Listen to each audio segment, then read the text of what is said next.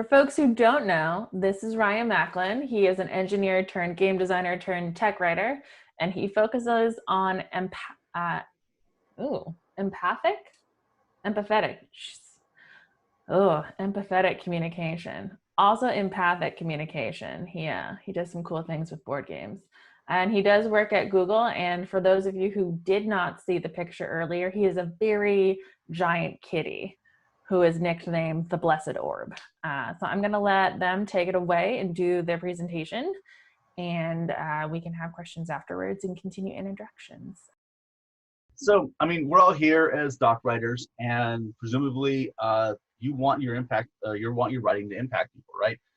You want to help someone with a vexing problem, or empower them with key knowledge, or win them over somehow, get them back to what they want to do, and you certainly don't want to make their day worse. And to do that well, you've got to understand people. And this should be easy since we're all people. I mean, maybe I won't speak for y'all, but like I'm a people.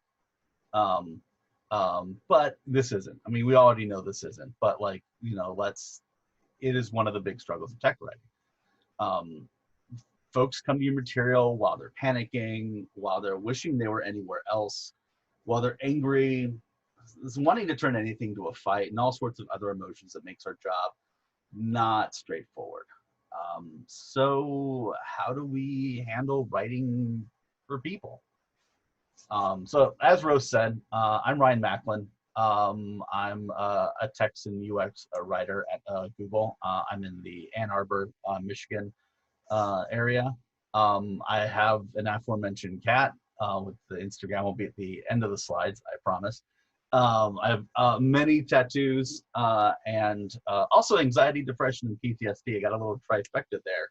But that trifecta drove me to take empathetic written communication as a personal career focus. And today, my talk is about distilling a framework I've worked on for years into roughly 25 minutes. So kind of get on with it. My thesis boils down to that empathetic communication means meeting your readers where they are. And they come to your work in all sorts of different emotional states. And there are dozens and dozens of these nuanced states, so I've simplified them down to these 5, what I'm right now calling personas, but I'm actually workshopping a different name right now.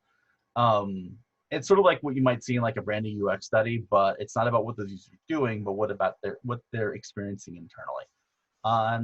As you can probably see now, I had a lot of fun making them. This is Avery, our anxious armadillo, Blake, our bored bear, Cam, our curious cat, Finley, our frustrated ferret, and Pat, our proud peacock. But it's kind of silly to introduce them because you've actually already met them. You've already written for them. You've already been them. You just maybe haven't thought deeply about them because they're so baked into the experience. So let's really get to know our friends here and see how we can help them out. So we'll start with Avery because I leave them sitting in the waiting room, like they're just going to get more and more anxious. And Avery's already pretty anxious, so which we'll dive into why. But first, what does Avery's mental state mean for us as writers? Well, it's that Avery doesn't feel safe. Someone coming to our work in this sort of distress state is going to be hyper vigilant. They don't feel safe right now. They're reading our instructions or our email or our UI or whatever. And their brain's being chewed on by their anxiety. Their attention is pulled to perceived dangers, which means that they're either not paying full attention to us or they're paying the wrong kind of attention to us, where they'll fixate on something on the screen we don't expect them to. And that gets their anxiety spiraling out. Before I go further into Avery, I really want to call this out and be really firm about this throughout the entire talk and in life in general. There's absolutely nothing wrong with Avery. There's nothing wrong with Avery having anxiety. That emotional space is valid, and it comes from somewhere legit. Maybe it comes from our app or service or documentation or something like that. Or maybe it comes from something that has nothing to do with us. But either way, it's legit, and there's nothing wrong with Avery. There's nothing wrong with this state. We're not trying to fix a person here. So Avery being everywhere, imagine someone who's on edge because they're expecting an important call, or someone who is going about their day all chill before hearing a sudden car honk close by. I mean, you've probably all been in the situation where suddenly your heart rate is elevated, right? In that situation, you've got a little Avery surfacing. Same as if someone is apprehensive about making an embarrassing or detrimental mistake in our app or service, or like sending a mass email with broken links, or deleting critical data. And I am calling myself out there in both of those cases. And this is something you'll see in all these personas, this concept that it doesn't really make a significant difference whether the emotional state is because of our app or service, or if it's because of something totally unrelated to us. Because they're still users in natural states of mind, and they're still trying to get something out of the material. There's some slight elements to it that are there, but really, I approach this problem from a emotion first, reason second philosophy. So how do we care for our Averys? So one thing, like, definitely make no mistake, what we do as like documentation writers, as sort of any role like this, is a form of care work. Helping people in distress is a form of care work. And in this case, two of the techniques I keep in mind for Avery are keeping to a sense of tone intentionality and making sure there are clear paths out. And tone intentionality is about watching the language you use to avoid reinforcing emotions that spiral, like anxiety definitely spirals. For instance, I avoid the word hopefully in instruction text. So that give a sense of maybe this will, maybe this one. I want to like encourage that in the mind of an Avery.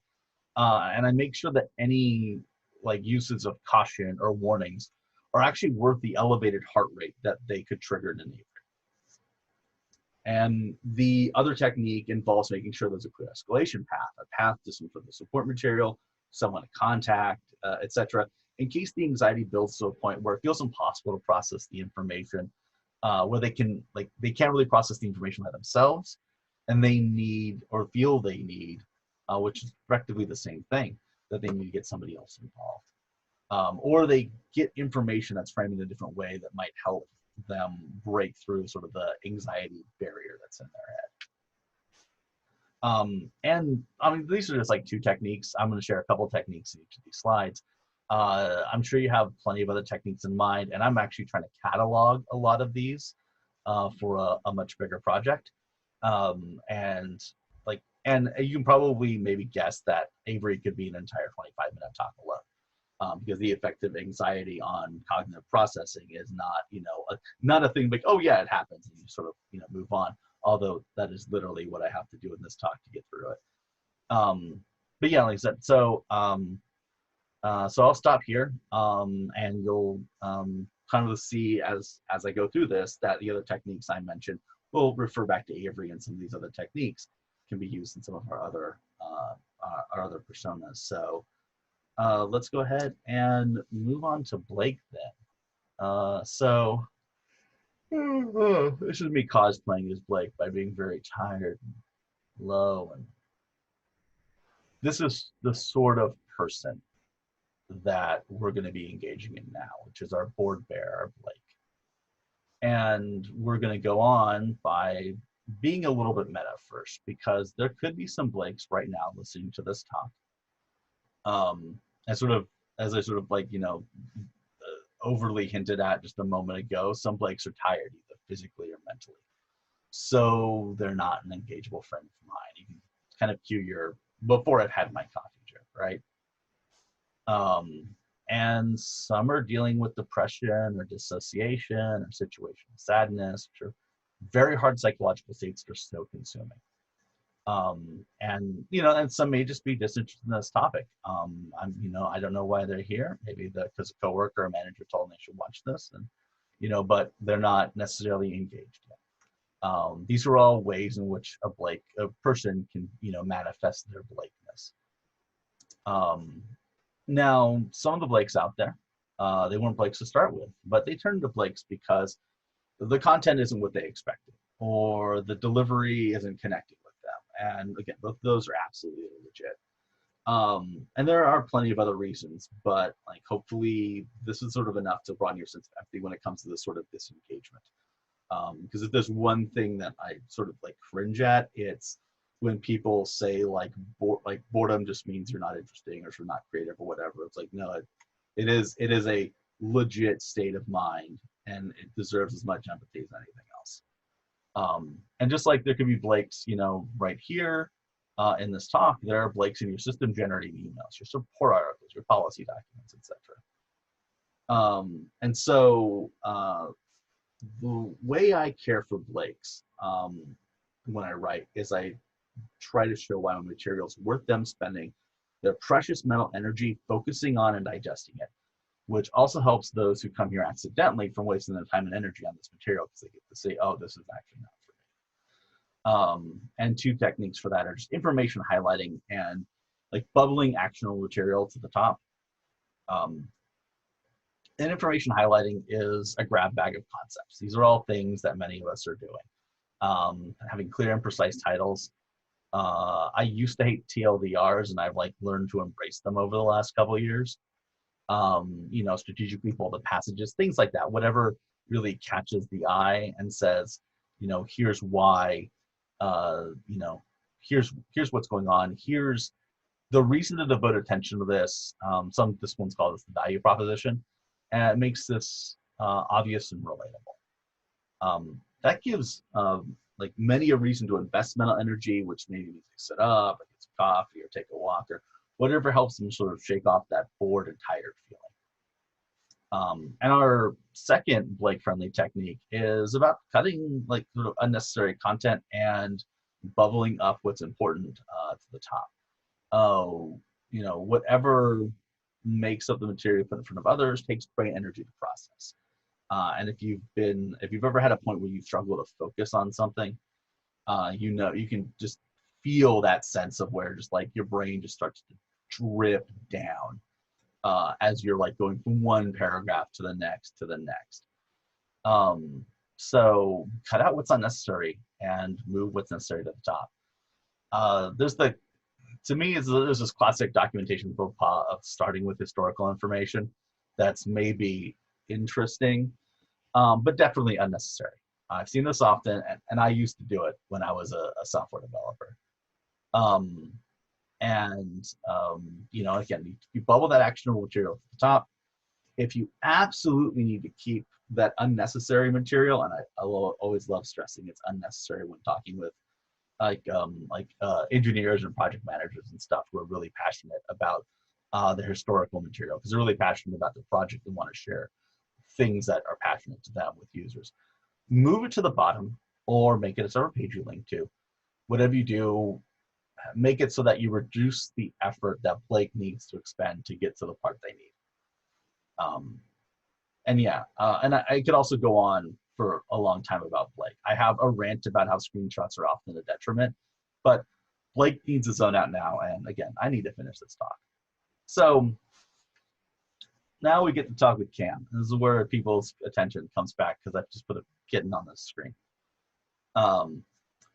So Cam's a bit more specific than the two we've seen so far. After talking with Blake, you would think we'd be excited to have some Cam, since being curious is the opposite of checked out. But there are some detrimental sides to curiosity, and that's why there's a Cam in this talk. When we're curious, our minds are primed for questions. When there's a question stuck in our heads, we're hungry for the answers. And it's part of our human nature. Again, I'm making an assumption here about our humanity to look for those answers. And it's human nature to cough in the middle of a presentation. So if you've ever had some random bit of trivia trip you up, like what's the next line of that song, and you couldn't keep from pulling out your phone to look it up, you were compelled to close the loop in your head created by that question popping in. It wasn't important to you to know the answer to this, but it was just nagging that you wanted to be rid of. I stumbled upon this concept years ago while reading David Allen's classic productivity book, Getting Things Done. He talks about how the mind can only hold on to like so many unresolved loops before it's essentially at a bandwidth. Questions of the mind operate in that same space. It's part of how clickbait headlines work. They pose a targeted question in your mind to get you to click on the link to close the very loop it created. And that's important because while the reader interest is desirable, unregulated curiosity presents hurdles for us. And those cams, they're kittens pawing at any random laser pointer. And every link on your page, in your email or something like that, is something that a cam will paw at. And instead of focusing on the body material, they'll see something like this. And this is something I see a lot in automated email notices. Like, hello, due to our blah, blah policy, which is a link to some doc, you should take some action. Let's say the actionable part now. And in a reader whose curiosity is regulated or not engaged in the first place, that's not an issue. But for unregulated cams, that's an interesting link. Maybe clicking on the link and reading it briefly satisfies their curiosity, but it's as likely they find something new on that page to be curious about. Some of the laser pointer from the side or related topic section, and so on. And they're on a different journey already before you've cemented in your original communication that they need to take some action. The mental loop that you wanted to create in them was cut short. So from that, we'll go ahead and let Cam go chasing something. So bye, Cam.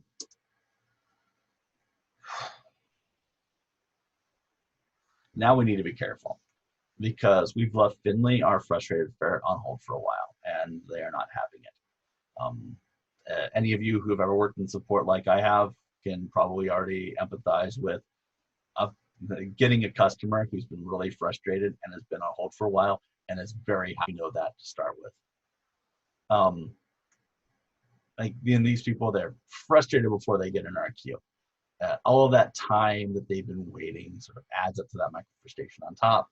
And that frustration is a communication fog, which is not unlike anxiety. The thicker the fog, the harder it is for a support agent to break through it. So as writers, we want to diffuse the Finleys we're writing for. And when we can't do that, we want to at least not compound the situation with like adding micro frustration elements. Because that's just going to make that frustration fog harder for someone else's job. And Finley and Avery are cousins in a sense. And just like how Avery could be anxious because of our product or from something external, Finley could be frustrated again from our product or something external. Getting cut off in traffic or getting into a fight on Twitter or finding out they didn't get the promotion they fought for. Then they try to log into our account and it doesn't work. What might have been an annoyance in the moment now is like a full-blown meltdown. And to their credit, some Finleys do try to regulate themselves, recognizing that lashing out doesn't help, but they and we, when we're dealing with them, are still playing at a higher difficulty level in getting them help because they're in that combative brain space. And that combative brain space means that Finleys are looking for a win. What if our docs can't help a Finley? Can we still try to give them a win before they contact support? I think we can. And this is where my first technique comes into play, which is about empathetic acknowledgement. You've probably encountered this with UIs that apologize for inconveniences or support docs that acknowledge a situation that what the user's dealing with isn't fun. And other places where passive text that we write tries to imprint the feeling of like, hey, your feelings are valid. Hey, we see you. This technique is also a part of support tactics for a reason. It's not a win-win form of solving Finley's problem, but even just being validated is a small win. And if that's enough to get a Finley to calm down, to get a Finley to help center themselves, that makes our job easier. And that makes any support agent who has to deal with them their job easier. And ultimately, it means Finley's job of helping themselves is easier. And like I said, you might know that, like I said, I've used the concept of centering with a Finley. I've used the concept of sort of like centering or regulating with Avery. And this goes for any agitated state of mind. And the further agitated somebody is, the thicker that communication fog that I mentioned is. So that technique about de-escalating Finley, the other technique I use, which really relates to communication fog, is to watch out for micro frustrations or micro confrontation. To avoid adding to Finley's frustration. That includes anything with a condescending flavor. Like things like starting a passage with obviously, or I've even removed like remember that from passages after sort of an experience over a decade ago of realizing that wasn't actually helping me. And as I mentioned earlier, and I think maybe at this point, hopefully enough users are pieced together, techniques for One Health persona help Finley, and like cutting unnecessary material and bubbling stuff to the top for Blake, or being mindful for outbound links for Cam. And they reduce the amount of time Finley spends before getting the help they need. That's great. And vice versa with these ideas about watching the language we use, and making sure that we are able to affirm people will definitely help up some of our other personas. And if we can help a few Finleys out by showing them care, we're showing care, again, let's bring it back to this point, we're showing care to our support agents who would otherwise take these irate calls and be in a more difficult position. So thank you, Finley, for letting us borrow you, and I hope you find some chill soon. That leaves us with Pat, our proud peacock. Pat's another specialized persona like Cam, one particularly prevalent in high expertise fields like software development, but really can pop up anywhere. And pride, like curiosity, is fine on its own, but pride unregulated can turn into arrogance or smugness or entitlement, and a desire to recapture a feeling of superiority they feel like they've lost for some reason. So what does this look like? Well, on the casual end, it can look as simple as someone commenting on your grammar, which helpful people also do. But whereas the helpful person comments and moves on, in the back of Pat's mind, there's a desire to keep looking, to focus on flaws and on the material substance, or rather what those Pats perceive as flaws. And the thing about the two specialized personas in this talk is that they're not often aware that they're in a state that's not optimal for them. Avery, Blake, and Finley might be aware they're on edge or checked out or irate, but Pat or Cam aren't necessarily as mindful because those states are harder to be self-aware of without training, and that lack of awareness makes addressing communication issues harder. So how do we deal with that? Now, how do we deal with users that are in this confrontational headspace who aren't necessarily aware of it? We're writing passively to many users, hundreds, thousands, perhaps millions. So we can't just hit each one of them up on chat, are you okay? Or like, hey, you're kind of being a jerk right now. You've gone a little bit far. The best we can do is to try to make our material like Pat resistant. And the first section I have is to sort of keep and maintain a taxonomy or a glossary or lexicon.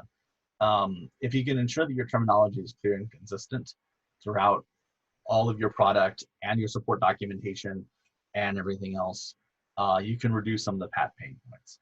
Again, this also helps everyone else, and which includes you when the inevitable rebrand or redesign comes along. And if you want to build one, you don't even really need to start with like a full-fledged, like the word taxonomy can be like intimidating to some people. You really can just start with like a simple glossary, like, what can you do to ensure that your basic terminology is clear and consistent, right? Like ask these particular questions. What terms do you use and how often? Nouns, verbs, adjectives, or sort of identified as flexible, so you're using in the right part of the speech and you're not getting colloquial in some of the usage. What terms have subtle differences from the common language meaning versus what terms are pretty much the common language meaning, or what terms are really super not? Do they have synonyms that you want to use? Do they have synonyms you don't want to use? What sort of colloquialisms are you comfortable with, or do you expect support agents to use, but you may not necessarily want to use in your documentation sort of for official purposes? And when you know these key terms, you also know Wordzoid casually. For instance, a key term in your system is the word aspect. You shouldn't use that word casually, such as an aspect of Pat is literalism. The other suggestion I have is to get your examples reviewed by experts who understand your users. It could be code example on a dev site, which many of us are dev docs people. We have done this a lot. This is not new. But it could also be a business example for an ad tech help center. It could be anything like that. Like it doesn't just have to be, think about, looking at your code, but think about looking at all of your specific elements. Get them reviewed for relevance as well as accuracy. Hats can get hung up on the details, particularly with examples. So to get ahead of them, get these robust reviews, especially if an example is long and critical to understanding the doc. So that's enough about Pat. And in not a lot of time, I've walked you through 5 significant categories of emotional states. And I didn't include one like Ray the receptive rabbit, because as long as we're considering our other users, we'll handle our calm, respective ones with no problem. And for those of you who are familiar with accessibility and inclusive design, you might realize this is semi-secretly an accessible communication talk. And it follows like a similar philosophy to accessibility, which is where when you make your work accessible to more people, it benefits everyone, not just those people. One thing that happens when I give this talk, and I've given this talk a bunch, is that people map themselves just with one persona. They're like, oh, I'm totally an Avery, or yeah, I'll admit I'm a Pat. And that's too narrow a way to think about it. This is not a tag yourself meme. Like, take me. I'm a pretty anxious person, but I also get bored. I have plenty of times when I'm curious without focus. I definitely get frustrated, and I'm not proud to admit that I have my proud side as well. And we're all of these at different times. We're also all receptive at different times, being that sort of Ray the receptive rabbit. We're also those as well. And we're certainly other states that I haven't covered. You might feel like you genuinely lean one or two ways, but all of these are inside. So there's a couple calls to action. Like, this is all fine and good. It's all like writing philosophy. What do you do with it, right? Well, first, you can take something you've written recently. You can mark it up with how you think each of these 5 personas would take it, and maybe get 2 or 3 of you together to talk about what you found. And second, when you catch yourself in one of these states, examine that state. If it's combative or high heart rate state, center yourself. Note down if the material caused that state, or if you were already there when that happened. Were you there because of something related to the material, something separate, or a combination? What you learn from self-examining can raise your emotional proficiency, which raises your ability to tackle these sort of problems. And just to end again, that these emotions are valid no matter where they come from. That's really, really clear. Like, there's no shame in what our users are feeling. I don't want to, ever in sort of this talk or anything related, suggest that that's something that we should think about. So again, this is me. I'm Ryan Macklin. I just got back on Twitter. And again, my cat has an Instagram. And I also am the co-organizer of Write the Docs Detroit Windsor, which, like everything else, is online right now. So, check it out on Meetup. And here's like a little quick reference that I have here, which, since it's getting recorded out into the world, is there sort of some questions that I consider. Feel free to also, screen cap this if you like. I will go ahead and leave it up for a moment. That is my talk on emotional personas. Thank you, Ryan. Are you happy to take some questions? Either folks can post them in the chat and I'll monitor that, or people are more than, for those who are happy to do audio and video, please feel free to jump on that way. Yeah, totally. And did you want to record the questions as well? Yeah, I can record the questions. We'll see if maybe I'll cut them or not, depending on the size of the video. But yeah, let's go ahead and record them. Great. It looks like we do have one from the chat, and it says, where do you draw the line between harsh language choices versus straightforward imperative statements? So it depends on, for me, it would depend on the subject. The more serious the subject, especially if it's something where there's a destructive element to it, like you could, delete all your data from this. I would go with very, very pointed statements. There's actually a bit, like, again, this is like some of the like advanced Avery talk that I've given has actually been about when to actually create anxiety in people and the right kind of anxiety. And some of that is to make them aware of, like, make them very much feel a sense of trepidation to say something destructive that they're going to do, whether it's financially or logistically or whatever. But like, it's still like, you can still do that and still keep with tone intentionality at the same time. There are straightforward sentences that you can say that don't necessarily have to involve like unnecessary cautioning, or any sort of like micro-confrontational language. I don't think they're necessarily two different things.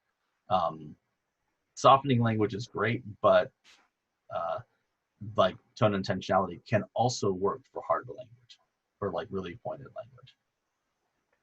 I could add to that, Ryan. I'm guessing that one of the phenomenon you might have encountered is that if we have an idea that users tend to make a certain kind of mistake, even if it's not a serious one, or even if it just ends up going slightly off track and then you can come quickly back on, one of the documentation solutions is to warn people not to do that. But in a lot of cases, if they do that, it really doesn't matter and it's fine. So that would be a case where it might be really easy to create unnecessary warnings. Yeah, exactly. Yeah, like the bit there is, and this is very much a I see this from a lot of times. I'll see this from like people who are support agents first, writers second, because this is the experience that they've had to deal with, and they're translating that individual user experience into a doc for a broad audience. Which, again, I was a support agent a long time ago. This is one of the things that I had to learn. But yeah, so like getting to that state of how do you write it and not have it be a warning, or how do you write it and have it be a soft warning? And that like is I'd say, like, I mean, that ends up being like why writing is also partly an art. I think also at this point I can stop the screen here so I can actually see everyone. All right. So yeah, that is I don't know if that answers the question or not. Yeah, I'm the one who asked it. It does. It's something I come up against, quite a bit. Mostly I ask because I write, API documentation where you're always giving enough rope to hang yourself with. Yeah. It's when you do these things, you're messing with real data that's potentially not yours and unrecoverable. Yeah. So. We have Chocolate, and it looks as though they asked, how often do you check the personas? How do you plan content changes for newly added and removed personas? Well, I don't, like, these personas have been pretty static for me for a number of years. It's really about, it's a mental framework for making sure that the end product that I'm sending out to users has a sense of users in mind, instead of just I'm not trying to achieve an objective for my product team. I'm trying to achieve objective for my users that also happens to be the objective my product team wants. Or even, that's actually something that I do, is I even try to say people instead of users, because it's a subtle difference, but it's a really important one. So I'm people first, product second. Even though the product is what's paying me, although the people are paying never mind, that you can follow that logic. But I would say a lot of it is in a sense of is in a sense of like patterns. It's like this sort of style of email. Like I write some like philosophy and structure docs as part of my day job. And some of it is like, here's when we should use a TLDR, because this is the sort of email that's about to tell you you're about to lose access. Right now, my main writing for tech and UI is about access management systems. So I write a bunch of automated emails like, you're about to lose access, or someone needs access or things like that. So a lot of it is like, that like, like how do I make sure that a board Blake actually will read this email and address it? So that's where I'm like, okay, here are the things that I do to combat that.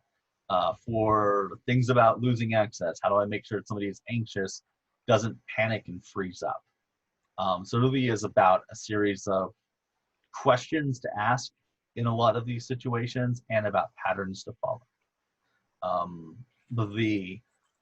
I'm talking with some people right now, and this is going to be like a long time from now, but I'm talking about like internally maybe having some language checkers and like sort of like natural language processing to catch some of these, but we've just barely started those conversations. I'm excited for that. Right now, it's really just been very much the art form approach of, how am I making sure that I'm doing this in a very human way? But yeah, and when I've done this long enough that it is just sort of baked into my process in general. But it is, so it's really just how I write, how I think about the patterns that are in my head or documented somewhere that I bring to my writing. I don't know if does that answer your question? Yes, it is. I think it sounds like these personas are like guidelines, writing guidelines. Mm-hmm. Yeah, they're like, explain our content. It's a combination. It's like it's a philosophy that is, it's about how to think about writing guidelines. Mm-hmm. The effect that these writing guidelines can have on people. Have you promoted this actually to your fellow writers? Yeah, I have. Like this is within within Google, and then the company I was at before. This was sort of I was like basically brainstorming and working on this for a while.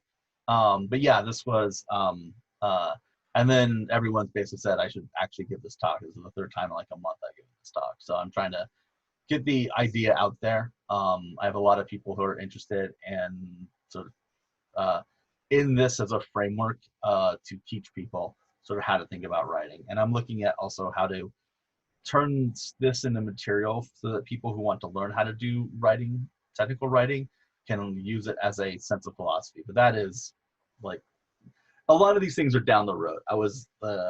But this is a way to teach philosophy of writing rather than teaching just the mechanics of it. Please let me know when you actually roll out the material. I will definitely sign up. Yeah, definitely. That's probably what I'll actually use my Twitter for, so feel free to follow that. I like almost never use it. I left Twitter years ago, and my mental health was great after that. So I'm dipping back in because I'm a glutton for punishment, much like Rose is, but in a different way. That's why we're friends and get along. And I love how I just referenced something that's not actually going to be in the recording. Kind of, yeah, exactly. Yeah, so, well, yeah, I'll definitely let you know. I will not be quiet about it when I create something like that, for sure. Okay. Thank you. All right, looks like you had a question. Yeah, I just wondered if you had examples of the before and the after. I thought of it right away when you had the worried ferret and the frustrated, the armadillo, I think, was the worried one. Yeah. But I always come across phrases that say, "Do not do this," and I'm like, "What? Don't tell me that. Now I want to do it." So it'd be nice if you had some like before and then after tuning. I don't, like, at this point, I don't, like, I haven't edited anybody else's writing that deeply in a long time to have that example. So really it's just me knowing like a lot of these rules are just baked into what I'm doing. I think the before and after I probably have might be internal stuff where when I have gone through and done some rewriting of it because it needed to be updated anyway, the CSAT of it increased, but that's all internal stuff I couldn't share anyway. But yeah, that's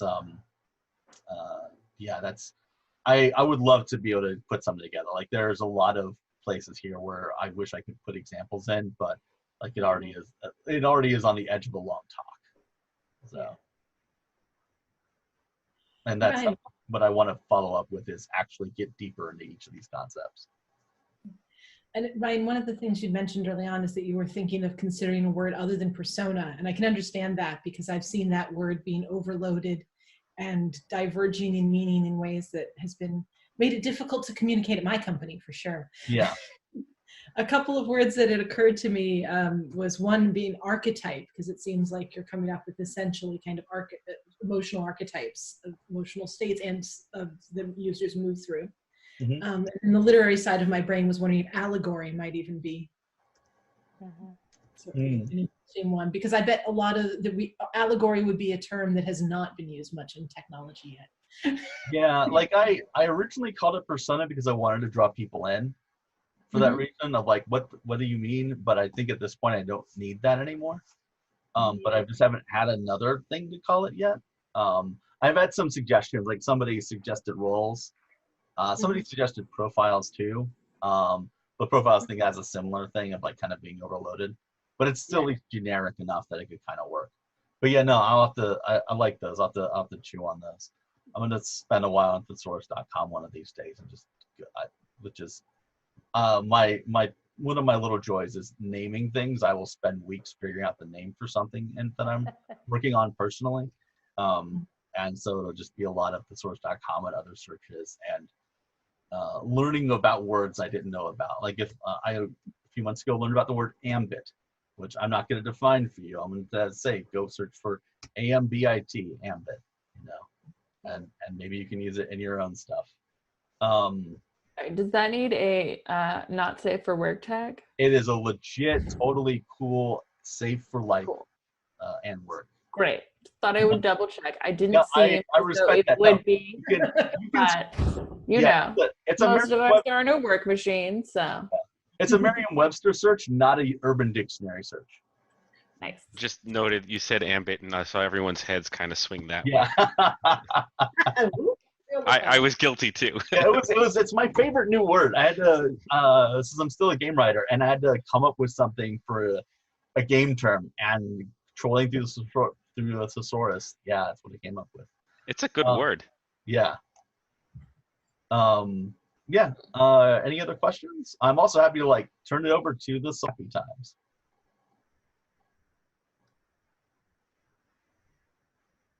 Which it sounds like from the silence, I'm totally gonna turn it this.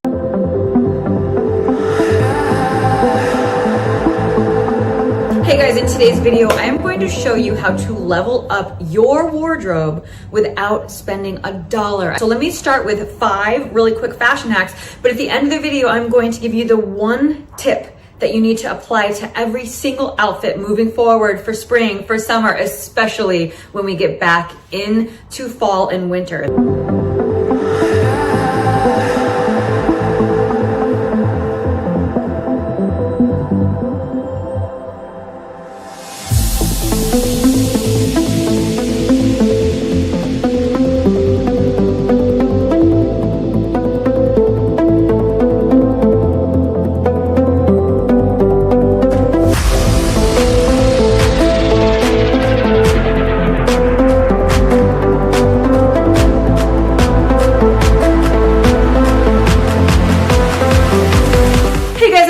Jean, the official breakup coach, teaching you how to break up with the old you and step into the new you, teaching you how to use your actual breakups as breakthroughs, and teaching you how to use dating as data to build unbreakable confidence and to never have a bad date again. On this channel, I make everything about you and becoming the better version of yourself. So let's go ahead and jump into the first fashion hack for today's video. Okay, so a big part of leveling up and becoming a high value woman is dressing a little bit more sophisticated. And for some of you guys, you might already be doing that, but for those of us who are not, and we have collected all these really inexpensive mini dresses, there is a way to hold on to some of them when you're leveling up your life and leveling up your wardrobe. So you can see what I did here. I love the long sash that drapes down to the floor, and I love the one arm shoulder. So what I did was I paired it over a pair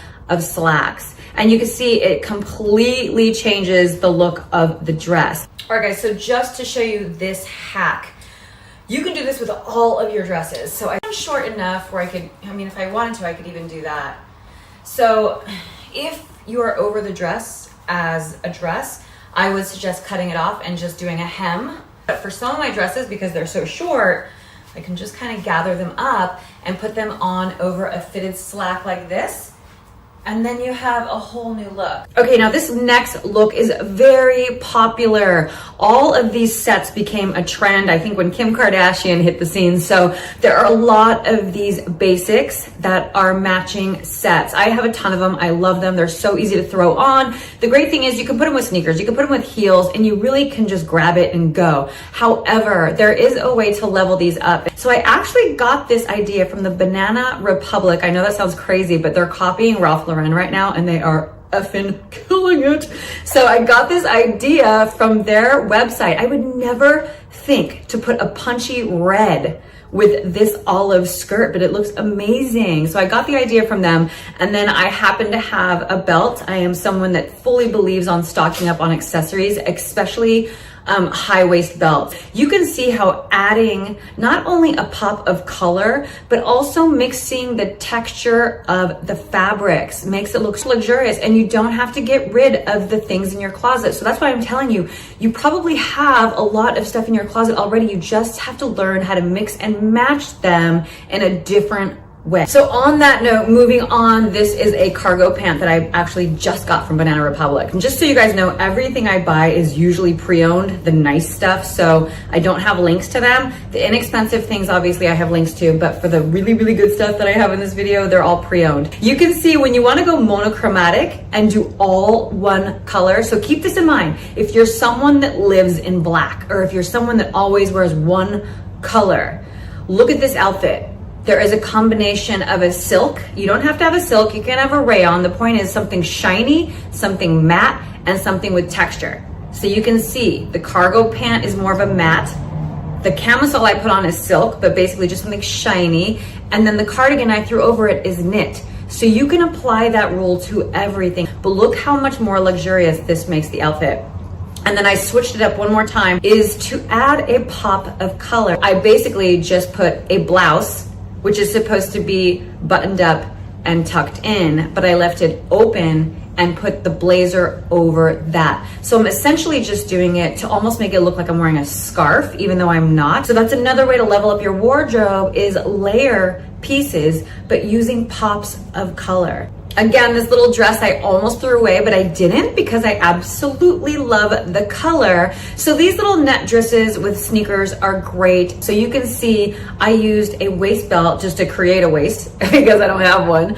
So I used a waist belt, and pulling your hair back off your face, which is something that I actually don't like, but since I'm leveling up and stepping into the new me, you want to do things that don't feel like you. That's the whole point.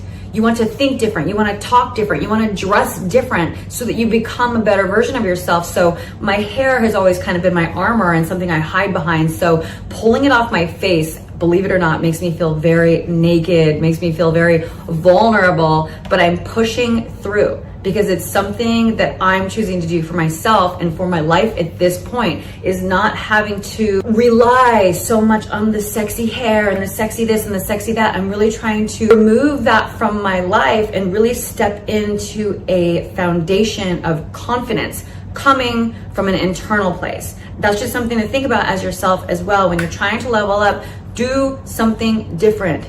You have to become the new you to become the new you. I love this dress. Believe it or not, you guys, I bought this dress probably over 20 years ago at a consignment sale of some sort. I've only worn it one time. The easy way to level up a dress like this, which is your basic cocktail dress that you would normally pair with heels and really delicate jewelry, is to add boots. Like, I love these boots. I also got these pre-owned. They're like $900 boots. I got them for $200 on Poshmark. Always shop pre-owned. And then again, I added a waist chain belt. And then this is the same blazer that I paired with the cargo pants. So it's really beautiful. I got the idea from Banana Republic, and I'll show you that picture. And I just thought that looked so beautiful. If you guys are interested in any help with styling and leveling up your wardrobe, and again, don't forget about signing up for my Dating for Data Bootcamp.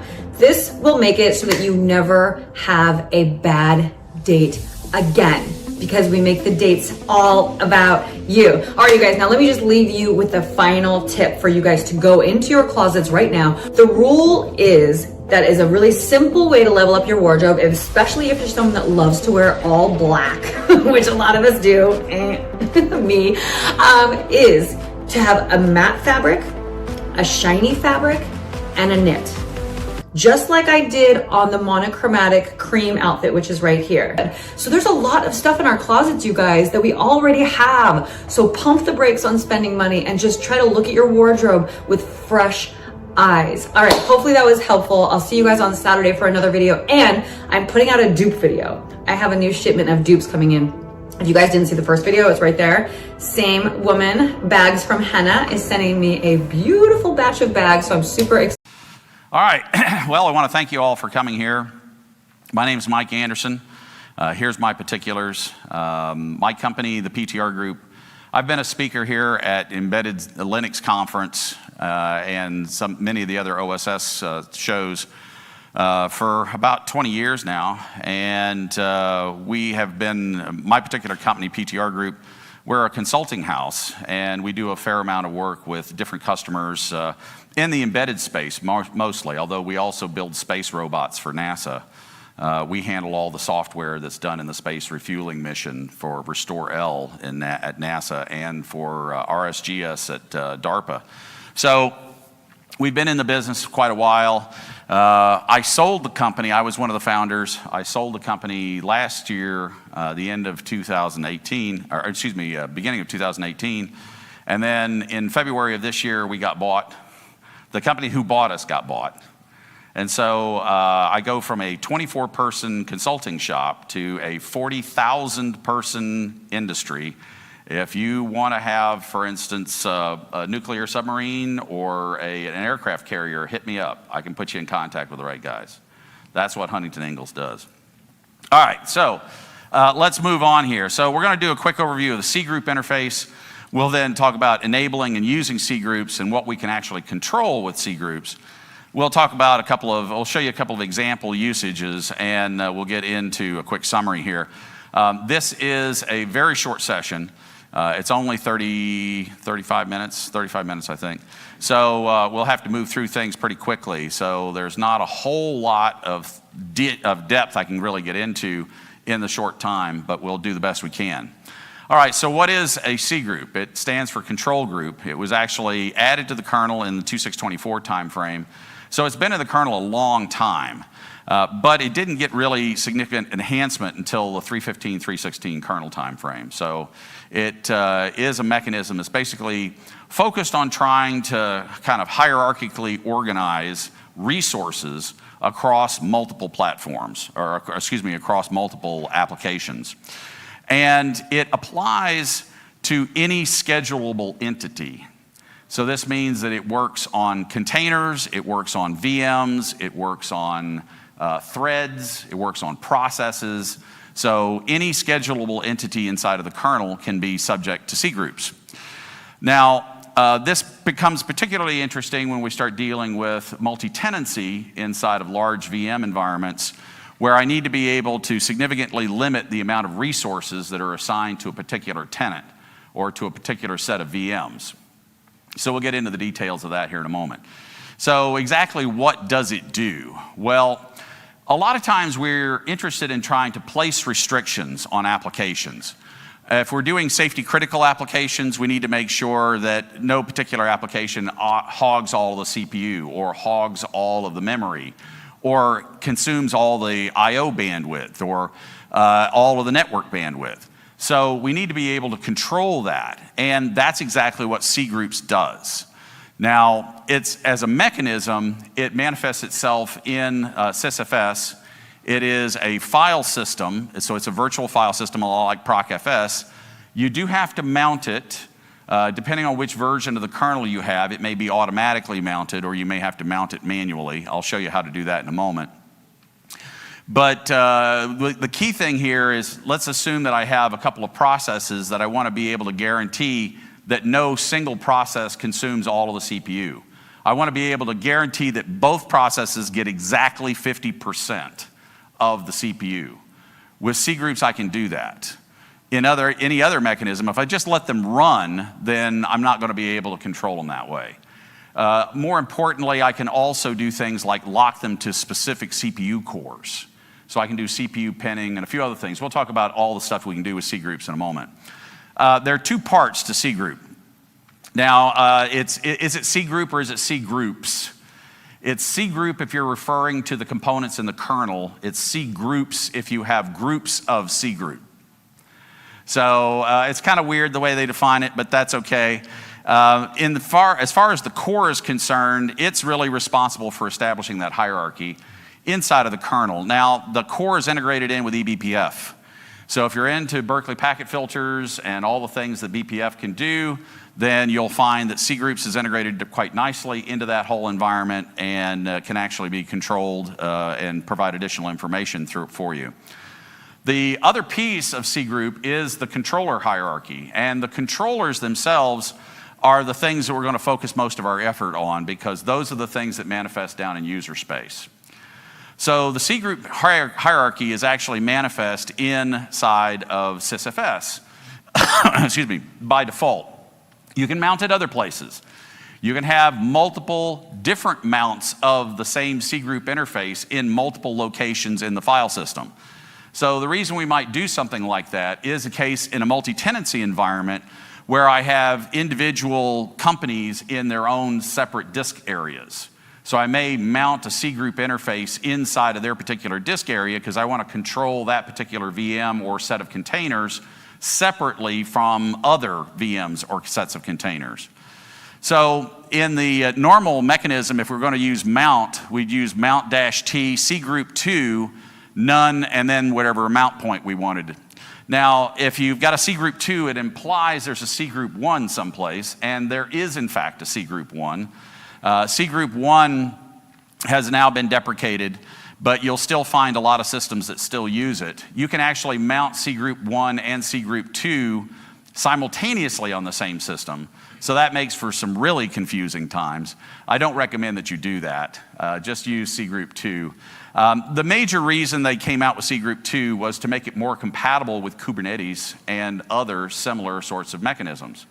So they actually saw, hey, yeah, the C group 1, the hierarchies are kind of weird and it gets a little difficult to manage. So they simplified it considerably by simply saying, okay, let's just use C group 2 and we'll clear a lot of this stuff up. Now, not all distributions enable C groups. And even if they do enable C group, they may not necessarily enable everything inside of C group. So here's a quick little snapshot out of my 5.2.1 kernel. Obviously, it's an eye chart. You can't really see it very well, but there is a thing that says C group support. And when you enable C group support, there's a whole bunch of options that show up, which are all the individual C group mechanisms, the controllers themselves. So we'll talk about what the controllers are, but just understand that if you go to use C groups in your distribution, you may not necessarily have the C group mechanism turned on in your kernel, which may mean you have to go back and rebuild the kernel. Now, most of the major distros, Ubuntu, Red Hat, SUSE, most of those distros have C group turned on. Whether they turn on everything in C group remains to be seen. You have to kind of look at it and see which ones are which, but at least you'll have a likely case that the C group will be turned on in most of the major distros. Now, there are some user space interfaces that you also have to have. In particular, libcgroup, cgroupbin, cgrouptools, and cgroupfsmount. Now, depending on your distribution, that's what they're called in the Debian world. If you're using one of the Red Hat or SUSE distributions, then your names may differ. But these are all user space tools that are focused on being able to manipulate and control the C group. So once I have the C group file system mounted, I can look at it here in the hierarchy, and you'll notice there's a whole bunch of things that are put together on this. We have, and we'll go through most of these functions here. So whether it's block IO, the CPU sets, The funky one is freezer. Oh, that's an interesting one. We'll talk about that one. And some of these others. We'll go through most of these just so that you understand exactly what they're supposed to be doing. And remember, this is a virtual file system. So what we're going to do is we're going to create a C group and then add processes to the C group. And then once we've added them to the C group, we can then associate these controllers to them. So what sorts of things can we actually control? Well, the first one is block I/O. We're interested in making sure that no particular application takes the lion's share of all the disk I/O. So for block I/O, we're trying to limit it based on block I/O performance.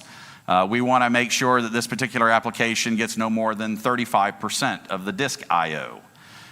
This is, of course, part of this, if you've never been in the service carrier or the service provider business, we have these things called SLAs. And an SLA is a service level agreement.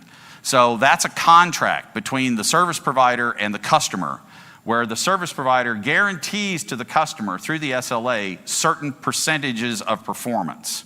So they will guarantee that you will get X number of CPU cycles per second or X amount of disk I/O per second. And in order for them to be able to guarantee that those numbers are met, they'll typically use C group in order to enforce that. And this also gives us the ability to do some accounting on that. So if somebody comes along and says, hey, you're not meeting my SLA, if the service provider can't meet the SLA, the customer gets money back. And no service provider wants to do that. So they're going to be able, they're going to focus on whatever tools they can get in order to be able to demonstrate to the customer that they've actually met the details of the SLA. So the first one there is the block I/O. We just talked about that one. The next one is CPU. CPU deals with what percentage of the CPU you get for a particular application. Now, each application has at most 1,024 units of CPU time. And we can then adjust the units accordingly to limit the amount of CPU time a particular process gets. I'll show you an example of that here in just a moment. CPU sets. CPU sets is an interesting one because if you're familiar with the hardware, of course, when we're dealing with hardware, we have the L1 and L2 caches, potentially a tertiary cache if we're dealing with the x86, and then we have physical memory that we're trying to pull applications out of. So when I get ready to fetch something from the processor, and if it's in the L1 cache, then I can usually fetch it at the speed of the processor. So I'm really not losing any time if I'm running out of the L1 cache. However, the L1 cache is limited in size. Even on the big x86 platforms, having 32 KB of L1 cache, that's a big cache. And that's because the L1 cache is oftentimes implemented with like a 64-way set associative memory. It's extremely expensive from a silicon real estate perspective on the die. So we'll have 32 KB of L1 cache, but maybe 6 megabytes of L2 cache. So the L1 cache is made up oftentimes of static memory, whereas the L2 cache is typically dynamic memory.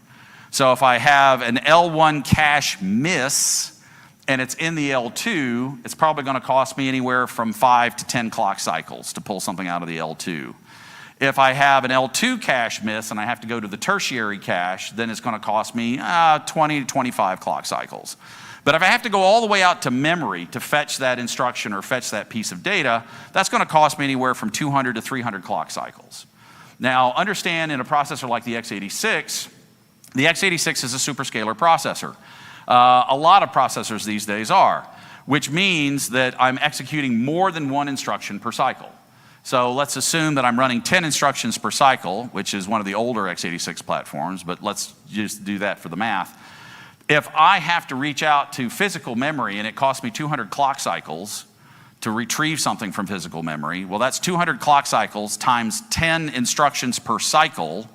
That's 2,000 instructions that I've lost for one fetch out of physical memory. And I will never get that back. So how does that impact us with CPU sets? One of the things that we want to do with CPU sets is we want to lock processes to particular processor cores. And by locking, they call it CPU pinning. And when you pin a process to a processor core, you lock it into the cache. So when you allow an application to migrate from one processor core to another, it's coming into a cold cache. And therefore, all subsequent accesses for the first several thousand will be cache misses and force you to go out to the either to RAM or to the L3. So allowing an application to move back and forth is a significant problem if you're trying to guarantee performance.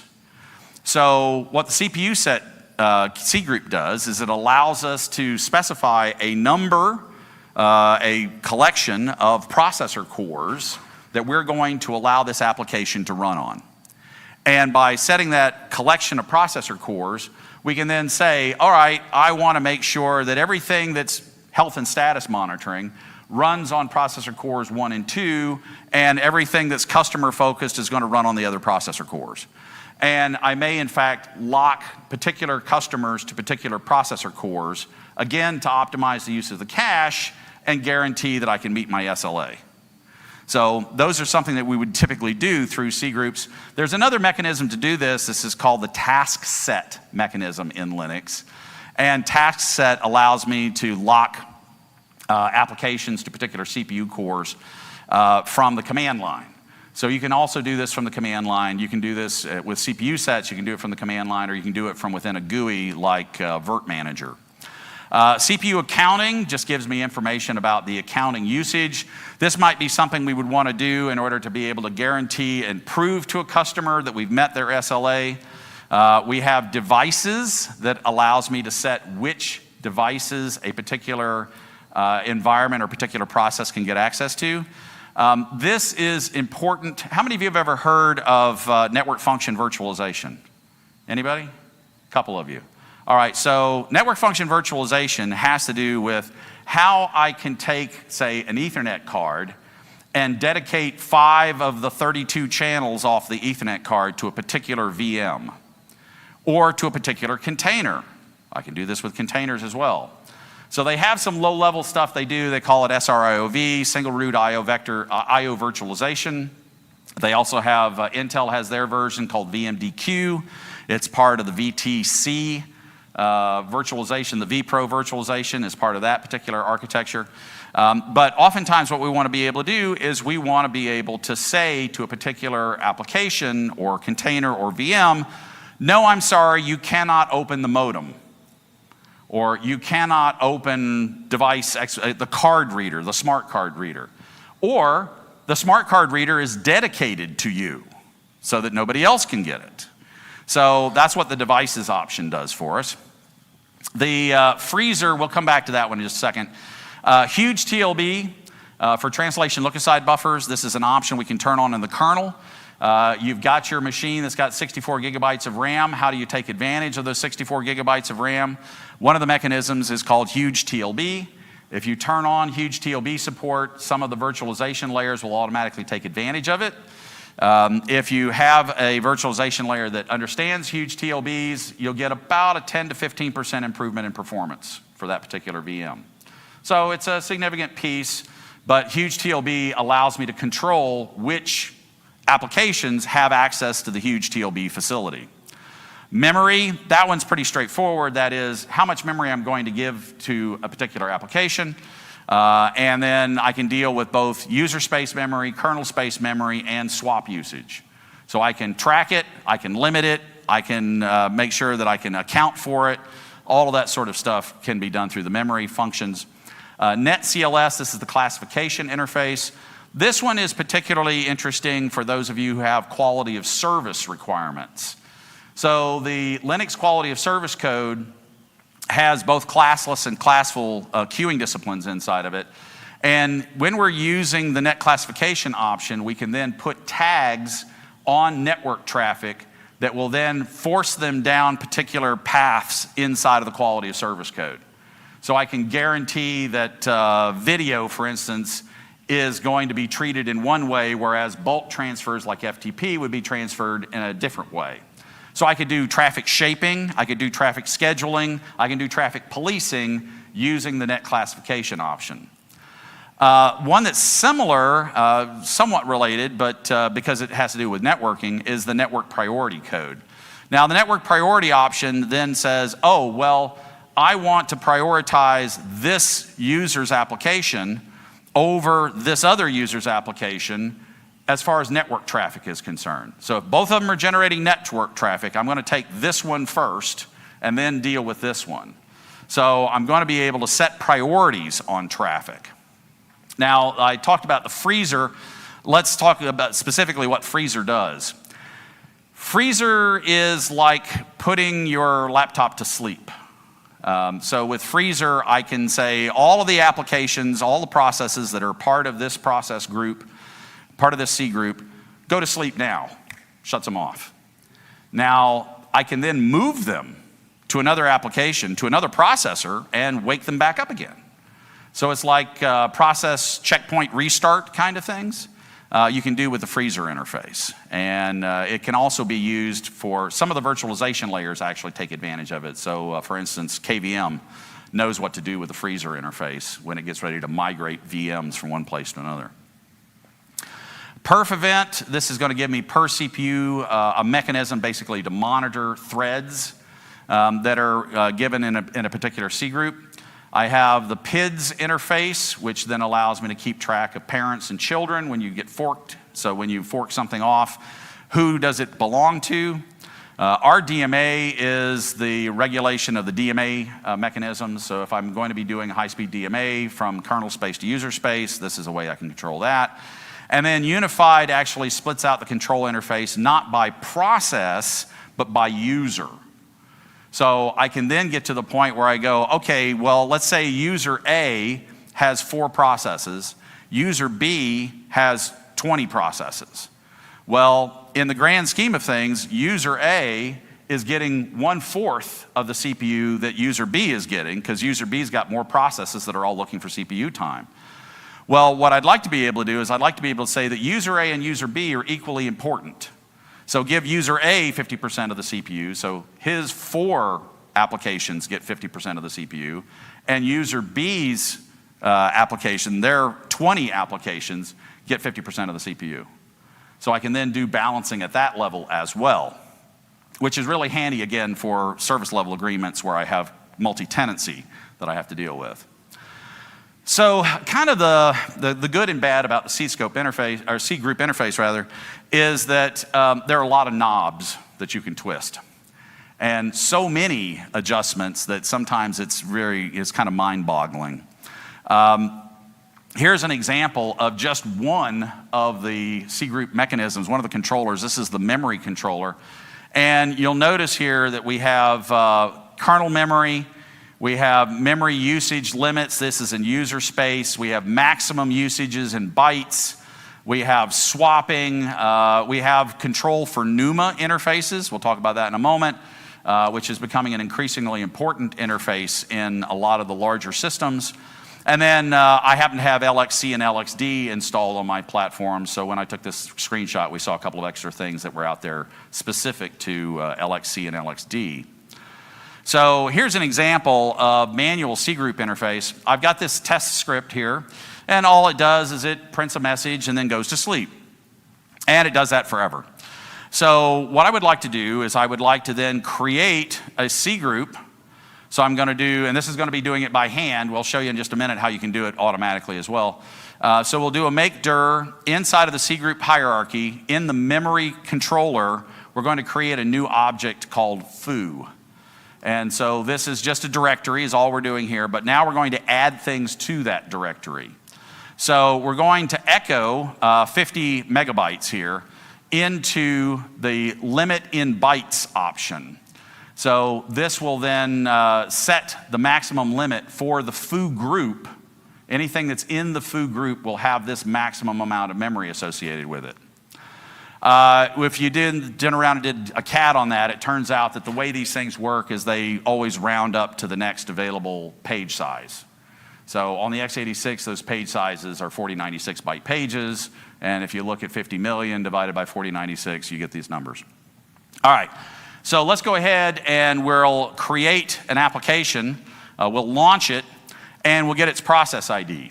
Now, we need to get its process ID because that's the major mechanism that we use to add things to a C group. So now I know the process ID is 31344. So I'm going to then echo 31344 into the foo memory group cgroup.procs. So that's going to add it to that particular process tag inside of cgroup. We will then take a look at this using the ps command. We'll say, show me the cgroups associated with process ID 31344. And this shows me that I have memory is associated with the foo group that I created. So that's the only one that's actually specific to foo. So now I can run the application, because I'm running the application at this moment. I can take a look at how much memory it's actually using. So I can take a look at its current usage in bytes and see that it's using only about 262 kbytes worth of RAM. So I can limit it, I can monitor it, but I can also control it in the way that it dies. So let's assume that I have a memory leak. I can then set up the killer in such a way that it understands that this application, when it exhausts all the memory, is supposed to be killed and restarted automatically. So obviously I've got a memory leak. I need to report that and fix that. But I need to be able to also keep the system running while the DevOps folks are out there trying to figure out what's wrong. So I can then use the cgroup interface to be able to control that and make that happen. Now, here's an example of using this using libcgroup. And libcgroup has with it the cgroup tools. And these tools include applications like cgcreate and cgexec and cgget. So we'll see how those all work. So cgcreate allows me to create a group. So I'm going to create a group in the CPU controller called group A. I'm going to do the same thing for group B. Now, this is the CPU controller, so this is controlling what percentage of CPU time each one of these applications gets whenever they're a member of that particular group. So I'm going to use the cgget command. I will get the number of CPU shares for group A, and it comes back as 1024, which is the maximum number of CPU time slots for that particular application. And that's the default. We have the same sort of thing for group B. So now, what I'd like to do is I'd like to test this out. So let's create a couple of applications. We're going to do a cgexec into group A, and we're just going to do a DD. And we're just going to grab lots of nulls and send them off to the bit bucket. So we're just going to burn a lot of CPU time. Basically, I didn't want anything that would incorporate any disk I/O or network I/O or anything else. Just measure CPU performance. Do the same thing for CPU group B. Now, because both of those were both given the 1024 chunk slots, you will notice that they actually end up eating 50% of the CPU for each one of those two applications. Now, if that's not what I want, I can then go in and adjust it. So I can say that the CPU shares for group A are 768, or 3/4 of the actual full value. And for CPU group B, I'm 256, or 1/4 of the total value. And sure enough, when we take a look down here at the percentage of CPU time being used, I've now got 75% of the CPU going to group A and 25% of the CPU going to group B. So, and the dot, the actual decimal point out there had to do with the startup code and a few other things, so it ate up a little bit more than it should have. But once it gets to steady state, then it settles down and locks in at 25%. So we have effectively here a mechanism that allows us to control what's going on in our system. We can control memory, we can control network I/O, we can control disk I/O, we can control the assignment of CPU cores, groups of CPU cores. We can do all of that through the use of the cgroup interface. Where this really starts to become important is when we're using either containers or VMs in a multi-tenant environment. If we're just running on-prem and we're just running our own code, then it's not really all that important. But it's when you're a service provider and you have to guarantee service to particular customers, or you're writing a mission critical application that has to have a particular percentage of the overall CPU, then this starts to become important. Some of the container solutions like LXC and LXD have an automatic interface to cgroup. We saw that when we did the little screenshot there. Others, you have to do it by hand. Well, there's a monitoring tool. Actually, Kubernetes has a mechanism to go in and dork around with this as well. So we can either do it manually or we can allow things to happen automatically, depending on the policies that we set. Now, cgroup mechanism is tied to namespaces. So if we have a particular namespace defined, then we can add the namespace to the cgroup, and everything that's a member of the namespace then becomes controlled by that cgroup, whatever controller we added to it. We can have multiple controllers associated with a particular group. So I can limit not just memory or CPU time, I can limit everything on a per group basis. So if I have a namespace that I've got applications that are a member of that namespace, I can then drop the whole namespace into the cgroup interface and then control the namespace from there. So that's another capability that we have with this. And so that with namespaces and cgroups, although they're not the same thing, they are closely related to each other. So we can actually take advantage of both interfaces if we need them for whatever application we're trying to do. So I got a couple of minutes for questions. Anybody got any questions? Yes. So on the slide number 17, where you showed this, Yeah. I was wondering what would happen if there was another process, not in a C group, that was also converting CPU. What would we see? Yeah. So in fact, this was just a snapshot of the top two. And it has to do with whether I've allocated them to specific CPU cores. So if you have multiple applications that are running on the same processor, and you typically do, then they're going to get in your way. So I can guarantee that these particular groups are well behaved, but anything else that's running on the platform may not necessarily be well behaved. So this is where the CPU sets C group comes into play, because now I'm going to assign C groups in such a way that the ones that are important are locked to their own CPU core and nobody else plays on that CPU core. So the scheduler will continue to run, and it will schedule things as it normally would, but it will not allow anything that's not a member of this particular C group to execute on those CPU cores. So I can then basically restrict the access to particular resources using this mechanism and taking advantage of the CPU set mechanism. So as soon as you affect one C group to, or one core to one C group, the scheduler will keep the other ones, everybody else. Well, there's another thing that you have to do. It gets a little bit more complicated than that. I wish it was that simple.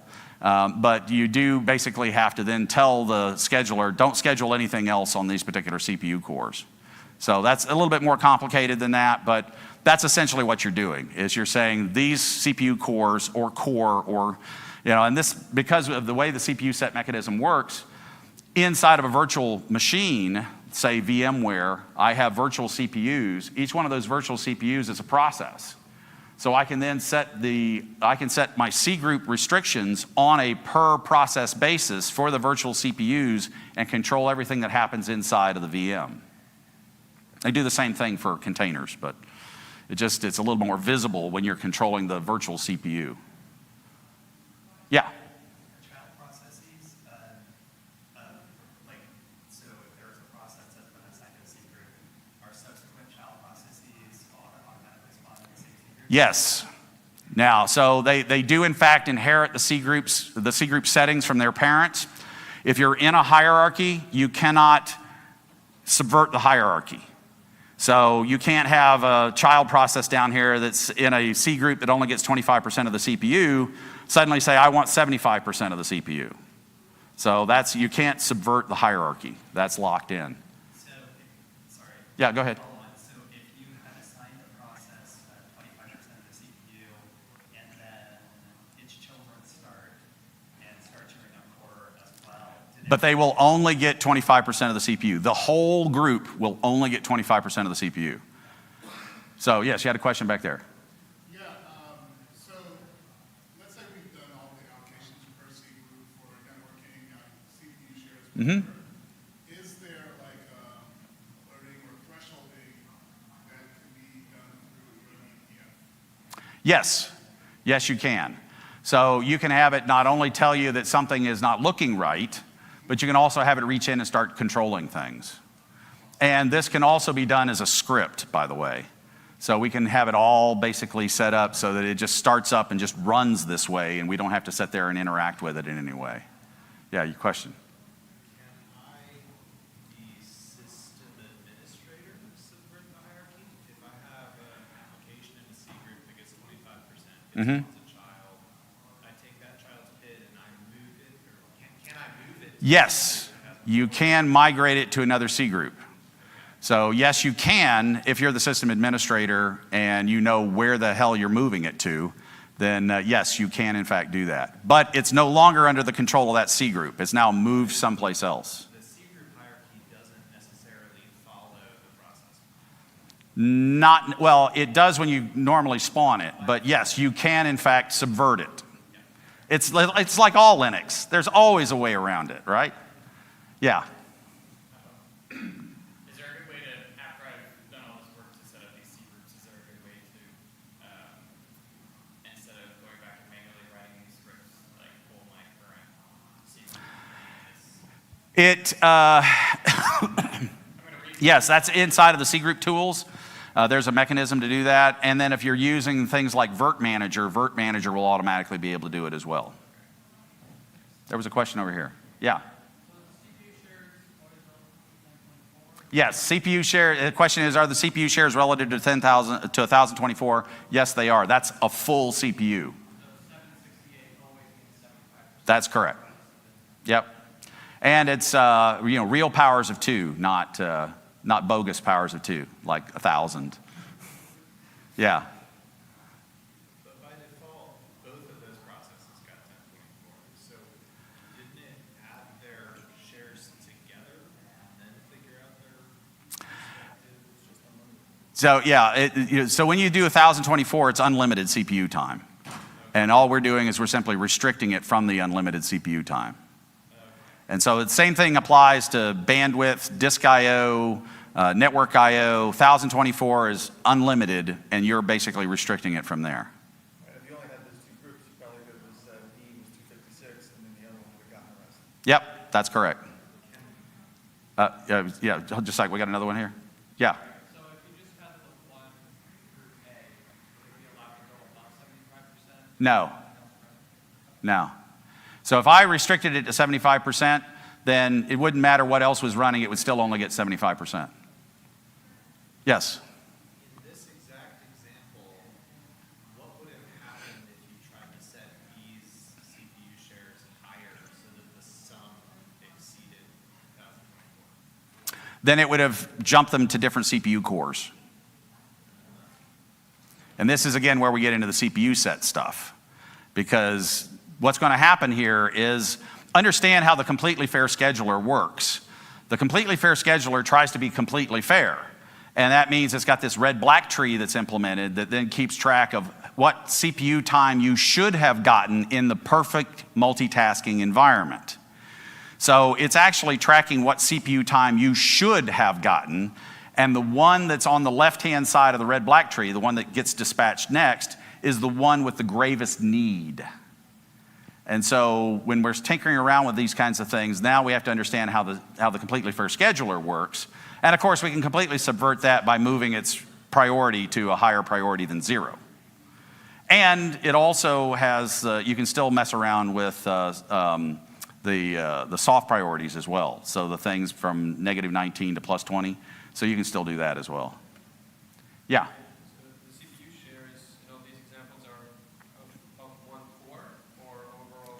By default, it's overall in the system. So mine's a hexacore. If I look at it across the system, it's across all 12 cores because I got cores plus threads. So if I have a multi-threaded process and I set it to 512, it'll get 3 cores under 6 cores? If you did that in the, well, what will happen in the CPU set, you actually assign a flag for each CPU core you want it to run on.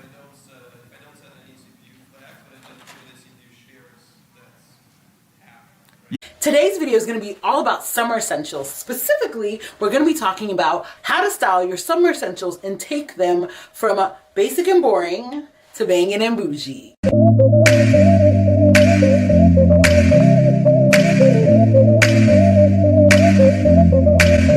New here? My name is Chi-Chi, and on this channel we cover fashion, beauty, and lifestyle. So if you love hauls, lookbooks, vlogs, sis, you found your tribe. All you have to do now is subscribe. Sometimes just adding an additional piece can make all the difference. If you've been looking for ideas for styling pieces you already own, this video is for you. Keep on watching. Make sure to stick around all the way to the end so you don't miss any gems. So we're going to be styling 4 basics. They are as follows: a white tank, a summer must-have; white jeans, another summer essential; shorts, and a summer dress. So without further ado, let's get into it. So we're going to start off with this white tank. My favorite one comes from Target, and I always recommend that you buy multiples of your summer essentials. I have about 3 or 4 of these white tanks. I not only have this tank in white, I also have in a plethora of colors, just because I feel like the high neck really kind of works for my shape. So I decided to pair the white tanks with some shorts. This is a very quintessentially summer look. This is the kind of look I would wear to run errands on the weekend. To kind of take this look up a notch, I decided I would layer on some necklaces just to add a little bit of, you know, je ne sais quoi, something to the look, right? And then finish things off with a light layer in the form of this oversized white shirt. Oversized white shirts are a must-have during the spring and summertime. If you don't have one, sis, run, don't walk. I will link some of my favorites down in the description box. I actually have a couple. I have like 2 more in my current cart right now because I wore my oversized white shirts to death. I would wear them as a layer on top of my outfits. I would wear them as cover-ups. Some of them I actually wear as dresses. So you can do a lot with this. So if you don't have one, get one now. Now for the next look with this white tank, I decided to pair the look with a bias cut maxi skirt. I actually have this maxi skirt in 2 other colors because I really feel like this style and cut is super flattering. Now to finish off the look, I'm gonna throw on a pair of slides. You can keep this look just like it is right now. It looks pretty good to me. However, I feel like, you know, the look it needs something. So here's what I'm gonna do. I'm gonna swap out those slides for these gold platforms. So what I really like about the platforms is that the gold in the platforms tie into the gold accents in the bags. And something about the metallic really helps to elevate this look. I would totally wear this look to brunch. I feel like the other look I would probably just wear to run to like Target or something. Because of the additional height that I got from the platform and the addition of the gold, I really feel like it does a good job elevating the look. So let me know your thoughts, right? Do you prefer the original look or do you prefer the updated look? So next essential we're going to be styling is going to be the summer dress. This is another must-have and essential for the season. I love wearing dresses in the summer because they're flirty, they're girly, they're perfect for like brunches and bridal showers and date night, etc., right? And I always look out for dresses that are easy for me to dress up from day to night. And one of the things that I love to do with my flirty and frilly summer dresses is to juxtapose and pair them with things that are a little bit more masculine, a little bit more grungy, kind of tough. During the winter, I would totally pair a summer dress with combat boots, but it's too hot for that, so we're gonna opt for some dad sandals. They don't have to be dance sandals. You could go for something just a little bit more grungy and kind of tough. I have a pair of Doc Marten sandals that I picked up last year. That's another example of a tough looking shoe that you can use to kind of add a little bit of interest to your more frilly dresses. And to finish off the look, let's not forget a bag, and voila, you have a look. Now again, this look is perfectly fine just as it is, but I feel like we can tweak it slightly to make it even better. What do you think? I agree. So I went ahead and threw on this straw hat. I always get questions about like how to, you know, accessorize and dress up an outfit during the summer because it's hot. You know, it may just be, the weather may just be too hot for you to do any kind of layering, for you to add a third piece. Well, never forget a hat, sis. A hat will do that for you. If you have an arsenal of like straw fedoras, baseball caps, not only do they add some interest to your outfit, but they also help to protect your scalp from the sun. So I've had this hat for years. They bring it back every single year. It's kind of like a cult favorite. So I'm going to link it down below. And what I like about this hat is that it comes in sizes. So if you have a bigger head and you struggle with finding hats in your head size, I promise you, you will find one in your head size. Well, I hope so. So I'm wearing this hat here in a size extra large, and it goes up to a size 2XL. And I will link it for you in the description box down below. So let me know, which look do you prefer, the before look or the after look? Did the hat make the look better?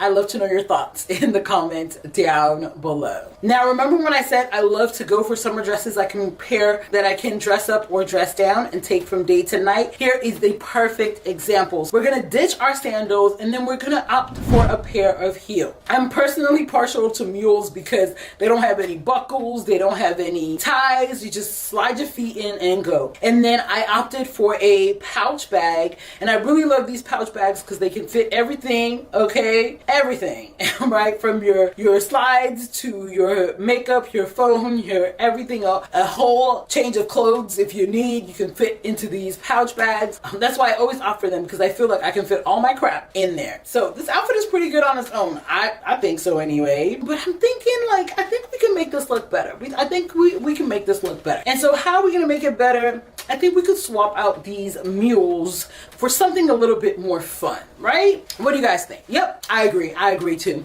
All right, so I decided to swap out my mules for a pop of color. Don't forget, you can have fun with your footwear, with your bag. Once you have a nice collection of like neutral color accessories, don't be afraid to invest in some color, because just the addition of that pop of color can really take your outfit from boring, okay, to banging.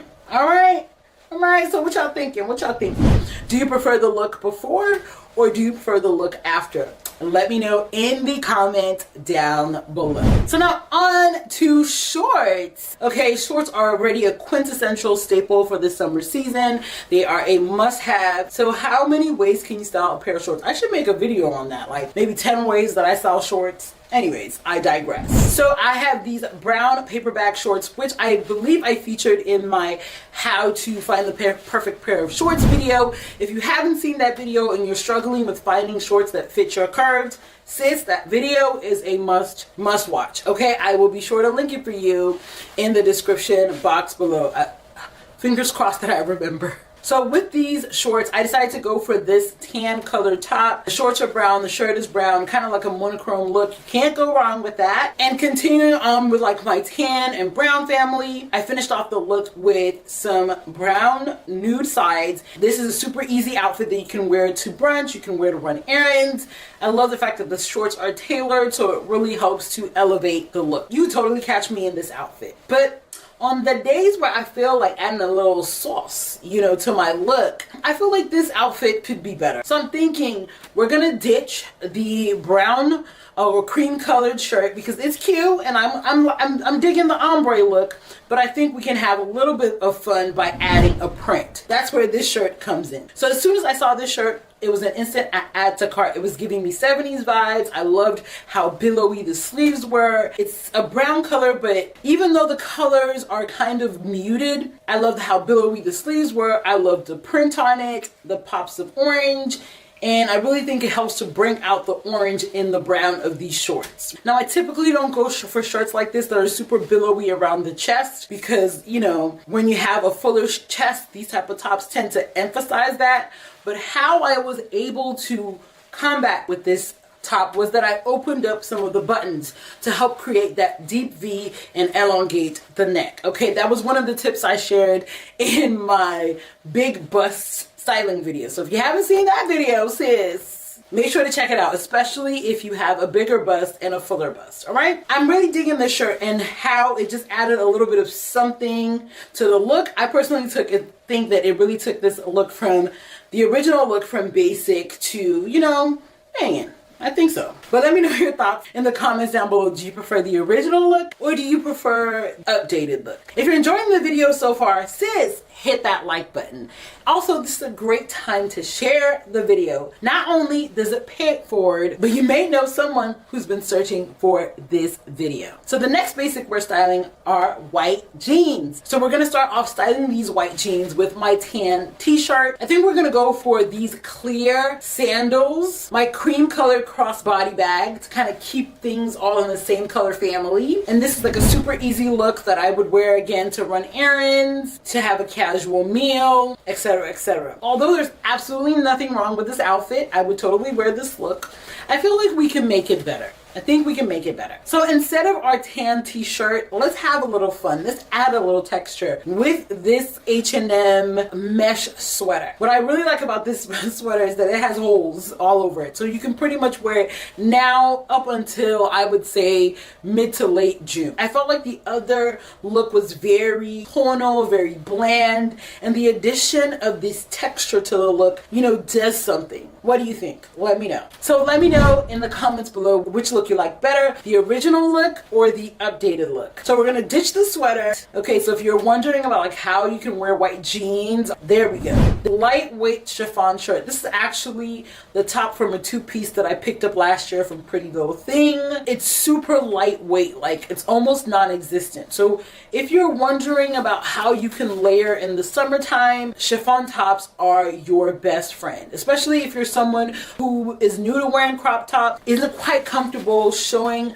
maybe all of your belly or maybe even your arms. This is a look that always works, and it just makes your outfit look like you thought about it, but really all you did was added a shirt. That's it. And again, what I like about this shirt is that when you get to the beach, you can totally ditch the rest of your outfit, and that shirt would act as a really cute cover-up that you can pair with your bathing suit. So let me know your thoughts with this look. Do you like the before look or do you like the after look? Let me know in the comments down below. So this is just a fraction of the summer essentials and basics that you will need. I actually have a summer wardrobe checklist. There will be a link in the description down below. All you have to do is sign up for our newsletter and you will get an email from us with a link that you can download the checklist, right? I know I've made at least one video where I talk just about summer essentials. So if you're interested in more summer essential talk,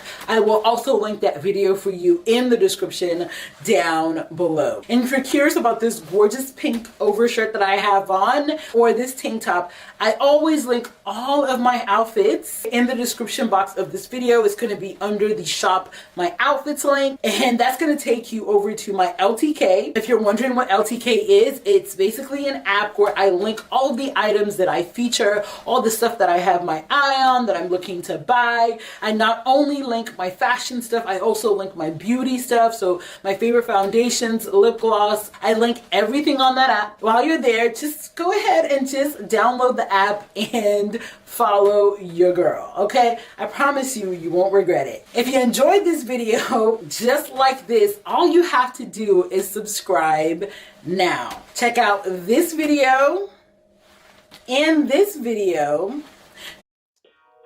I'm here with my good friend Tanner, and today we're gonna talk about how style affects confidence in the gym.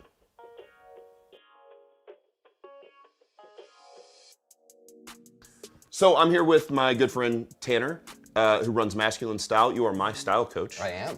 And I wanted to talk a little bit about style in the weight room and specifically how it affects confidence. You know, we talk a lot about, you know, people are crazy about the music they listen to in the weight room. If they're going for a big PR or a big lift, they want a specific thing to hear, that they think about the atmosphere around them. They want an atmosphere where maybe there's people watching or clapping or cheering them on, like workout partners. All of that stuff we give a lot of thought to, but we often don't think about the impact that style has, or our clothing specifically has, on our confidence and therefore our performance in the weight room. How does that apply to us? Yeah, I think that one of the big mistakes that a lot of people make, especially men tend to make, is the association or the assumption that my style really only has an impact on the way that other people perceive me. And it's really easy when it comes to, you know, going through a good like prep routine before you try and do a squat PR, that you get under the bar the right way, or you get your, you know, you get your pump music on or something else like that. It's easy for us to understand that the real purpose of that is to get you really present in the moment. And clothing has that exact same effect as well. And so that should be your primary purpose when you think about your clothing, is how can I dress in a way that it makes it so that I'm very present in what it is that I'm doing. That may be so that I feel like I'm performing for other people, or at least that I'm not feeling self-conscious about what I'm wearing. You can't totally omit the fact that other people have an opinion, and you will have that kind of bleed into your brain a little bit. But even more so than that, because even if I've got a garage gym, I work out at home. Yeah. And even just the ritual of putting on, like, these are my gym clothes, or this is what I wear to do this versus what I wear to do that, is different. And if you challenge that idea, I mean, go try and set a PR wearing jeans and a sport coat. That's and right. Tell me that it doesn't affect your ability to just mentally be present and feel like you're ready to go in and do the work. Yeah, absolutely. Actually, vice versa. One of the things I've learned from you is that I don't wear my gym clothes on my business Zoom calls anymore either. I dress like the CEO of the company that I am. And so for me, figuring out what I need to wear to make me feel more present in the moment first is really important. And then there is a piece of this where I don't want to feel silly, or our viewers don't want to feel silly by whoever else is present in the room. Now, that's not primary for us. For me, I'm training in the garage, or I'm training in my home gym with my wife, who I've been with for almost 30 years.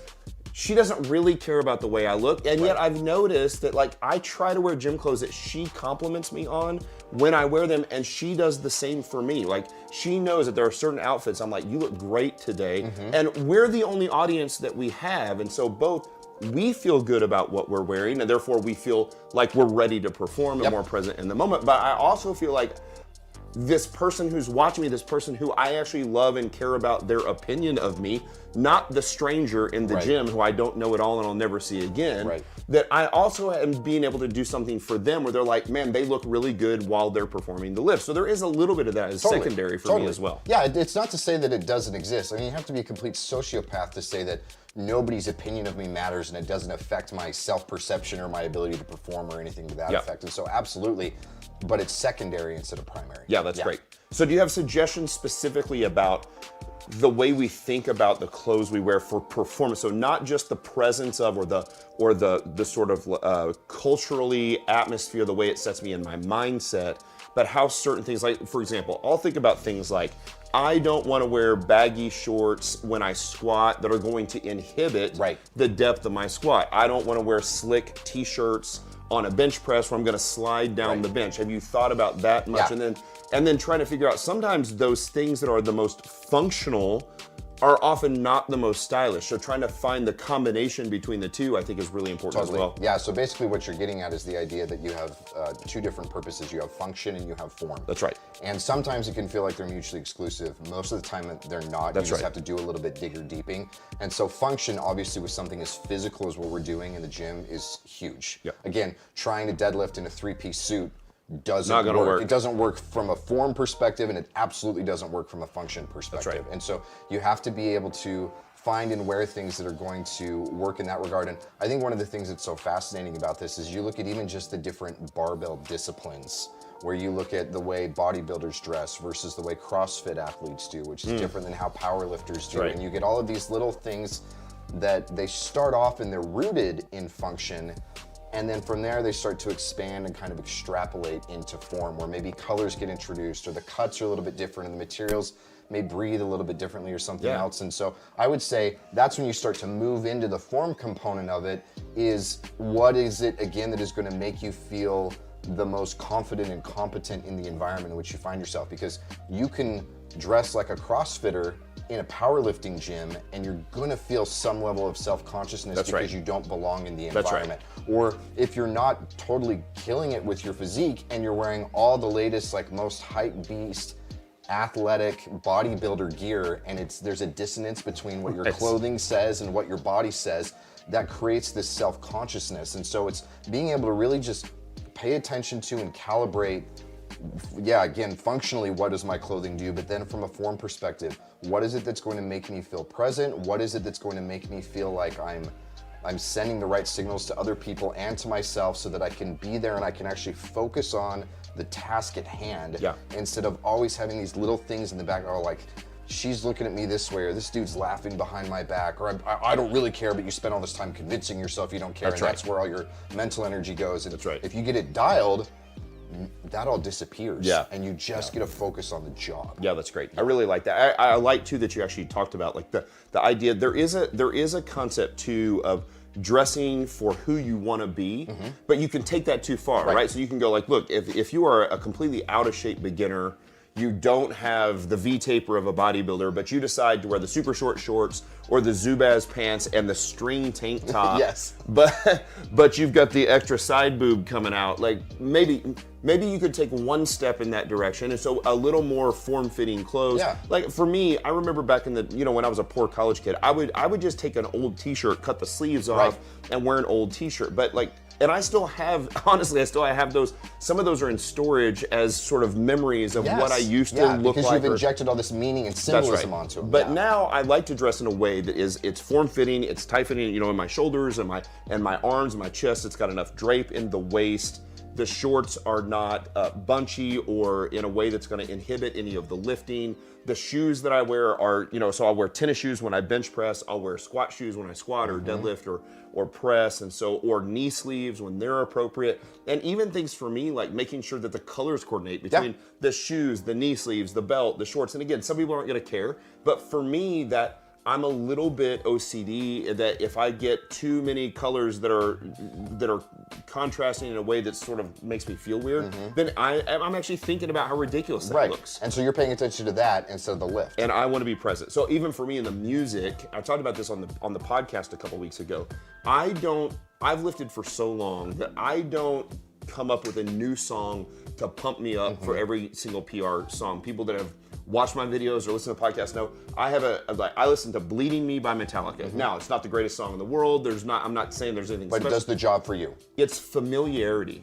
It puts me in the present moment. So it's not about screaming rah, rah, rah, slap in the face, adrenaline rush. It's about almost every PR I have ever set for the past 20 years has been set with that song playing. So it takes the focus from here to here. It narrows it.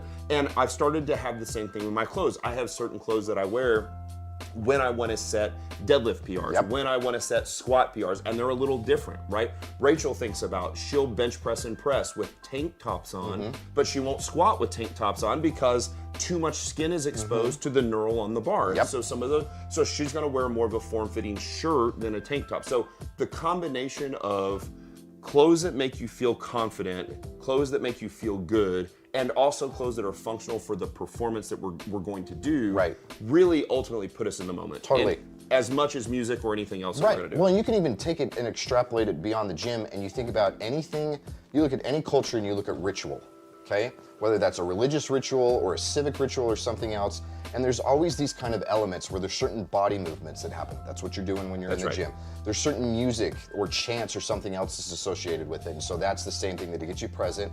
And there's always ritual clothing that's associated with it too, because you get the combination of those three things where you take these physical inputs of what you see, what you hear, and what you do when you move, and it affects your state of mind. And so we're absolutely insane to not consciously and conscientiously think of those three elements when we're going through the ritual of making ourselves better in the gym. Yeah, I love that. One thing which you never mentioned was brand. I'm not trying to impress people with the money I'm spending on my clothes. It's never that, right? And that doesn't mean that there aren't high quality brands out there. We have the brands that we love. We have the brands that don't fall apart. When you're training hard, low quality clothes will fall apart over time. But it's not about having the logo on the shirt or the logo on the shorts or whatever. It's more about all of those other things, the way it makes me feel, the way it performs. Like that's what I'm looking for first to be present in the moment. Yeah, and again, it's finding the brands that even they get it on that level where it's not this kind of like crass, overt status display,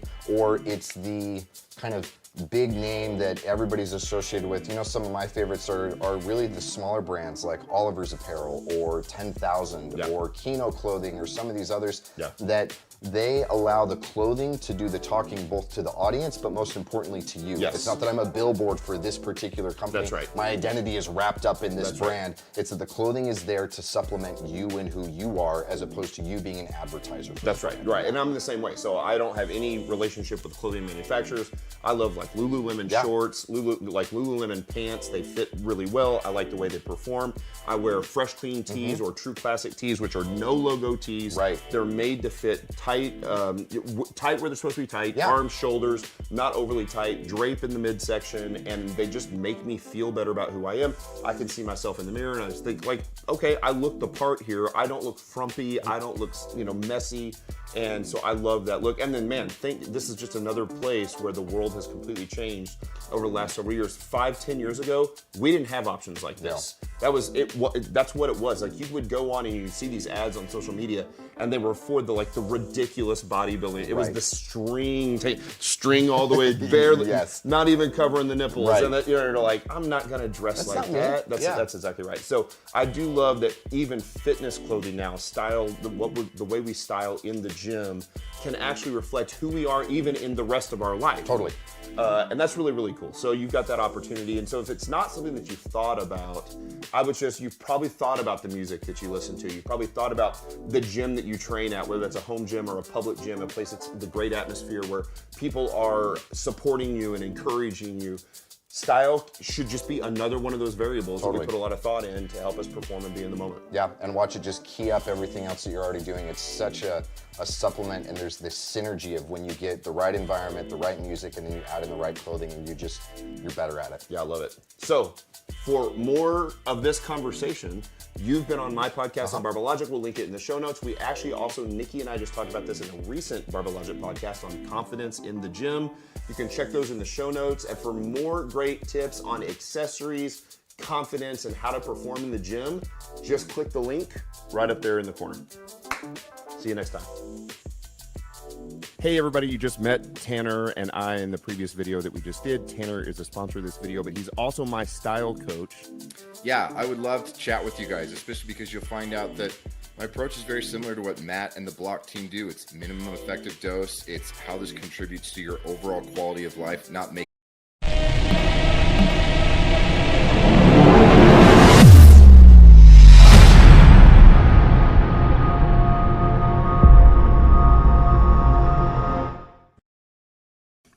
You will hear a man asking for information about language classes over the phone.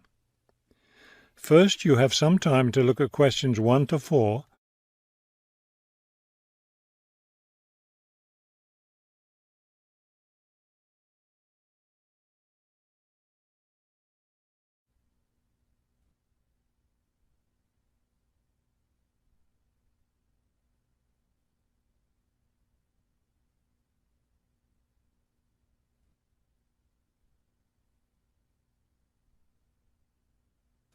Now we shall begin.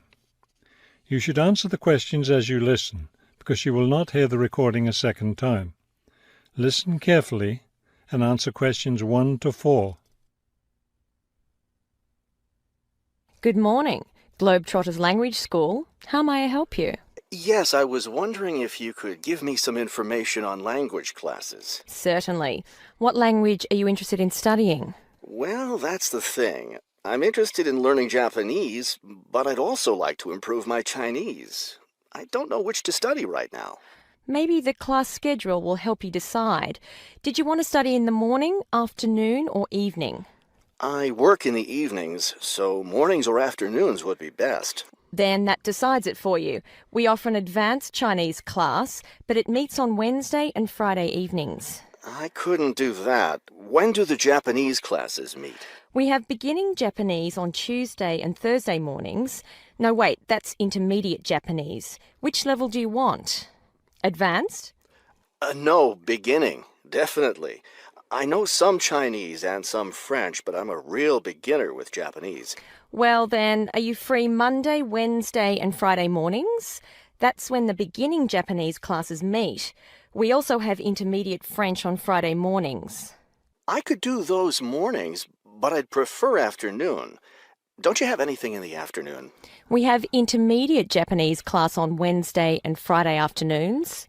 I really need a beginner class, so I'll take the morning Japanese class.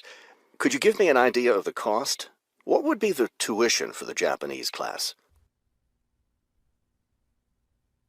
Before you hear the rest of the conversation, you have some time to look at questions 5 to 10.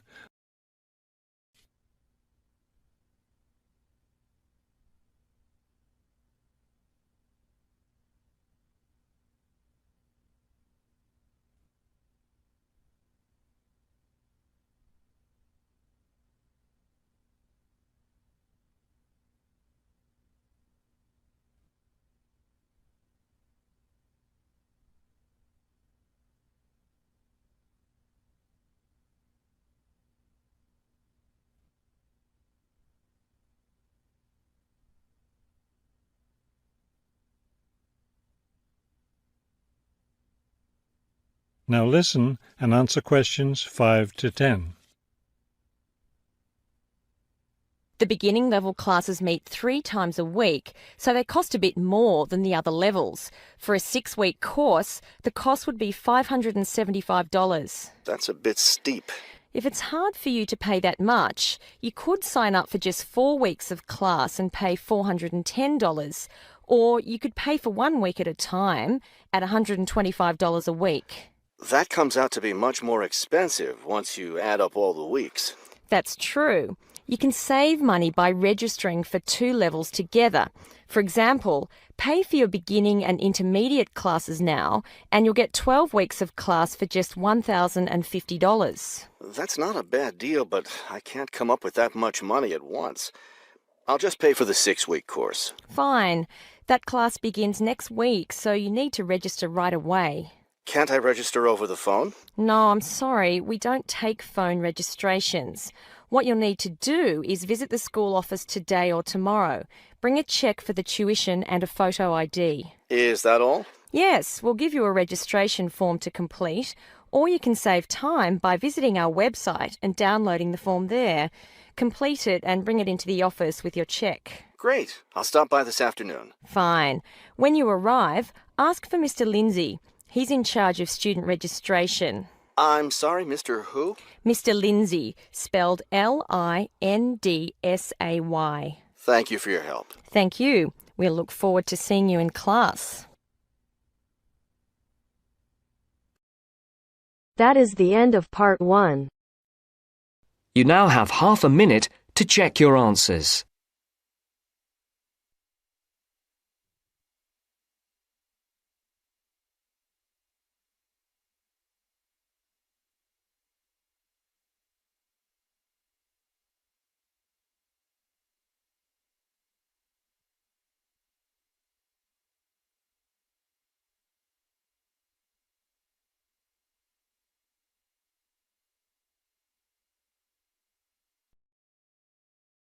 Now turns to part 2. Part 2. You will hear a lecture on bird migration. First, you have some time to look at questions 11 to 17.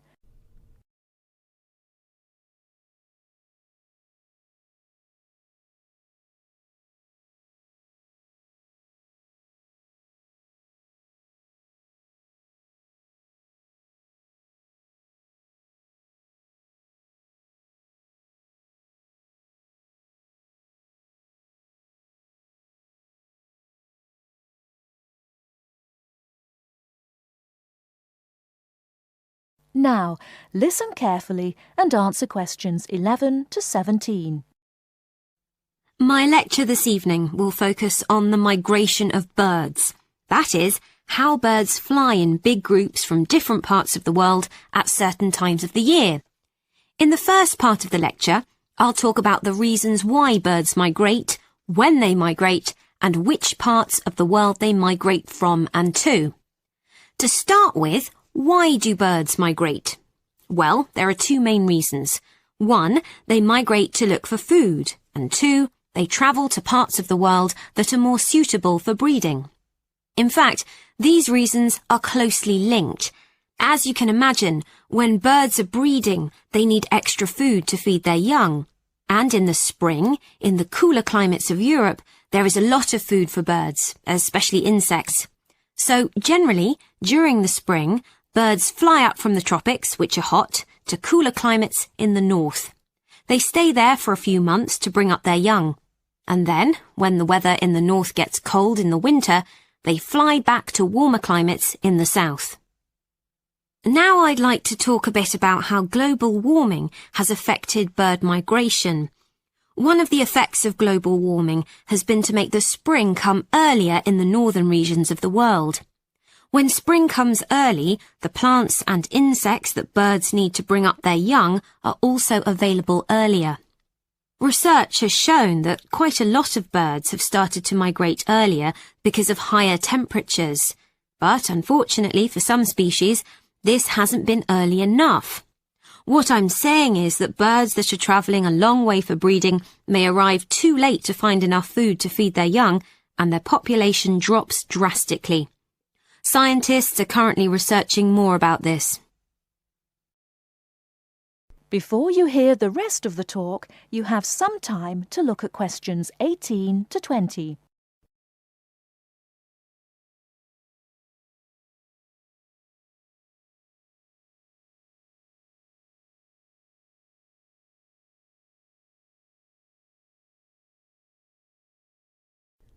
Now listen and answer questions 18 to 20.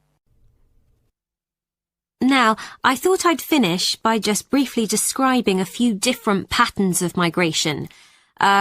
Migration varies with the type of bird and the area they come from. For example, one kind of migration is partial migration. This means that some birds in a particular species will migrate and others won't.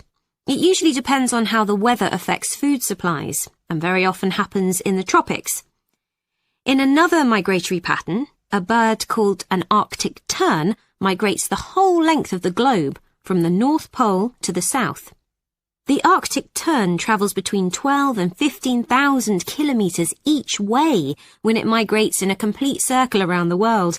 It's quite amazing. Right, and lastly, I'd like to mention a pattern which isn't nearly as spectacular, but is very interesting. And this is the way many birds migrate across North America.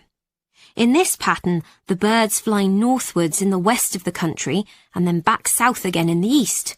So, if you imagine it, they're actually migrating in a circular pattern, like the hands of a clock, not in a straight line, as we might think. That is the end of part 2. You now have half a minute to check your answers.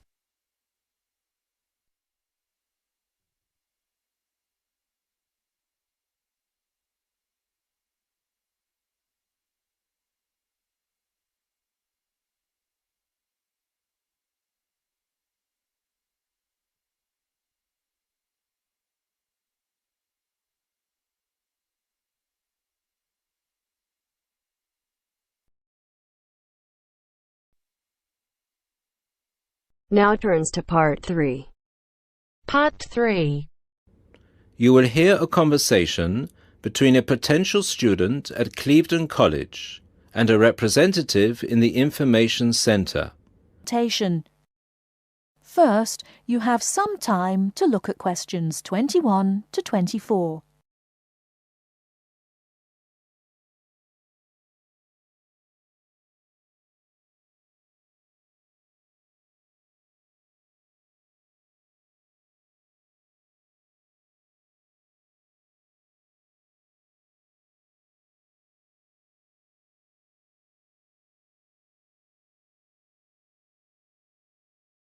Now, listen carefully and answer questions 21 to 24. Good morning, Clevedon College. Can I help you? Yes, please. I'd like some information about evening courses this term. Okay. Which subjects are you interested in?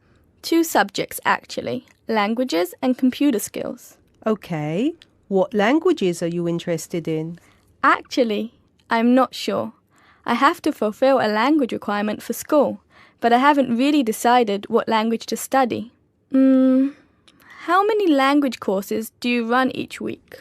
We have 2 every night, from Monday to Friday.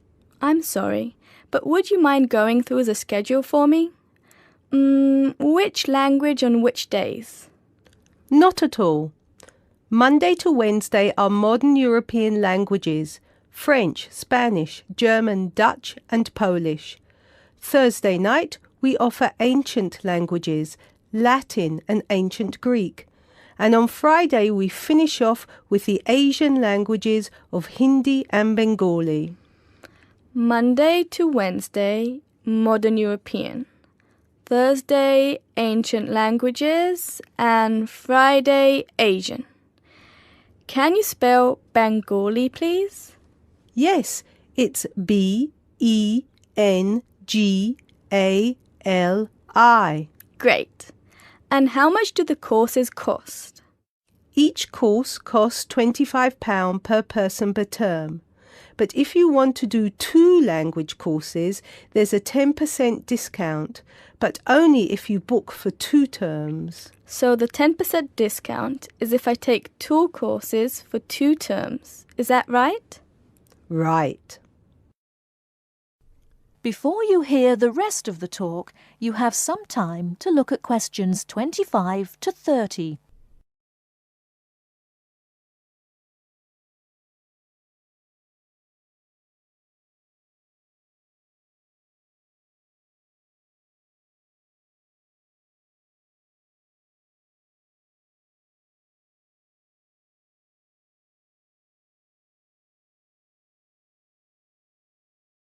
Now listen and answer questions 25 to 30.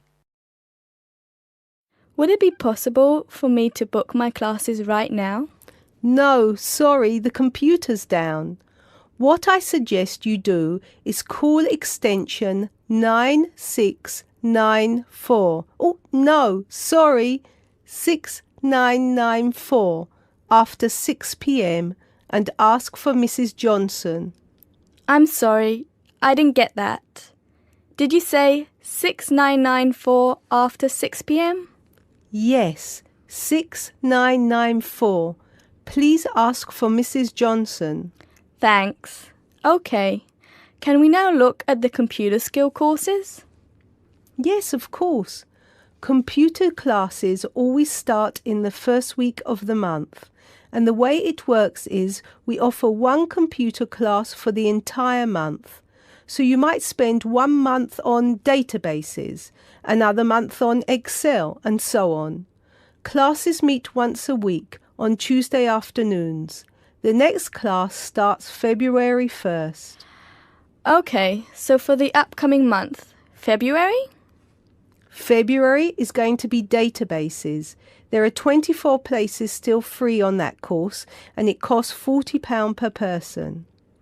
February, databases, 24 openings, £40. Okay.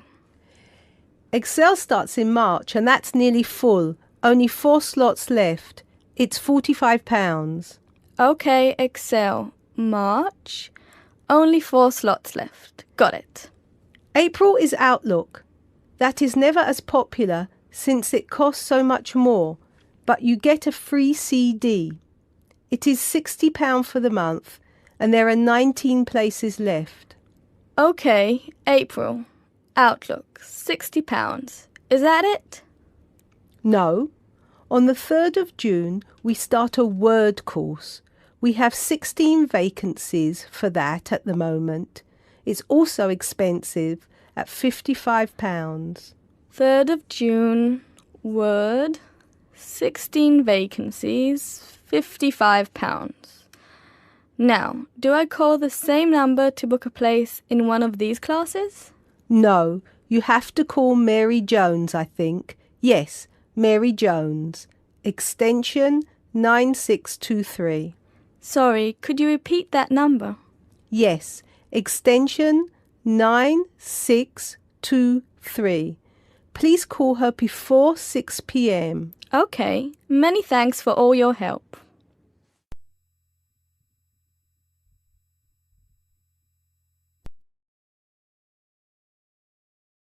That is the end of part 3.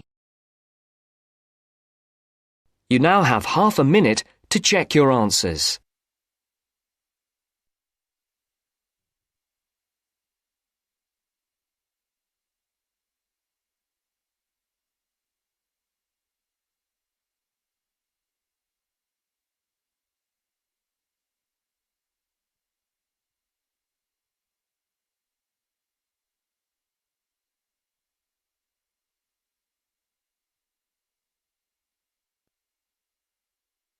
Now turns to Part 4. Part 4.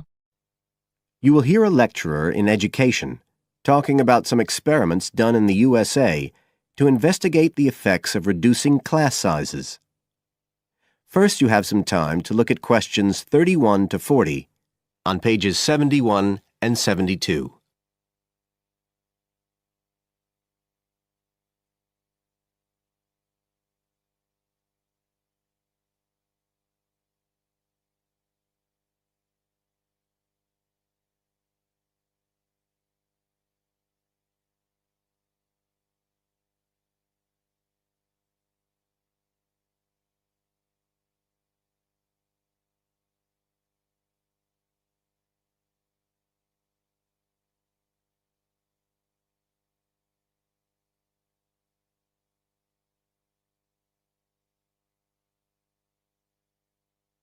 Now listen carefully and answer questions 31 to 40.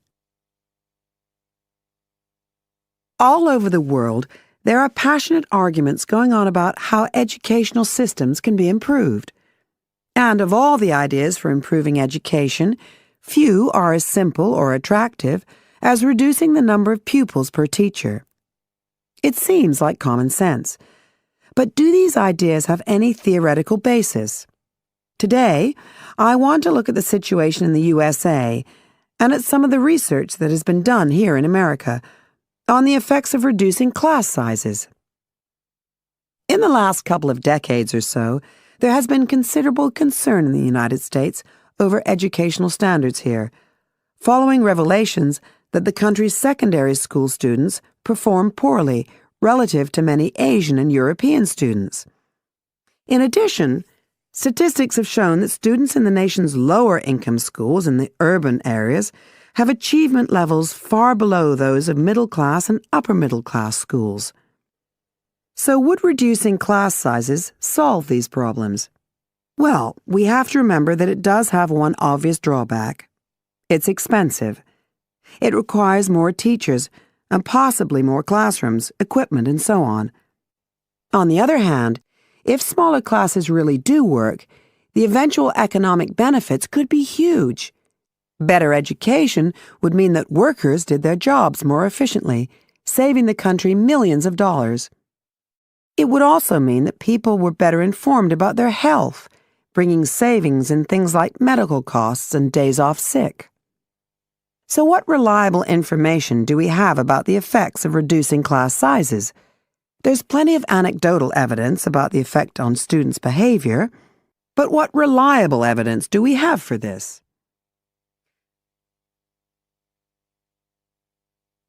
Let's have a look at 3 research projects that have been carried out in the USA in the last couple of decades or so. The first study I'm going to look at took place in the state of Tennessee in the late 1980s. It involved some 70 schools. In its first year, about 6,400 students were involved, and by the end of the study, 4 years later, the total number involved had grown to 12,000. What happened was that students entering kindergarten were randomly assigned to either small classes of 13 to 17 students or regular-sized classes of 22 to 26. The students remained in whatever category they had been assigned to through the 3rd grade. And then, after that, they joined a regular classroom. After the study ended in 1989, researchers conducted dozens of analyses of the data. Researchers agree that there was significant benefit for students in attending smaller classes, and it also appears that the beneficial effect was stronger for minority students. However, there's no agreement on the implications of this. We still don't know the answer to questions like how long students have to be in smaller classes to get a benefit, and how big that benefit is, for example. The second project was much larger and took place in California. Like the Tennessee study, it focused on students from kindergarten through to grade 3, but in this case, all schools throughout the state were involved. The experiment is still continuing, but results have been very inconclusive, with very little improvement noted. And the project has, in fact, also had several negative aspects. It meant an increased demand for teachers in almost all California districts.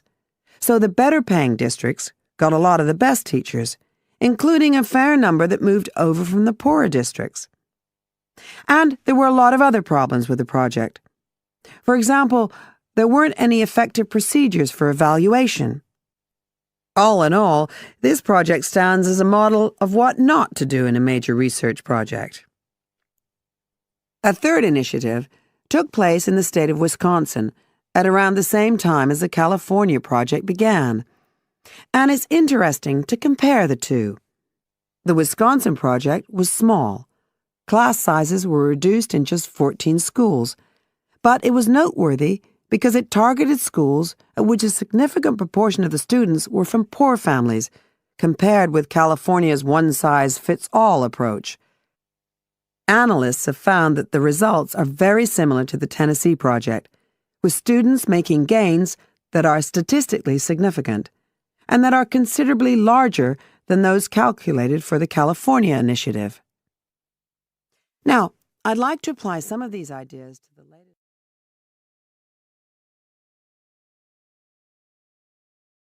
That is the end of part 4. You now have half a minute to check your answers.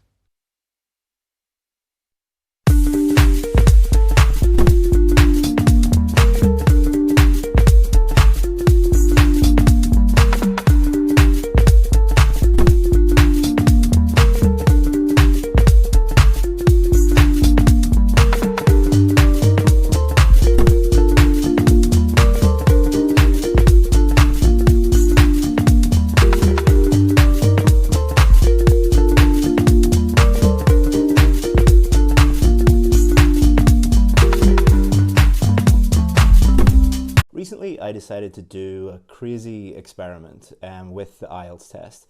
I went down to Dublin about 2 hours from where I live, and I did the real IELTS test because I wanted to test something that has been bothering me for many, many years. Do me a favor, don't skip ahead and look at the results, all right? Don't skip ahead and look and think, oh, you got that result. Well, you know, a native English speaker who teaches IELTS for a living should be getting a band 9.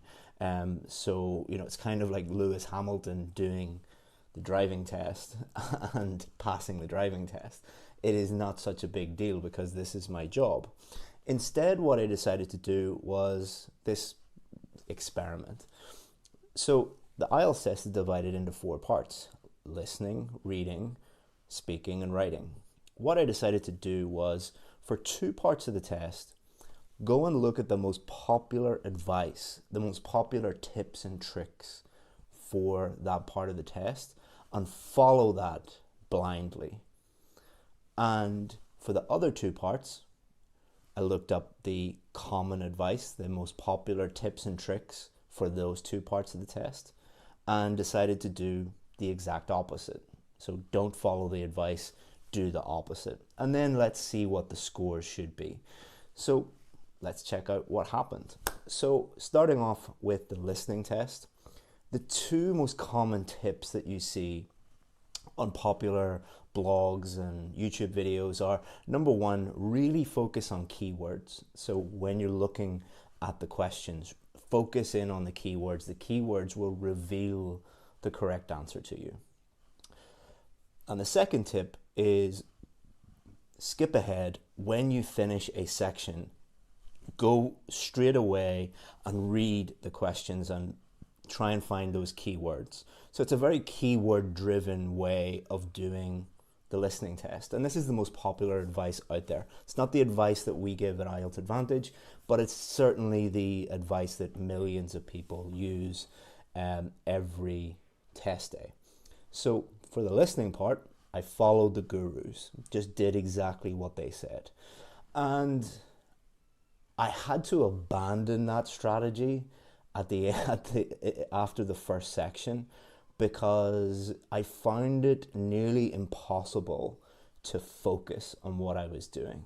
A huge part of listening is focusing and being able to focus on the question and focus on the listening at the same time. And you really have to do 3 things. You need to read, listen, and think and decide the correct answer all at the same time. And I think that I got the first question wrong because I was really focusing on keywords and then skipping ahead and trying to think about what is happening next instead of really just doing what I should be doing, which is looking at the question and waiting for the listening and thinking about it more holistically. So I think that I got the first question wrong, and it was an extremely simple question. It was a registration number, a number plate on a car. And I think I got that wrong because what I was doing was really focusing on keywords and thinking about what was coming next. And what that did was it stopped me actually getting this really simple answer. Like the first question in the listening test is the easiest one. And I think I got that wrong. And I paid a lot of money for this test and this, this experiment. And I was thinking to myself after section 1, I better abandon this strategy of focusing on the keywords and then skipping ahead because my mind was going blank. I couldn't think straight and I couldn't focus on what I was doing. So here's the result. I ended up getting a band 9 for the listening test, but if I had have maintained that strategy, I definitely would have got much lower than a 9. And really, to be honest, I didn't want to embarrass myself. So I followed the common popular guru thinking, and I think I got the first question wrong, and I abandoned that, and I would not recommend that to anybody because you really just lose focus. And my mind was going blank, and I couldn't really understand what was going on. And that's as a native English speaker. So I did get a band 9, but it was only because I abandoned the strategy after the first section. So a pretty good start, a band 9 so far, but it was quite shocking how difficult I find the first section, and the first section is the easiest section. Moving on to reading, the 3 most common things that you will see online about reading, the popular tips and tricks are skimming, scanning, and keywords. So all you have to do is skim the text, scan the text, look at keywords in the questions, and then magically you're going to find the correct answer. This is all kind of designed to trick your way into getting the correct answer somehow and to focus on doing it as quickly as possible. It's really about time management, that advice. And I totally disagree with that advice because it is not a time management test. It is a reading test. So what I did instead was basically the opposite of that. I didn't do any skimming. I didn't do any scanning. I did no keyword highlighting or anything like that. What I did was carefully read the text, like really, really carefully read it. Then I went to the questions and I basically applied the strategies that I teach for each of the different types of questions, thought about them very deeply, read very carefully, no skimming, no scanning, really thinking about the correct answer to each question. And I believe I got 100%, all of them correct. I got a band 9, as you can see up here, by following exactly the opposite of what the gurus teach. And not only that, I got it all done in about 20 minutes. Now, that is not bragging. Anyone who is a native English speaker should be able to get a band 9 in reading by doing that. But if I was skimming, scanning keywords, I think I would have messed it up because a lot of the questions, skimming is a waste of time. A lot of the questions, looking for keywords is a waste of time.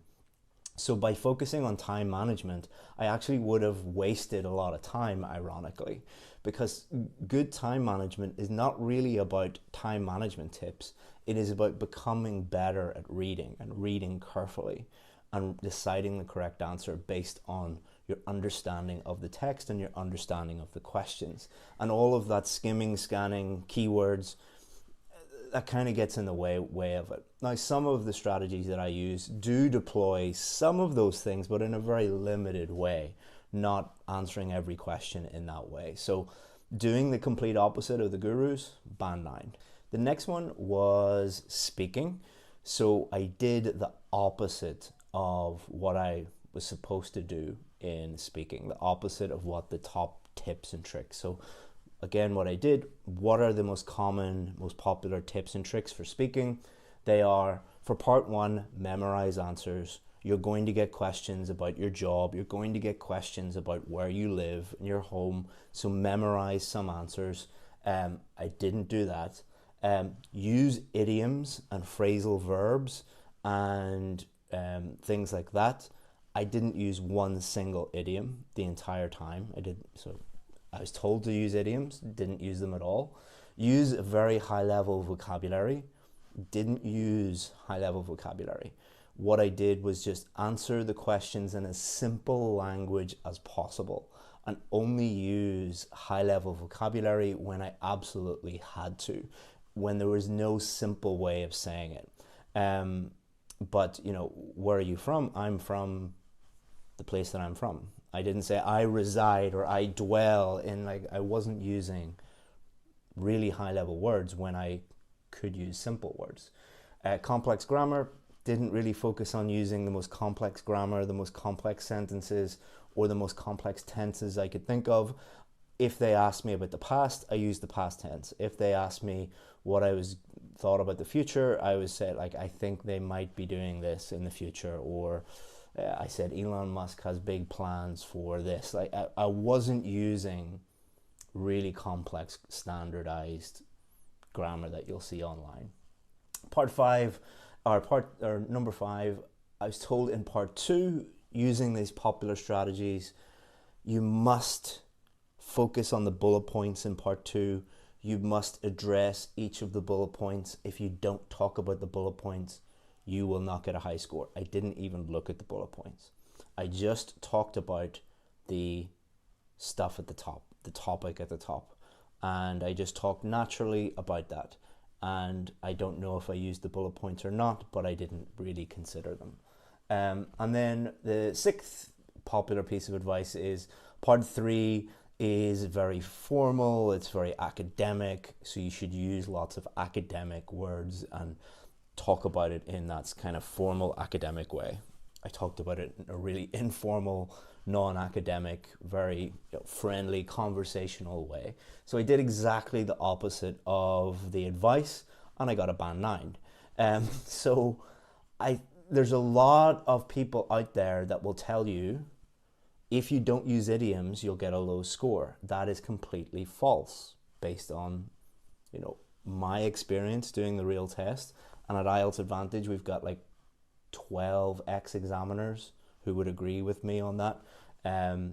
So who is right? Is your YouTube guru right, or is the actual examiner right? A lot of people will say if you miss a bullet point, you will get a low score. A lot of people say if you don't use high-level vocabulary and complex grammar, you will get a low score. This is completely untrue.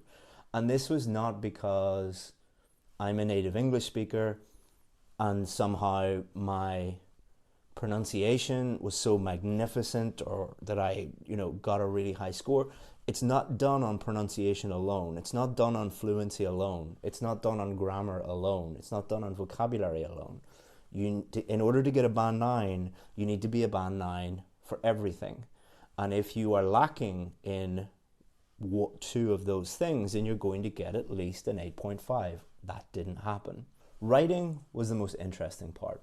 So I have seen other YouTubers, IELTS YouTubers, going and doing the real test and getting 6.5, getting 7, 7.5 in the writing, and then blaming the examiner and blaming the writing or blaming the test and all sorts of things.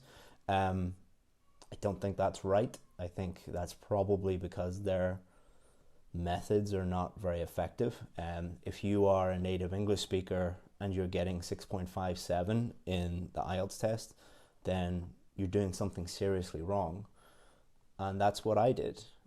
What I did was I did few things that are popular advice, and I believe that they're seriously wrong. So what did I do? I used high-level ideas. So very common advice, very popular advice about the writing test is make sure your ideas are very high level, whatever that means. They're impressive. They would really impress the examiner. Number two, make sure that your vocabulary is very, very high level, as complex and as high level and as many C2 and C1 words as possible. Never repeat a word. Always vary your language as much as possible. That's very common advice. Number three, make sure that your ideas are impressive, that they impress the examiner in some way, that the examiner will look at it and think, these are really impressive ideas. And number four, make sure that your grammar is very complex, that you use many different structures, that you use like things like conditionals and multiple different conditionals, and you use multiple different types of tense and complex structures and everything. This made writing the essay really difficult because a few problems came up. Number one, it took me a long time to try and think of high-level ideas, and I wasted a lot of time. Before I knew it, like 8 minutes had gone by, and I was still thinking, like, well, what is a really high-level idea? Then when I started writing, what I noticed was there were certain keywords that I didn't know how to vary. So one of the keywords was hobby. Now, there's only a few ways that but it was some people like high-tech hobbies, some people like low-tech hobbies. So the whole thing was about hobbies. So all I was doing while I was writing, instead of thinking, how do I write a clear essay? What I was doing was thinking, how do I change hobbies? Which really isn't that important. The examiner is testing your writing and clear communication in writing. They're not testing how many different variations of the word hobby can you put down. So that made my job really, really difficult. For part one, I was trying to think of something that would impress the examiner. So I was trying to think of something that would be really interesting. It was write a letter to your boss about the dress code. So to impress the examiner, I wrote that I was working in a restaurant called Hooters. Don't know if you know this, but Hooters is like a restaurant where all the ladies wear very skimpy outfits.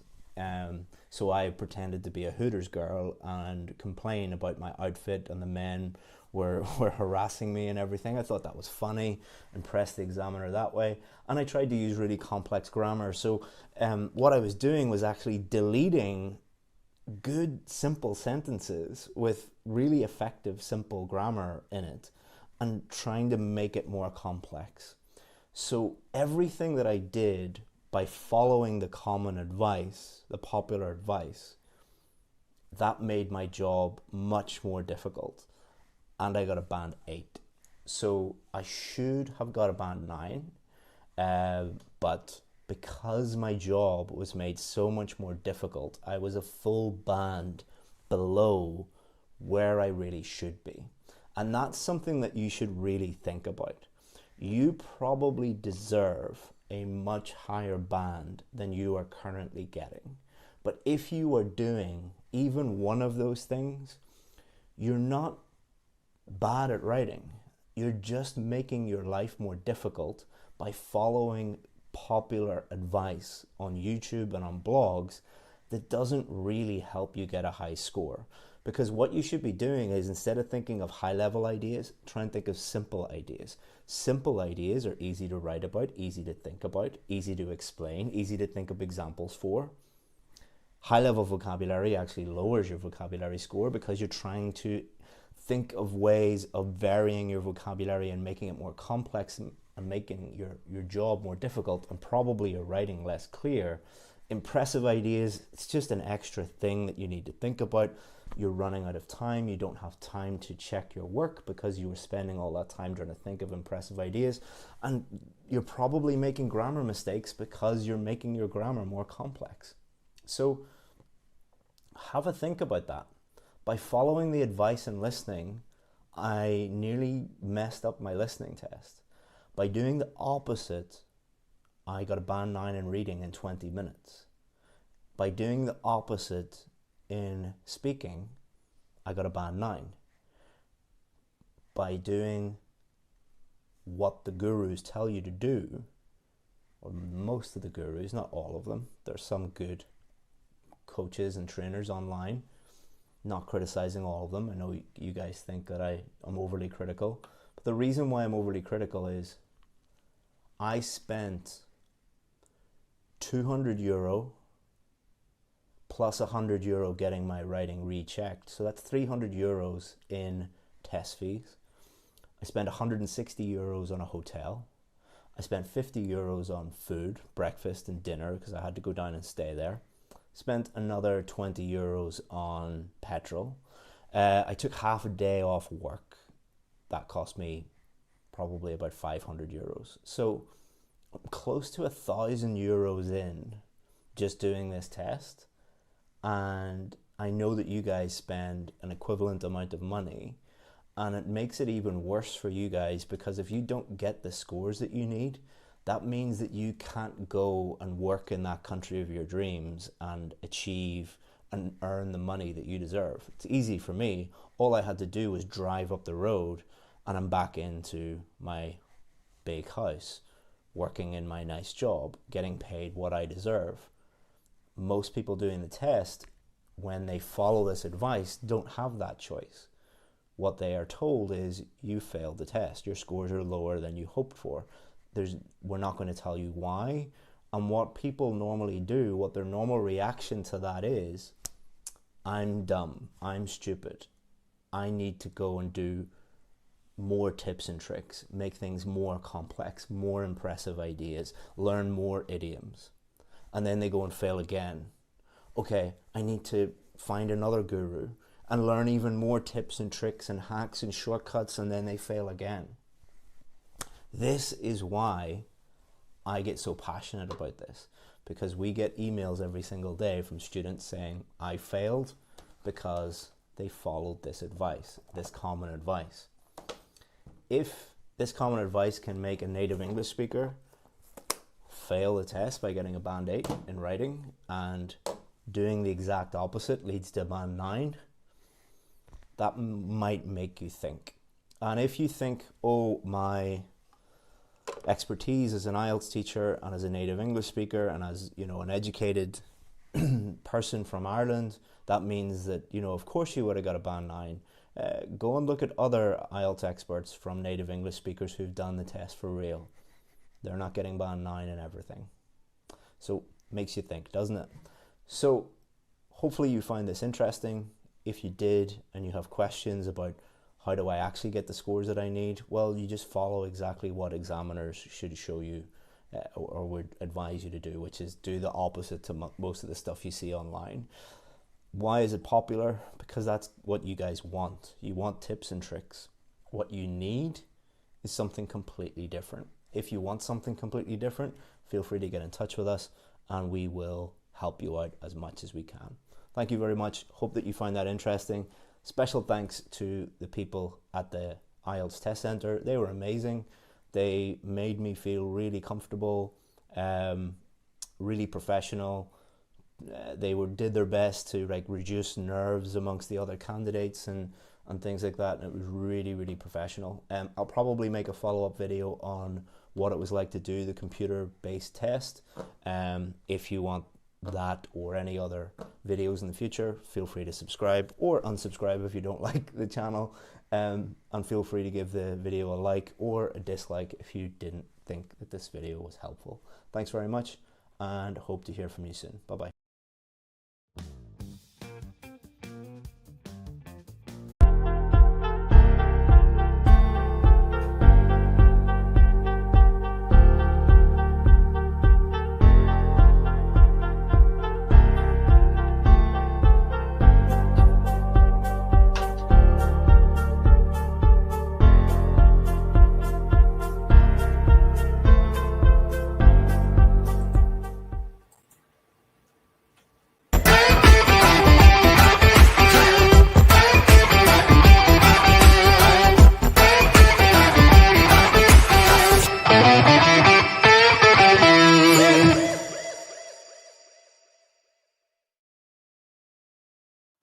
Hello and welcome back to the Deborah Peters Show. It is an absolute pleasure to have you join me today. This is a real big time in the world and in business and in how companies function. We've got every kind of environment now, from complete remote working to hybrid to full-on, full-time in the office and everything in between. But bottom line, it's all about relationships. And that's what this podcast is all about. This podcast is all about being conscious in every area of your life, your business, your relationships, your health, your wealth, your self-expression. And of course, you know, the highest level relationship you can ever have is with yourself. And so today we're going to dig into what relationship dynamics play out in your life, especially in your work life, and how you can navigate that in such a way that you're making people feel like they're part of the team, and therefore they're bringing even more to the table. So my guest today, thank you so much for joining me. This is the second time we get together, Carrie. Welcome back.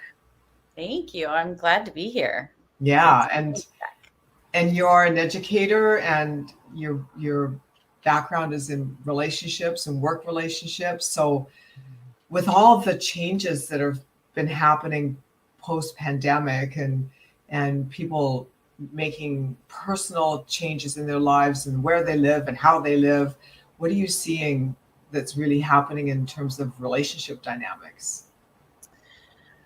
You know, I think the biggest thing is that the more you talk to people, the more they will start to reveal that they're feeling really disconnected. Yeah. You know, that it's a struggle. And even if they've gone back to work, like things are a little different. And, you know, I think a lot of people are really finding that challenging of how do we get reconnected to each other? How do we get reconnected to the work and the purpose? And what is this all going to look like? I think there's a lot of fear out there. And so that's really the biggest challenge that I think most people are having. Yeah, you know, well, I mean, seriously, we've had the fear of Jesus put into us about, you know, you can't talk to people. You know, if you don't act a certain way, you're going to make the world die, and people are going to die around you because you're not behaving a certain way. I mean, there's been a lot of programming and conditioning that's taken place with the propaganda that's gone on around this. So I see it too, you know, and I'm just generalizing, but to make the point is that people are afraid to engage. You know, they want to. Mm-hmm. I saw that this summer when I was working remotely and traveling throughout the South.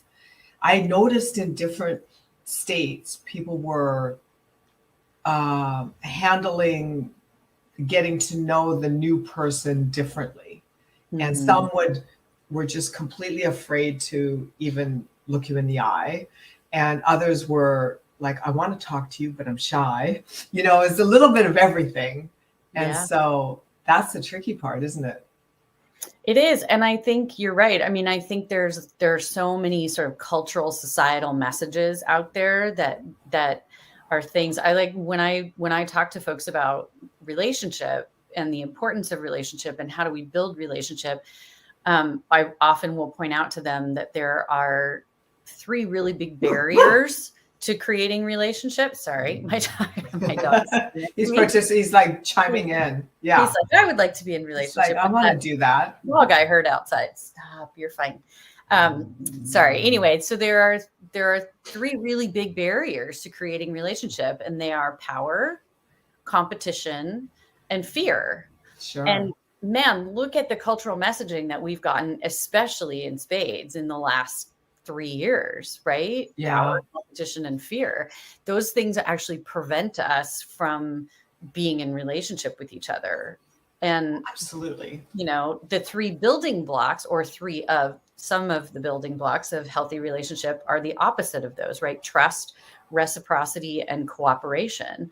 But those things are things that take time, and we have to build those things, and somebody has to be willing to be vulnerable and take that first step so that somebody else can come sort of meet them halfway. And yeah, when we're constantly bombarded with all of these cultural messages about we should be afraid of each other, and we don't know how to get along with each other, and our differences are bigger than our similarities, then it can feel really overwhelming to figure out, where do I even start? Well, and it creates a whole program. It's the process of, let's just say, the 0 to 7 imprint years. It's really easy to create a program within a child's mind. They just are quite accepting, very malleable. With an adult, it's different. It takes a lot of repetition, 3, 7, 21 repetitions to create a new thought pattern or adjust to a new habit. So to see people become so shut down and so afraid to engage with each other really does signify the enormity of how much hammering on the nervous system has actually taken place. And the bizarre thing about it is that we are, as human beings, we're social animals. We need that. We need that interfacing. And if we don't have it, then I think science has shown us that parts of our brain start to shut down, and our health starts to decline, and our immune system starts to collapse, and it's not good all the way around. Yeah, no, it definitely isn't. And that's in one of those instances where our brains are kind of at odds with our body, right? Because our brain's job is to keep us safe.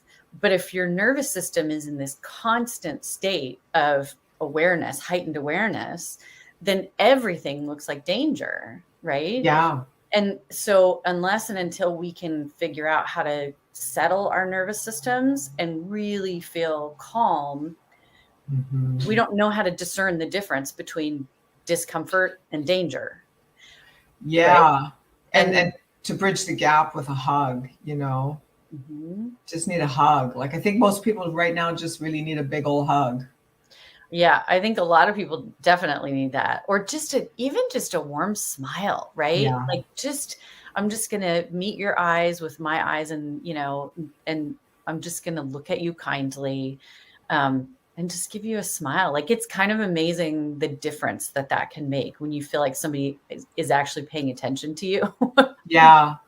Yeah. I remember during 2020, I was based in downtown LA, and I would walk down the street and I would smile at people because I was happy, I was taking care of my mental, emotional state and taking responsibility for that. And so I'd walk down the street and I would smile and say hello to people. I was just my normal self. I didn't dial that back, but they would run. They would cross the street. They'd scurry to the edge. And it was really, I laugh about it now, but it was really hard at the time because I was just really I was that one craving that hug. I just really wanted to talk to people. Yeah. Now what I'm seeing, which is fascinating because I'm in a different geography, different market, because I'm remote working now since the end of May. What I'm experiencing is just these random big old smiles on people's faces as I, roll in and out of the grocery store or stop by, the department store to pick something up, and it's beautiful. I mean, it just warms my heart. It's almost like getting a hug, really. Yeah. Yeah, it is. It's one of those things, I will often tell employers, right, think about what a difference it would make, right? If somebody comes into your office and you're looking at your computer and you go, yeah, hey, I'll be with you in just a minute. What is it that you need, right? And we're not making eye contact and I'm not paying attention to you, versus I close my laptop and I look up at you and I go, hey, it's nice to see you. How's your day going? Sets a completely different tone. And it doesn't take any longer to have that interaction.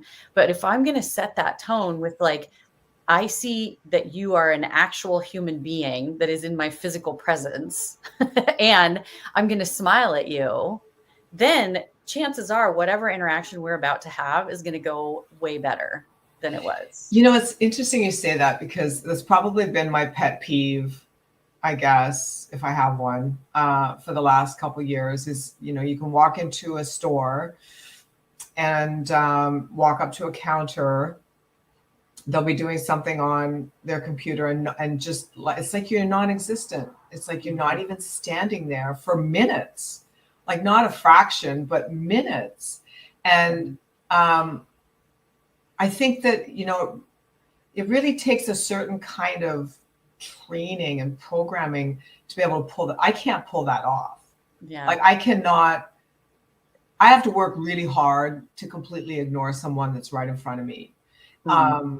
So if we're going to get into, you know, let's maybe talk about this a little bit, communication styles, right? So then I will say hello, and sometimes they'll acknowledge, sometimes they won't. Now I understand everybody's got a different kind of concentration level, but I really feel strongly that if you can't handle interruptions, you really shouldn't be in a customer service frontline role. Right. And I think I'm probably really old school, because where I learned to acknowledge people was I was in the service industry. You know, I was bartending and serving cocktails and you know, occasionally didn't enjoy it much, but food service. I'd rather serve 100 cocktails than one plate of food, you know. But the thing is that we were always taught that you acknowledge everyone. Like you could be totally caught off guard, the only person working the room, and you get slammed and every table's full. But if you acknowledge everyone, just look them in the eye, give them a smile, let them know, hey, I'm working on you, I'll be back. They will wait forever. Yep. But if you ignore them, nobody likes to be ignored. Right. We all know what that feels like. You know, if like you walk up on the street and you see a couple of your friends standing there talking and they wait 5 minutes to acknowledge you and you're just standing there awkwardly and feeling weird. Mind blowing. It's horrible. Like we all know what that feels like. And that is physiological, right? Like one of the most basic psychological needs of human beings is belonging. Yeah. We need to know that we're not invisible. And you know, I used to do a lot of street outreach with folks who are unhoused, right? And the thing that they would say more than anything else is like, yeah, it would be really great if you could give me $5 so that I could go get a warm cup of coffee. But more than anything, just acknowledge me when you walk by. Just say hi. Like it feels so horrible to think that I am literally just invisible. Because I have a theory on that. And I have a theory that most people don't acknowledge someone who is, say, living on the street and panhandling for money because they don't want it to be contagious. Right. You know, I think there's an element of that going on. It's like if I engage with this person, you know, and of course it's not, but you know, there's like a basic sense of self that's missing. Because I do a lot of, I go to a lot of networking events, and I've been in situations where I'll walk up to a group, or someone will come and walk up to a group that I'm talking in, and everybody will just, you know, ignore that new person rather than just take a breath and go, hey, you know, this is what we're chatting about. How are you? What's your name? It's so easy to do. Yeah. Yeah. It really is. It's amazing the impact it has, right? I often tell people building trust and building relationship is both easier and harder than we think it is. You know, it's easier because oftentimes that's all it takes is to start, right? Or to just acknowledge that there's some awkwardness here. You know, I'm feeling weird about this. But it's harder than we think because we have to be willing to be vulnerable and we have to be willing to slow down. Like building trust and building relationship takes time. And is it a basic? I think these are basic manners that we either are or are not taught as a child. I think that's part of it, but I think the other part of it is that it's those hierarchies, it's those power structures, right? Like, I don't know about you, but my parents were baby boomers, and I was raised that children are supposed to be ignored, right? Like, you are not, That did hold me back. You're spoken to, right? Oh no, me either. I always got in trouble for that, right?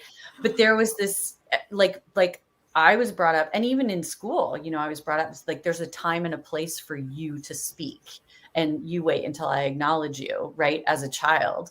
And then, we do all these we set up all these competitions. Like, a lot of times in workplaces, there will be these sort of artificial competition things that we set up because we think it's going to increase productivity, and maybe it does increase productivity a little bit, but more than that, what it does is it divides people, because who wants to be in relationship with someone you're in competition with? Like, horrible. That feels awful, right?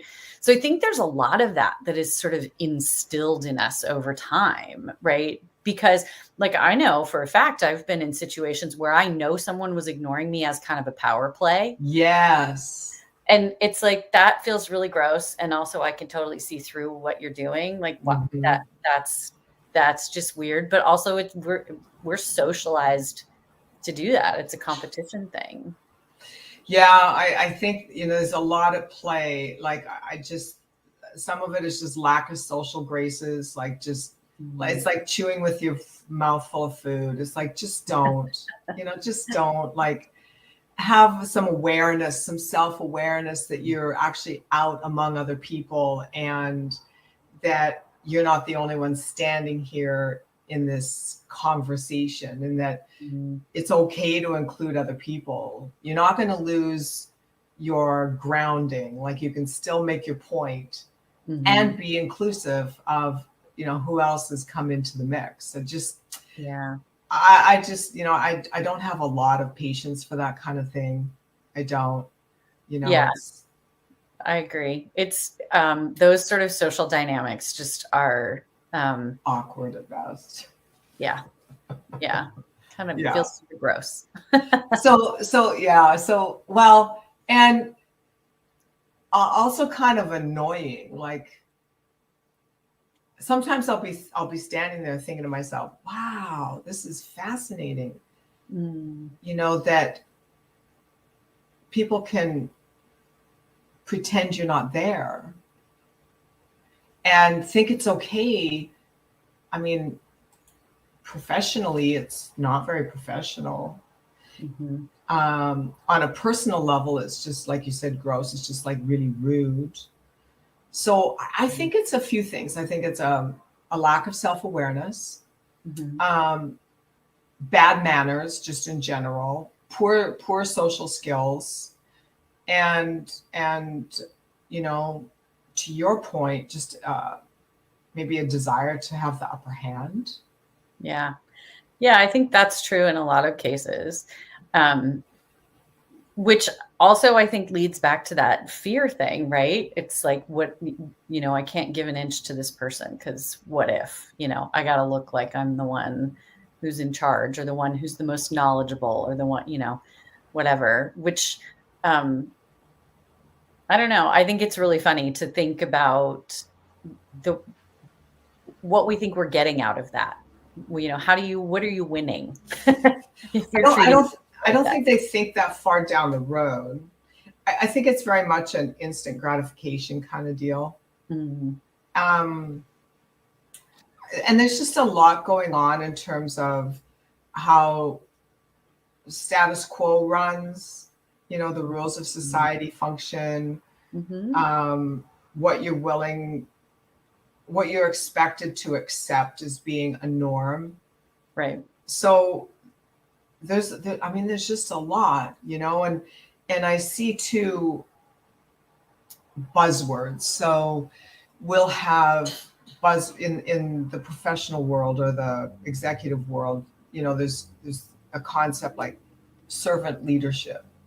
It's like, well, that's wonderful, but who's responsible? At the end of the day, somebody's got to take responsibility. So is it really that effective? Mm. And I think that there's a point of, I'm going to step up here and I'm going to lead.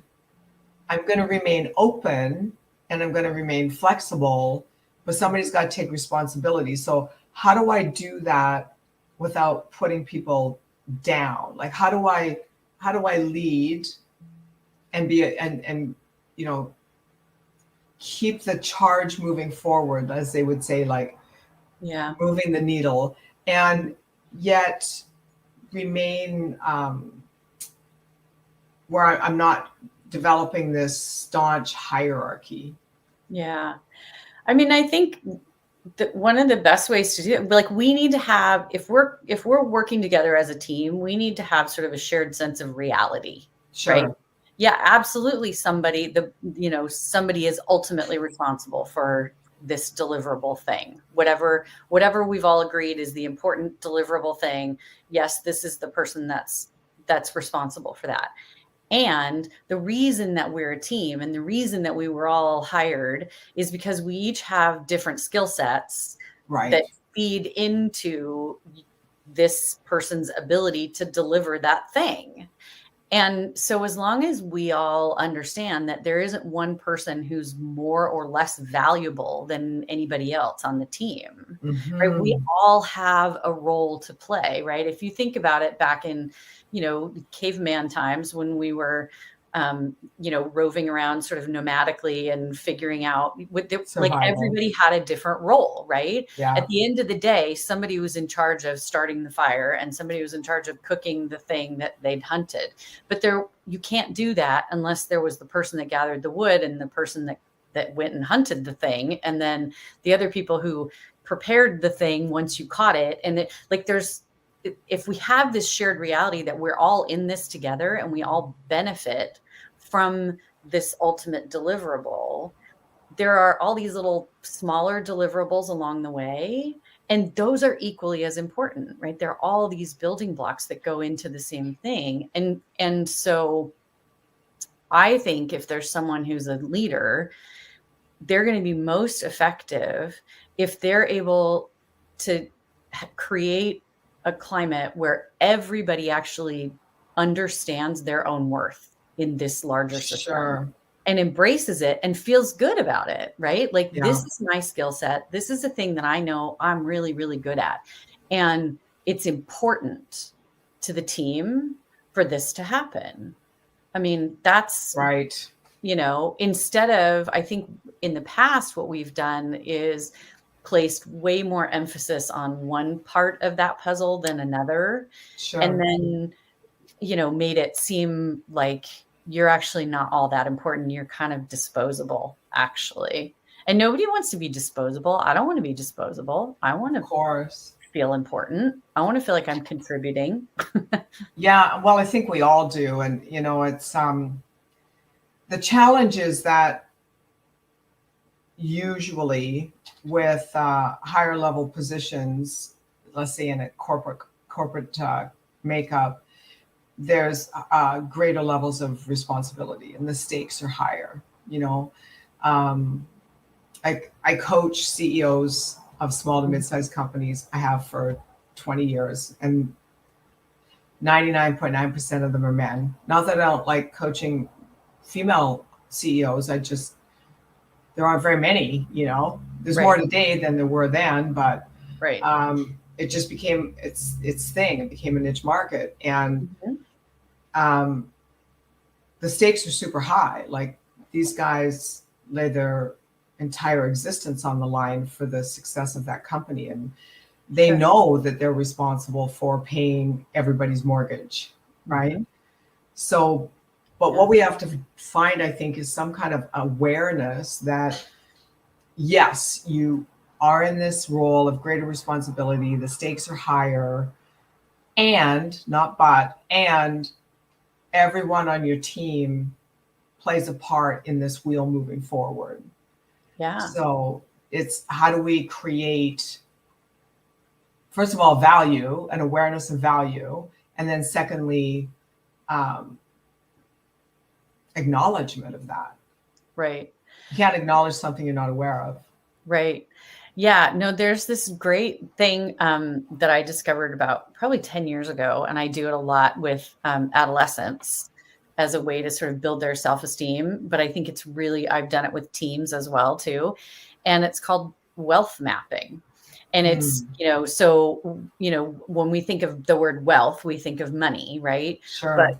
But we all have all of these different alternative forms of wealth, right?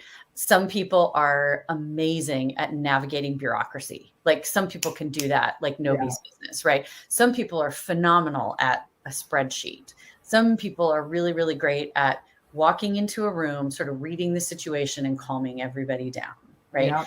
Those are not things that we necessarily, I mean, the spreadsheet thing, maybe you're going to put that on your resume, maybe even the navigating bureaucracy thing, but there are like all of these other different kinds of skills that people bring to soft skills. Yeah. And so there's this whole, thing that I do with teams often where we'll do wealth mapping, and people can have a really hard time wrapping their head around it. It's like, I don't know. I know. But usually once we get on a roll, or once one of their coworkers will be like, oh, here's the thing. You're really good at, remembering everybody's birthdays, which seems like a silly thing, but it's super important, right? Because who doesn't want to have their birthday acknowledged, or, whatever, right? You're paying attention to everybody on the team and everybody feels cared for by you. That's an alternative form of wealth. And then somebody will be like, oh yeah, I am kind of good at that actually, right? And so doing that in a team and being able to recognize and acknowledge all of these other things that your coworkers are doing, the way that they move through the world that is slightly unique, that makes them who they are, that also really benefits everybody else around them, can be huge, right? Yeah. That's a great way for people to understand. And it's also a great way to, often leaders don't know those kind of things. Those things are sort of people don't talk about to it. them. And so knowing that about the people that are working for you is a big deal. The other thing that I like to do is to have folks sort of interrogate what it is that in your culture it constitutes work. Right. Right. Is it like, are we thinking about work as just deliverables on a head deadline? down? Right. Yeah. Or am I acknowledging that, this person that works for me has a child at home who is on the autism spectrum, and they have an elderly parent also living with them. And there's all this stuff that they're having to navigate before they ever even walk through the door. And so that's work, right? It's uncompensated work, but it's work. And so this person is also doing all of these other things. And by the time they get here, how can we support them? Yeah. Right. Maybe there's a coworker that just brings them a cup of coffee at 2:30 every day, just the way they like it. Sure. Right. How can this person feel cared for? It's not going to cost the company anything. It doesn't, right. It's just creating this culture of cooperation and care for each other by examining how much work someone's doing. I have a friend who is profoundly deaf, right? And that's work just to navigate the world. Yeah, and so life. She's already starting out with like so much less energy for certain things. So how can I figure out when I'm working with her, what's going to make her life easier? Right? It makes me think of, I just toured this company, and it's like a storage facility at the port in Savannah, Georgia. And they have a very powerful value proposition, and their set of values and the goals and objectives are laid out as well. And they have 4 main goals for 2023. One is to provide free healthcare for their entire workforce. One is to provide one hot meal a day for their workforce. So far, they're managing to do that 1 day a week. And then to provide complimentary childcare for their workers. I mean, that's huge. I was a single mother. Yeah. Childcare, when you got to get up in the morning and get yourself and your child ready and out the door, and if you're dealing with any weather, to have a company that provided healthcare and lunch and somewhere for your child to be cared for, oh my God, that just took the weight of the world off of my shoulders. That would have been a completely other reality for me. Yeah. So yeah, the thing is that I think it's how we go about this, where it's not like an entitlement, because I'm not down with this whole entitlement thing of, you know, you're the company, you're the man with all the money, you owe me. It's like, no, nobody owes you anything. You need to get up, suit up, show up, and perform. And you need to do it for you, not because somebody's looking. So whether they're looking or not, you need to do it for you. Always do your best. Why wouldn't you? Who cares, right? And then there needs to be a dialogue between the people that are in the company and the people that have the influence to create the structure of the company, so that there's like you said, a unified vision. It's like, who are we becoming as a company here? What kind of culture are we creating? And how do we want to flush this thing out? What do we want people to feel like when they spend most of their lives coming here every day of the week, 5 days a week, whatever? Because we do spend most of our adult life working. Right.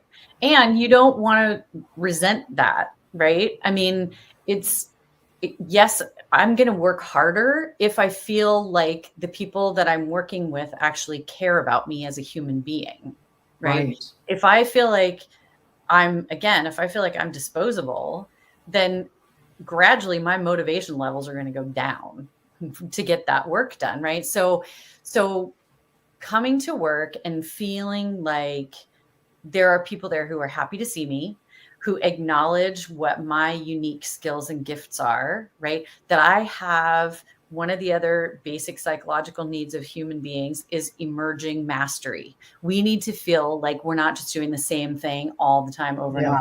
I need to feel like I'm getting better, like I have I'm learning a new skill. I'm, maybe I have opportunities for advancement. I'm, so how do we create a system that nurtures all of those things, that nurtures relationship, that doesn't treat the human being like it's just this machine that's going to come in and do all the things for us? Because that might work for a little while, but unless we trap people into sort of being beholden to that particular job, they're going to leave because they're miserable. Like you said, I'm spending most of my adult life doing this. I would like to be enjoying it. Yeah. And then I really feel that who we are being is what gets reflected back to us. So if we want to be treated that way, we need to show up that way. We need to come into that environment full on. This is I'm showing up, I'm communicating, I'm contributing, I'm bringing my best self as much as I can. Yeah, I'm gonna have a bad day once in a while, but that's not my attitude. That's just having a bad day, and then we'll get that mirrored back to us, rather than, I think, looking for the company to provide something we're not already being is kind of foolish. Like, if we want this company to show up a certain way for us, it's like any relationship in a marriage, business partnership, parental. If you want your child to be a certain way, if you want your spouse to be a certain way, be that thing, be that energy, be that focus. And if they're not capable of mirroring it back to you, then you need to move on, because you're more conscious than they are. And if they can't rise up and connect to that consciousness, then it's not a fit. It's a values conflict. Right. That's not, again, that's a perfect illustration of one of the building blocks of healthy relationships is reciprocity.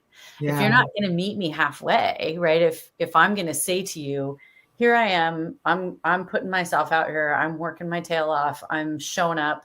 You know, I have this great attitude, and you're just ignoring me, or Yeah. you know, then that's not healthy. That's not sustainable. So yeah, how do we have reciprocity? Again, that doesn't necessarily mean, you know, I'm equal to the CEO in terms of, you know, all the work things, but it does mean that I'm seen as a unique, important human being who is also part of the shared vision of this work that we're doing together.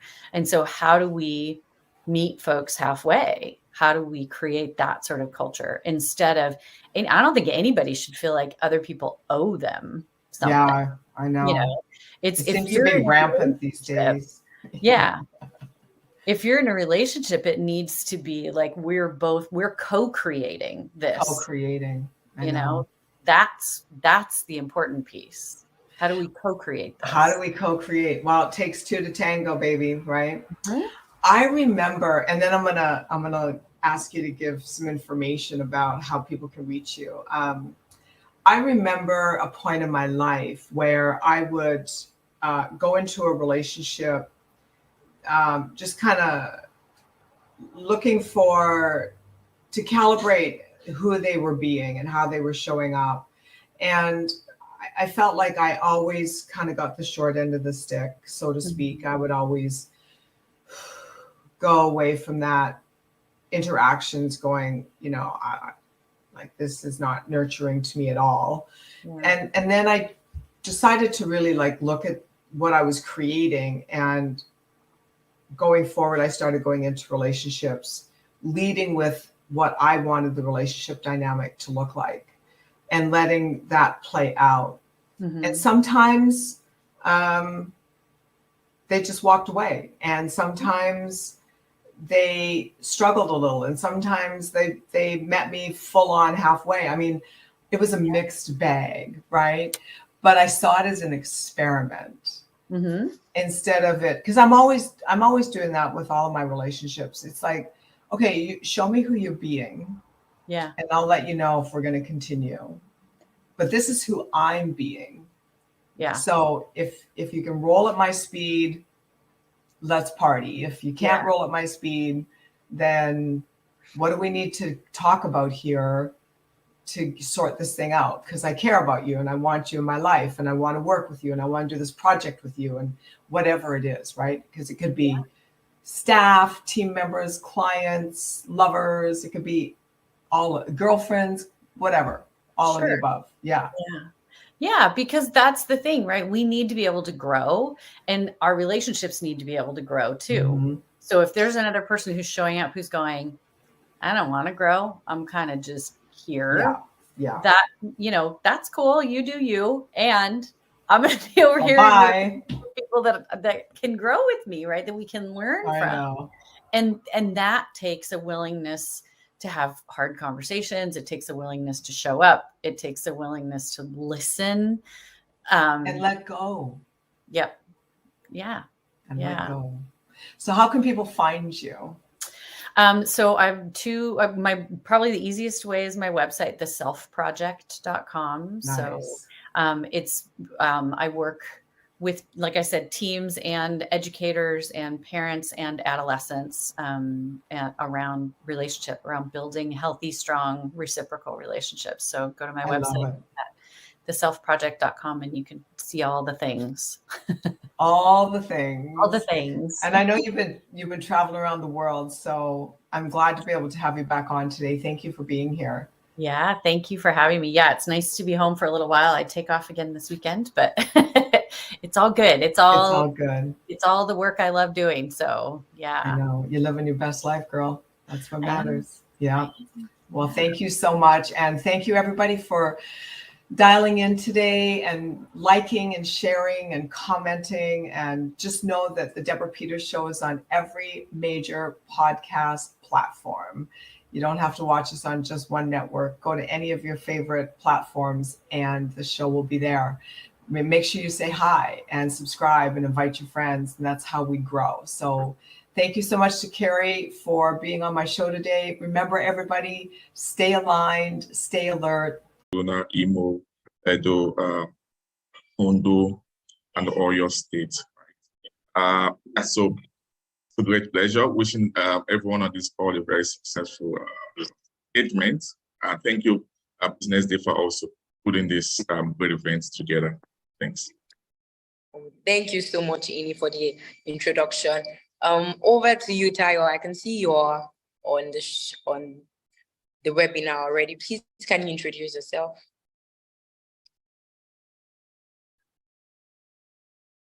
Hi, Tayo. Can you hear me? Hey, Tayo, CEO Yitsiba. Okay, if it's not ready. Mic check. Okay. Yeah, can you hear me? Yes, we can hear you. Awesome. Guys, Tayo is my name. I'm super excited to be here. I'll just quickly do a 30 seconds introduction about myself. I hope that is what I'm supposed to do. Yes, just very so Tayo is my name. I've been in the learning and skill development space for God knows when. The core of the work that I do is to help Africans from wherever they are coming from learn technology skills that helps to translate into jobs. Today, we are the biggest in terms of learning. We've got like students from over 19 countries. We've got over 500 faculties. We've got an alumni network of over 25,000 people. It's quite very exciting to be doing this because this is a topic that I so much care about. Nice to meet everybody, and I will mute myself. I'm done talking. Yeah, okay. Before you leave, while going through your Instagram, I realized that your Instagram name is Eyeko, and now I realized that you're not in Eko again. So you should change it to UK or something, because it doesn't fit again. You know, guess what? I am in Lagos right now. That's the I am in Lagos. Right but you that part, so you change it to UK, please. I said I was going to tackle you. All right. I'll take your advice. Okay. So please, Ijoma in Kiruka, you can just be on the session already. Please just introduce yourself briefly. Oluwatobi Asende, so please introduce yourself briefly. Either of you. Hello, everybody. Good morning. Joma, good morning. Good morning. Hi, so it's good to be back again. Thank you, Business Day. So my name is Joma Nkiruka Onwadi, and I'm the founder of the Career Millennial. And Career Millennial is a career hub for millennials and other cohorts, right? Because when we started, we were more focused on millennials, but now we've expanded to include other cohorts. And we provide learning, advisory, and support to help these millennials and cohorts to build an amazing career. Very recently, we were focused on early school leavers. We are taking it back to as far as when people are in final year, having early engagements on workplace skills that are required for them to thrive, just straight out of university and having work-ready skills for the workplace. Eitai, I see you. Hi, Eitai, it's good to meet you again. And to other members of the panel, hi. Samuel Yitsiba alumni. So to other members of the panel, it's nice to meet you for the first time. And thank you for everybody who's joined this conversation. We hope to have an amazing time and one that is full of learning and fun. Thank you. Good morning, everyone. Glad to be here. My name is Toby Ashende. I'm the founder and CEO of Digital Marketing Skill Institute. We are an award-winning institute that accelerate the training of digital marketing talents. And one of the things we do is we also work to match them with organizations globally, either as employed or self-employed in the sense of either freelancing or agency. We have two platforms that facilitate that. We have the Accreditor, and we also have the Wizlancer platform that helps us to achieve that. So this topic is something that is really, really of great importance, and I'm happy to be here to be discussing it with a lot of my colleagues on the call. Oh, this is great. Thank you so much, Ijoma. Thank you so much, Toby. Thank you so much for introducing yourself. So for me, this topic is very timely very, very timely. Earlier this year, I wrote an article on skills that people could learn for to make more money in 2023, and some of which were copywriting, content writing, graphic designing. I didn't write the hard ones like software development, front end and back end, but I wrote like skills and acquisition that people could learn fast, not learn fast, but people could learn and use it to get and use it as a side also. So even for me as a communications person, I'm very, very interested in this particular topic and see in what ways I can develop my skills to get more money and even just have other things doing. So my speakers are going to be introducing a topic for the next 10 minutes. Each of them will just give us their school of thoughts on the topic, what they have to say about the topic. So yes, Ini Ikide, as earlier said, is from Jobaman, Nigeria. And if everyone knows Jobaman, they're always in your mails telling you about job openings and all of that. So he would know very well what skills acquisition and developments that are the thing that are very important and crucial at the time that both as millennials and Gen Zs we need to learn. So Ini, please can you take us through roughly 10 minutes on your thoughts on skills acquisition that are timely, like with season right now, like skills that are in high demand right now, and that anybody, or even not the ones that are not anybody can do, but skills that people can just gain from right now. Ini. All right, thank you very much, Eniola, once again. Yeah, so I just wanted to confirm if I can share my screen, or do I just make it a conversation? Which yes, you can. Yes, you can. Okay, that's great. Because I actually prepared something for our audience today, and yes, I'll be sharing in just a few minutes or seconds. Just please confirm you can see my screen now. Yes, I can see your screen. Okay, great. So what I'm going to do, right, because on this call, yeah, like you rightly mentioned, a lot of professionals, right, who are also well versed in the technical side of the skills business, right? So what I did was to provide a background, right, and take our audience down to the nitty-gritty of this conversation, especially understanding so many relevant aspects that needs to be considered, right, while making a choice in deciding what skill to acquire and all that, right? So I understand I have 10 minutes or less already, so I'm just going to move as fast as possible. And I also want to encourage our audience, right, who are also on this call, to feel free to ask questions and to engage me as much as the time will permit us to do, right? So like I said, it's more or less like going down to the foundation and going down to the nitty-gritty of what skills acquisition and development is all about, right? And one thing that I found very, very interesting about skills acquisition and development is the fact that it has to be an intentional process, right? In the present world that we are today, right?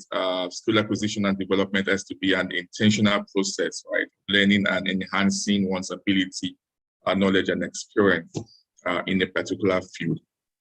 Okay, and what this means, or what this translates into, is that it is important, right? Because you want to gain new skills, you want to improve your performance, right? You also want to grow in your career and also have fulfillment, right? Career fulfillment and all that. So skills acquisition can also take different forms, right? I mean, there's the formal type, and there's also the informal, which I believe everyone here know that, right? And the question basically next we're going to ask is why skill acquisition and development, right?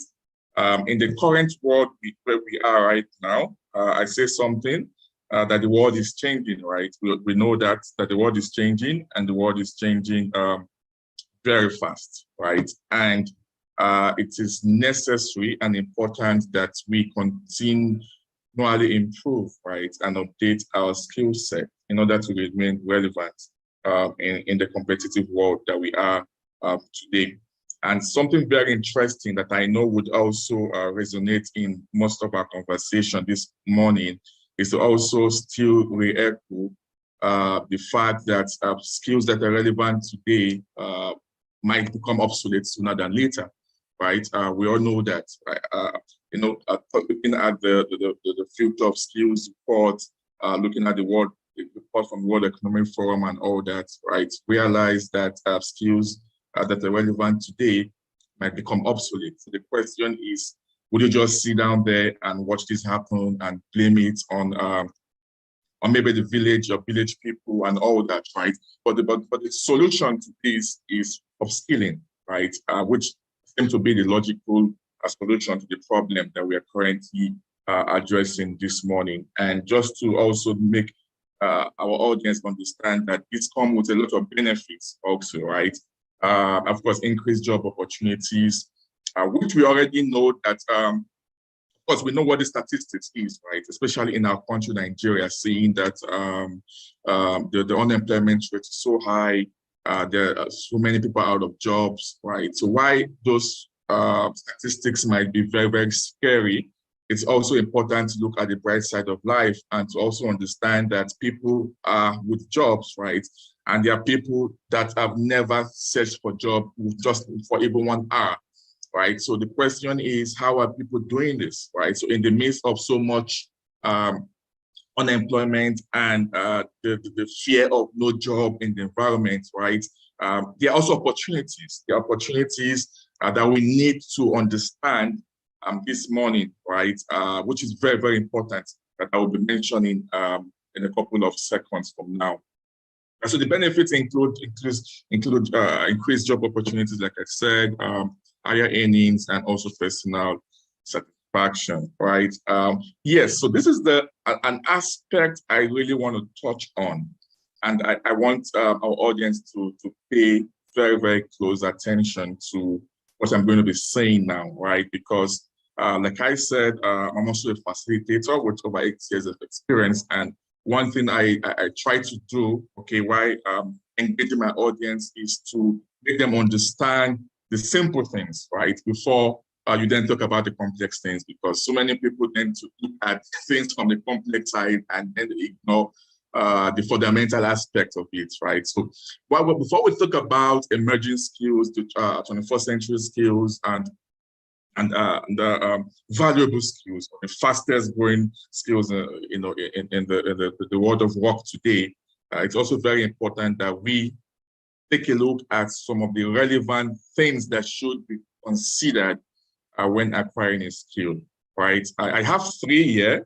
I will talk about the 3. But because I'm also very, very excited to be here this morning, I'm going to be dropping an additional points to this, right? So that's more like giving my audience a DARA and what Nigeria call FISI, right? So I'll also be sharing 4-point item as far as consideration for relevant skills concerned. The first on my list is skill orientation, right? Which is very, very key, okay, to this discussion today, because you also want to ask yourself that what's your own understanding of skills and competence, right? As well as the skills and competence that are in demand in a particular industry.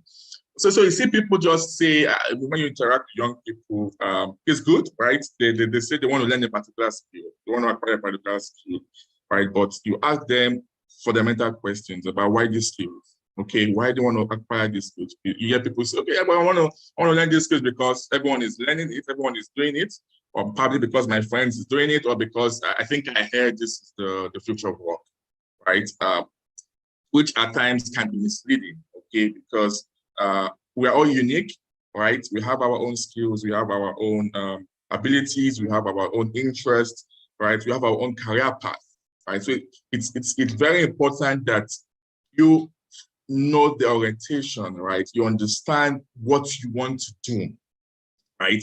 And also consider certain factors that would also help you, right? Because you see people, okay, acquire a particular skill, they go to an institution where they spend huge amounts of money, right? And unfortunately, after they're out of that institution, right, they can't, they're not productive, right? They cannot, the skill they've acquired cannot translate into them probably starting up a business or even becoming gainfully employed, right? So this is the world where, if the current is what is going on in the economy is something to learn from.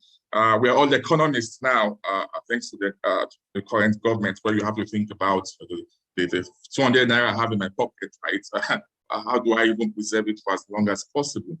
Okay, so having this information on skill orientation, you critically asking yourself, okay, why you want to do it? It's very critical. The second on the list is the skill demand-driven, right? Demand-driven because there are specific skills and competencies that are in high demand, right? Than others, no doubt about that, within a particular job market or industry. Okay, so it's very important that while considering what skill you want to learn, want to acquire, you ask yourself, is this skill demand-driven, right? And it's so very easy. I'm sure a lot of our speakers there will be talking more on points number 2, skills that are in high demand and demand-driven, right? So it's very important, not for the understanding of this context of this terminology, but you ensuring that the skills that you want to learn, you want to acquire, you want to develop yourself on is demand-driven, right? The third on the list is how demand-aligned is the skill, right? And you want to also ask what's the difference between a demand-driven skill and a demand-aligned skill, right? So demand-aligned in the sense that the skill is not just only relevant to the current needs, right? So it's also a demand-driven, right? And it's also relevant, okay, in the demand for the future, right? So the difference between demand-driven skill and demand-aligned skill is the time frame, right? So saying that, okay, it's demand-driven, but also it's also going to be relevant in the future, right? So 3 things that are very important for us to consider while making a choice of what skill we want to acquire and all that. Of course, also to validate the fact that no knowledge is a waste, right? But at the same time, you also want to structure your thinking in this area. Then the 4th point I said I was going to share is also to say what's the value of the skill in the global scene, right? So while you're thinking about the orientation that's gathering as much information as possible as you can on the skill you want to acquire, how demand-driven the skill is, also how demand-aligned it is. You also want to think about what's the value of this skill on the global scene. Okay, so when you're out of the country, for example, probably to any part of the world, you know that your skill would also be productive, right? You would be able to use the skill that you've already acquired or you already have, okay, to work, right? Any part of the country where you find yourself in, right? And this aspect is very, very important for me, right? And that's the reason why I spent quite a few minutes to really touch and to elaborate on this point, right? And this is just also speaking to the decision-making process, right? Asking yourself the why, the what, and the how, right? So why do you want to acquire the skill? What skill do you want to acquire? And how would the skills be acquired, right? So like I said, this is me just going the nitty-gritty, going to the foundation and making sure the foundation of what we are here to talk about this morning is solid, right, for our audience to be properly guided on the subject matter, right? So it's very important that everyone you understand that this decision-making dynamics, okay, are so much important, right? You understanding the why, what you want to do, the what of what you want to do, and the process which you want to do do that, right? This is pretty much simple, just what I've talked about earlier, okay, to still consolidating on these 3 points here, the what, the why, and the how, right? Just putting them together in the right context, saying that you have to start by knowing yourself. Like I said, that is the orientation first of the process, okay? What interests you? What value do you place on it? Okay, what value do you want to get from it? Right? What the kind of skills you want to acquire? The second is also to explore opportunities. Okay, research, try out. Yeah, research is very important, right? Because, like I said, you want to consider those 3-4 factors that I initially mentioned, right? So you have to do that by exploring opportunities, and at the end of the day, you have to make the choices, right? It's so painful to see young people understand what is happening, right, in the current and probably in the country or in the world generally, and they just sit down there, do nothing about it, right? And the question is, would you rather sit and allow the skills that you currently have to become obsolete, and then it kicks you out of job, right? It kicks you out of the picture, and then it looks like something extraterritorial, right? Supernatural is happening. No, there's nothing supernatural about it. Okay, it's just about you, the individual, trying to make set goals for themselves, develop a plan, and also not just by. But I also want to find out if everyone can still hear me, please. Am I still audible? Yes. Yeah. Yes, you okay. are. All right. Thank you very much. And the fun is to make it happen, right? Because if other speakers here, Topi is on the call, and Keoka is on the call, everyone is on the call, they will tell you this is the direction in which you had to go, right? But the question is will you make it happen, right? Will you make it happen? And it will be a waste of time for everyone on this call, yeah, including the organizers, right, of this event, if after the whole discussion and the whole grammar blowing that would happen at the end of the day, and people still do not use this opportunity to put their plan into action, right? It then defeats the purpose for which we are gathered here today. So this is very, very crucial, right? So, so valuable skills for millennials, these are just very few of them, but like I said, I mean, this will be probably projected by other speakers and all that, right? But this is just me putting the foundation and say, okay, where is the direction in which the world is going right now? Just the starting point, okay? And it's also very important for me to also tell our audience to also try much as possible to go online and read up on the subject matter.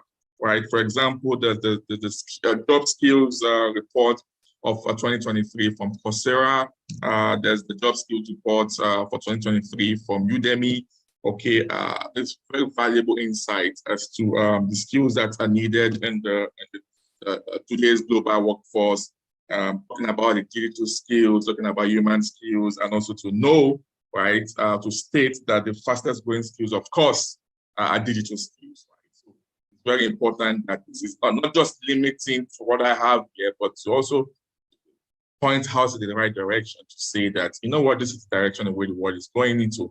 And not just only thinking about the technical skills that you have or the technical skills you want to acquire, right? But also talk about the soft skills also. Soft skills are also very, very important. Soft skills are valuable skills, okay, as far as the present world is concerned. Okay, talking about communication skills, problem solving skills, critical thinking, emotional intelligence, creativity and innovation, teamwork, resilience, flexibility, leadership, and adaptability, right? So these are just a few.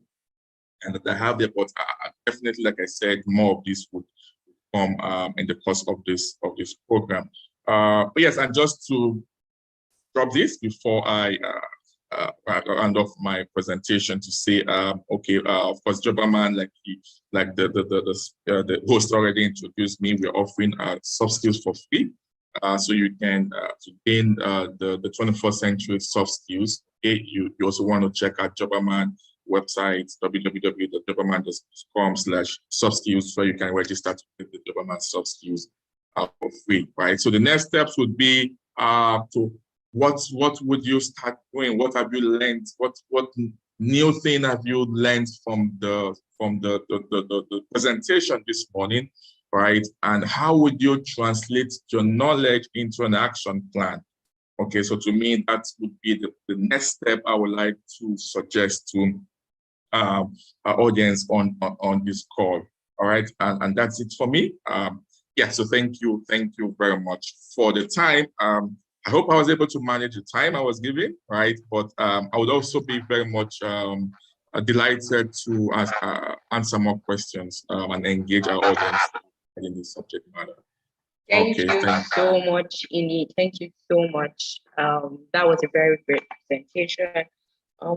For me, I wrote some things down, and some of them was said something on how the world is changing very fast and how necessary it is to employ skills so that you can remain very relevant in a workspace or just relevant as a person. So thank you so much for your presentation. And again, to emphasize on what he said, you could check the tech. He said you can check tech skill reports by Coursera and Udemy to see the skills that are really in vogue right now.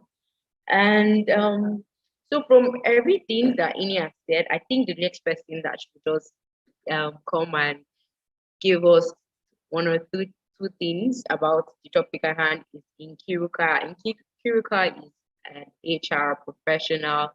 She is very, very vast especially because Ini said something about how the world is changing and how to remain relevant. So for most millennials, they're already working. So what other skills do they have to gain to remain relevant at their workplaces? So that's what I would like. That's it in the direction that I would like Nkiruka to go this morning. Nkiruka, over to you. All right, thank you very much. All right, thank you very much. Thank you, Ini. Ini has done justice. He sets a framework and a foundation, and he's made it very easy for me to write. So, piggyback what he just spoke about. I'm just going to list from, managing talents, human resources, and people at work, and just really talking about how to help people position right out of school, as I said earlier, and at work, how to position yourself to always stay relevant in the workplace. There's some things you need to look out for, some skills. And I'll just define skills. The topic talks about skill acquisition and development for millennials. And just not to box us, not really millennials, every cohort, every generation that is in the workplace or workspace, whether you're building a career, you're building a business, or any person within within your productive years, let me use that. So we'll first of all give a definition to what he was saying, which is skill. And I would like to define skill as the learning required to do a quantum of work within a given amount of time. So the learning that you need to do a quantum of work.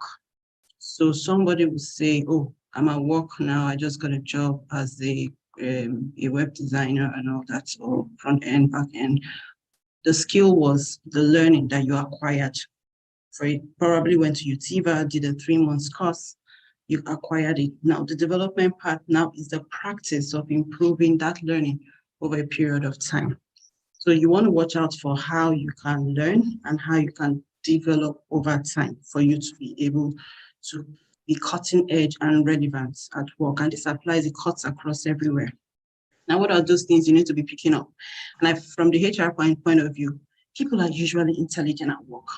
I find that when you get into work, people are profiled, to be ready for career. You always have the best, they always have the best technical skills, they have the best tech skills, they're awesome engineers, they're wonderful accountants. It's now how they fit into more social aspects of work that becomes the issue. And there's a word that I say, people get into work or get into the workspace or build a business or start something, but they cannot scale it. So if it's at work, they are not promotable. If it's at business, they can't get beyond the scale at which they started. Why? What are those skills they should be looking out for? Communication skills. And I love that Ini projected the future of work skills, but I'm going to take some of them and I would like to be as relatable. So communication skill is a skill that I've identified that you need at all levels. So there are some skills that you will need as you rise up your career, your business, but communication skill is a skill that you need whether you're a janitor, whether you're a supervisor, whether you're a manager, or whether you're a director. Because your ability to convey your words, your thoughts, your thinking with the right emotion, with the right knowledge, in a way that the receiver understands it and can take action, is a skill that will always set you apart. So you hear people say things like, oh, my boss, all he does is speak English. All he does is just speak, I'm the one doing the work. At a point, you need to build skills that can keep you visible at work. And one of those critical skills is communication. And in communication is inherent in listening, having empathy, and knowing how to clarify and express your thoughts. So you want to watch out for, if you're a career starter, if you want to get promoted, if you want to scale, how are people conveying their words and their thoughts in writing and in speaking? Now, when you are in a meeting at work, one of the things that gets your attention, is always your speaking skill. Now, when you work in a large organization, two things I learned at a very early age gets attention: how you dress and how you write.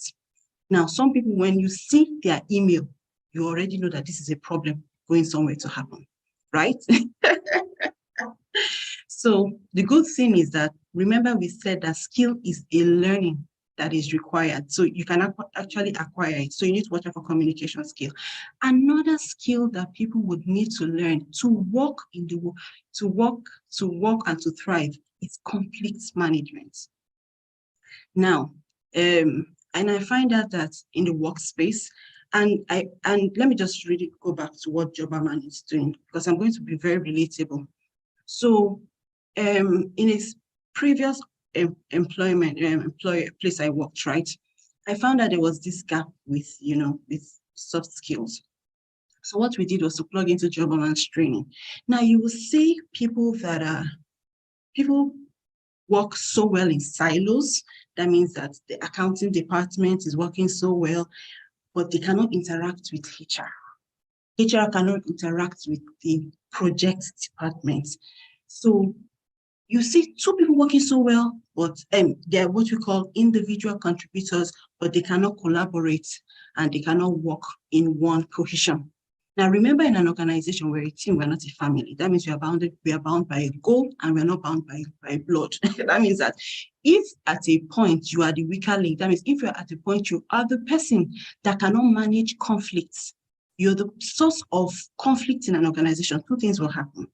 It's either you are on your way to being exited, or two, if the organization cannot take that action, you are stifling your growth. That means that you will not be a promotable candidate. And how is this important to you if you're building a career? In HR, every time I'm on the conversation table about promotion, it's never really about the technical skill. It's how relatable this person is with other members of the team. It's the conversation about, is this person ready to move on to the next level?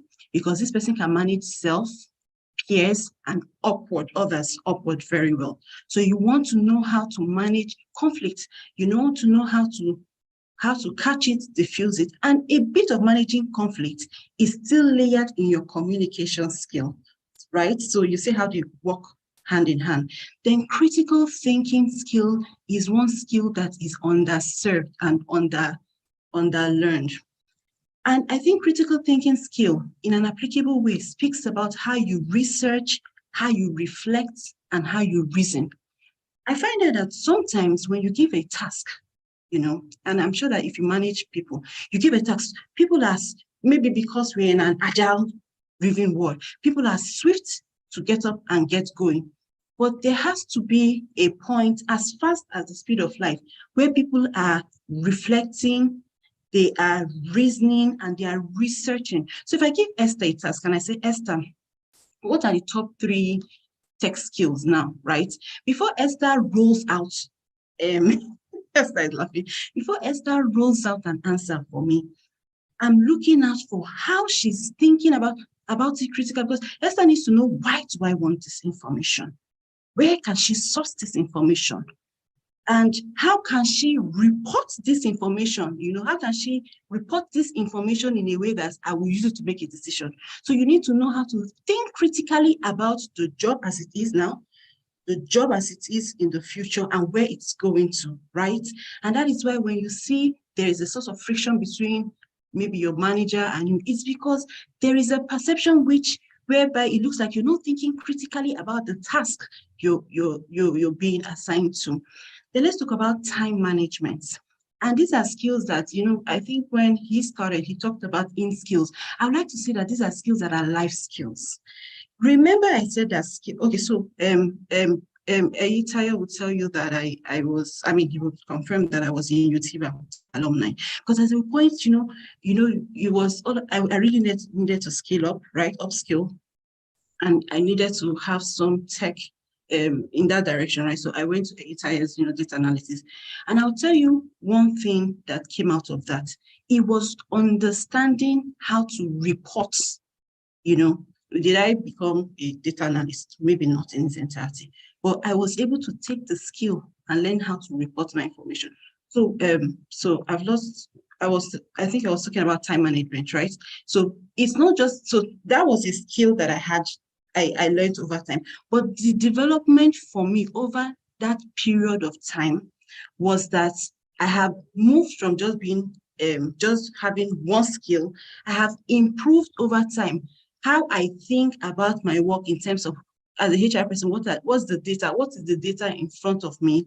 How am I analyzing, evaluating, using that data to make business decisions and to help my employers make business decisions? So think about that in terms of times, think about all the things we're talking about in terms of not just in skills, but in terms of life skills that you would always need to be on top of every time. So time management is one of those skills. And, time management is knowing how to deliver tasks within the time, okay, so I'll give you an example. Knowing how to deliver your task within the levels of the quantum of time that is required of you, right? And when you manage your time, you're able to manage not just your time, you're able to manage your life. Then I think another skill that we need to learn, I don't know if it's in the future of what skill, is learning skills. We need to learn how to learn, and I'll wrap up with this. We need to learn how to learn. So today we're talking about different types of tech skills. What about the next 10 years, right? What is the skill that we need to be learning? We need to learn how to learn, and that means that in learning, we are unlearning. Remember, I talked about, we have to unlearn. If tomorrow now we've moved from digital and we've moved to any other thing, you as a person need to know how to unlearn the skills that are no longer necessary and move on to learning the skills that are necessary in the times that. So thank you so much. Thank you. Yes, thank you so much. So I really love this session too, because she went from learning art skills to talking about soft skills such as communication, writing skills, critical thinking skills, time management skills that are really relevant on the job, like skills that will earn you, skills away from your core skills that will earn you promotion.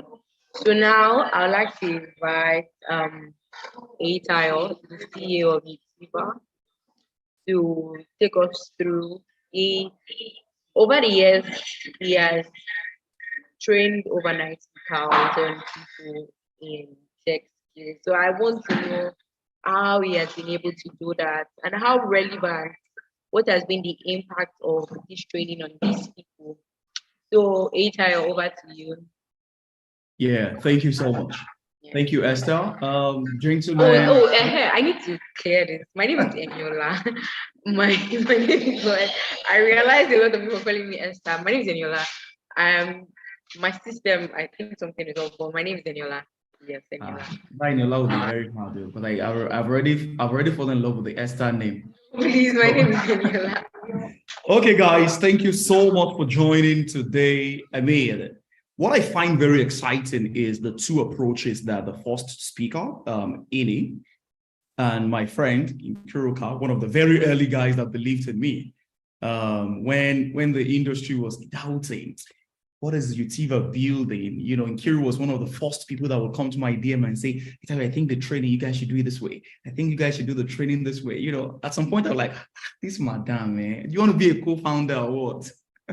Yeah, Nkiru, nice to see you here again. I'm sure Adiola will be excited to see that we're in the same panel.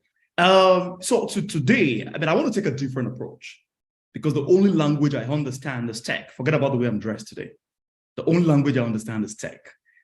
Tech is what makes me what I am, and I feel that there are bigger opportunities these days. I usually tell the story of my 2012, that young guy that was on the street of Lagos, really confused about life. I wasn't exactly sure what I was going to do with my life. I had graduated from the university with the wrong course. So I was thinking to myself, how would I navigate the challenges of career, of life? You know, it took me 2 years to figure it out. Unemployed for 2 years. You know, it was a very, very big and tough struggle. But I met tech at the time that I least expected. Someone that told me about the technology industry, that it was going to be a very big one. It was going to be a boom, that I should plug myself into tech, that tech was going to be a very big opportunity for me to thrive. Well, I made the decision to come into tech as an IT project manager. I moved from being an IT project manager, moving to being a product manager. And then, you know, I moved into the US. I was working with Creative U, helping to build technology products. I got lucky. I really, really got lucky, because I saw a major gap. I saw at that time, 2016, that we did not have, you know, the African continent. We didn't have a lot of talented young people. We had people that were super smart, but talented in the tech space. We didn't have them. And I saw that the opportunity will be massive if we could continue to invest in, you know, in talent. Hence, I made a decision to start Utiva, you know, and here we are. But I want to narrow down on 4 major things that for me is always the biggest question when people come to me to talk about how do I learn skills, and how do I move from learning those skills to moving into jobs, especially international jobs, right? And the reason I'm emphasizing international jobs is this, right? Think about it from this perspective. If you aim for international jobs, right, you are also indirectly preparing for local jobs. But it's not the same if you prepare for local jobs, because the standard internationally is a lot higher than standard local. You can get a job locally from Kogi State, you know, and someone would say, oh, you're from Kogi, wow, amazing, leave me, and then gives you a job. I mean, if you come to me and you say you're a Lagosian, you know, I would believe in you, because I love Lagos. But it doesn't apply that way internationally.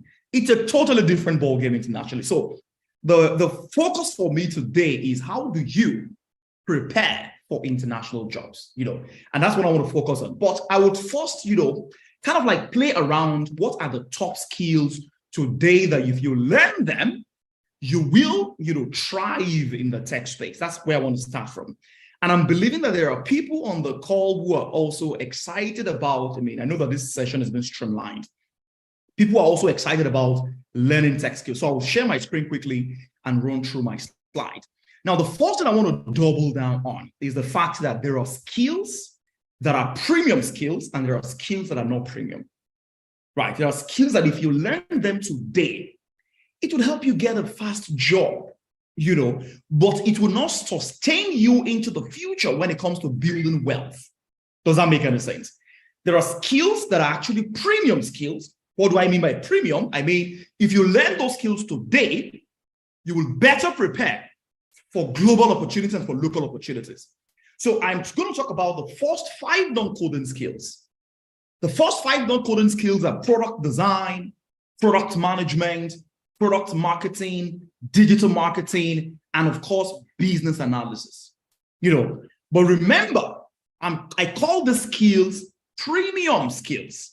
Premium skills means today, if you position yourself as a product marketer, right, and you learn the skill and you learn it the immersive way, you would continue to try. The same thing with product management, same thing with product design, same thing with digital marketing, and the same thing with business analysis, right?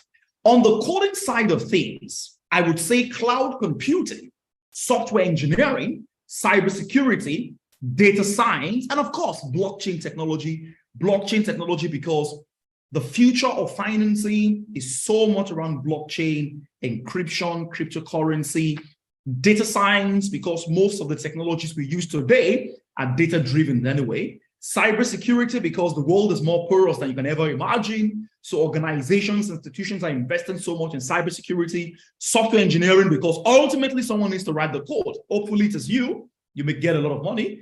Cloud computing, because according to top researchers, cloud is rising at almost 11% per annum. And that's because all our digital assets are being stored somewhere in the cloud. So these are the 10 skills that you can learn. But I want to double down on how should you be learning if you want to become successful in the tech space. And I'm going to round up in 5 minutes and hand over back to Eniola. I wanted to say Esther. Now I'm saying Eniola. See, I take to correction. So how do you grow in tech? How do you become successful in the tech space? Right. The first thing I want to say is this. If you have to learn a skill, please learn the skill in an immersive way. And I've said this multiple times to thousands of young people. I have been in the tech space for almost 10 years. I've seen people rise. I've seen people who struggle. I've seen people come to me and say, I'm learning a skill. And after 2 years, I'm still following up with them. Where are you? They've not figured it out yet. And I've seen people come to me say, Itayo, I'm learning product management. And after 3 months, they come back and say, I just got a job with LearnSquare. What usually makes the difference is the way you learn the skill. That's always what makes the difference. The way you learn the skill. How is this sweet? Please, Oreolua, unmute your mic. Sorry, Itayo, for the interruption. Hello, Itayo.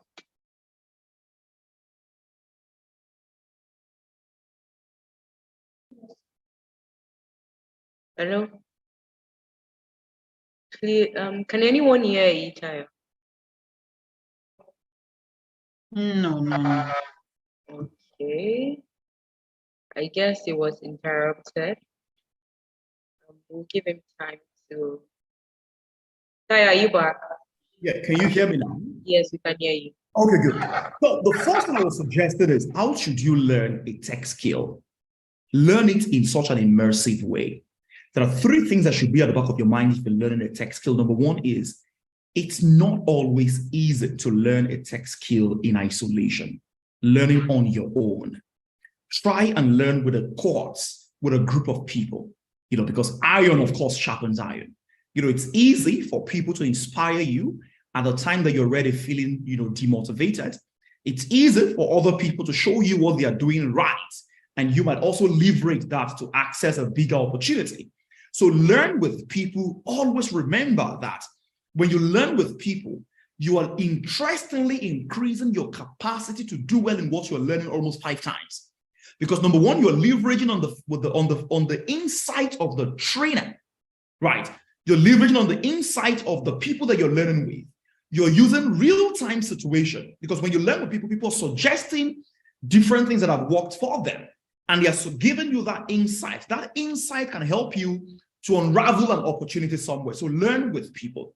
The second thing I will touch on is the power. I'm very sorry, Tayo. I'm sorry to cut you short. But I just wanted to say that if you have questions so far, you can send them to the chat box or raise your hands. And when we're done with all of our speakers, you'll be able to talk. I'm so sorry, Tayo, for interrupting you.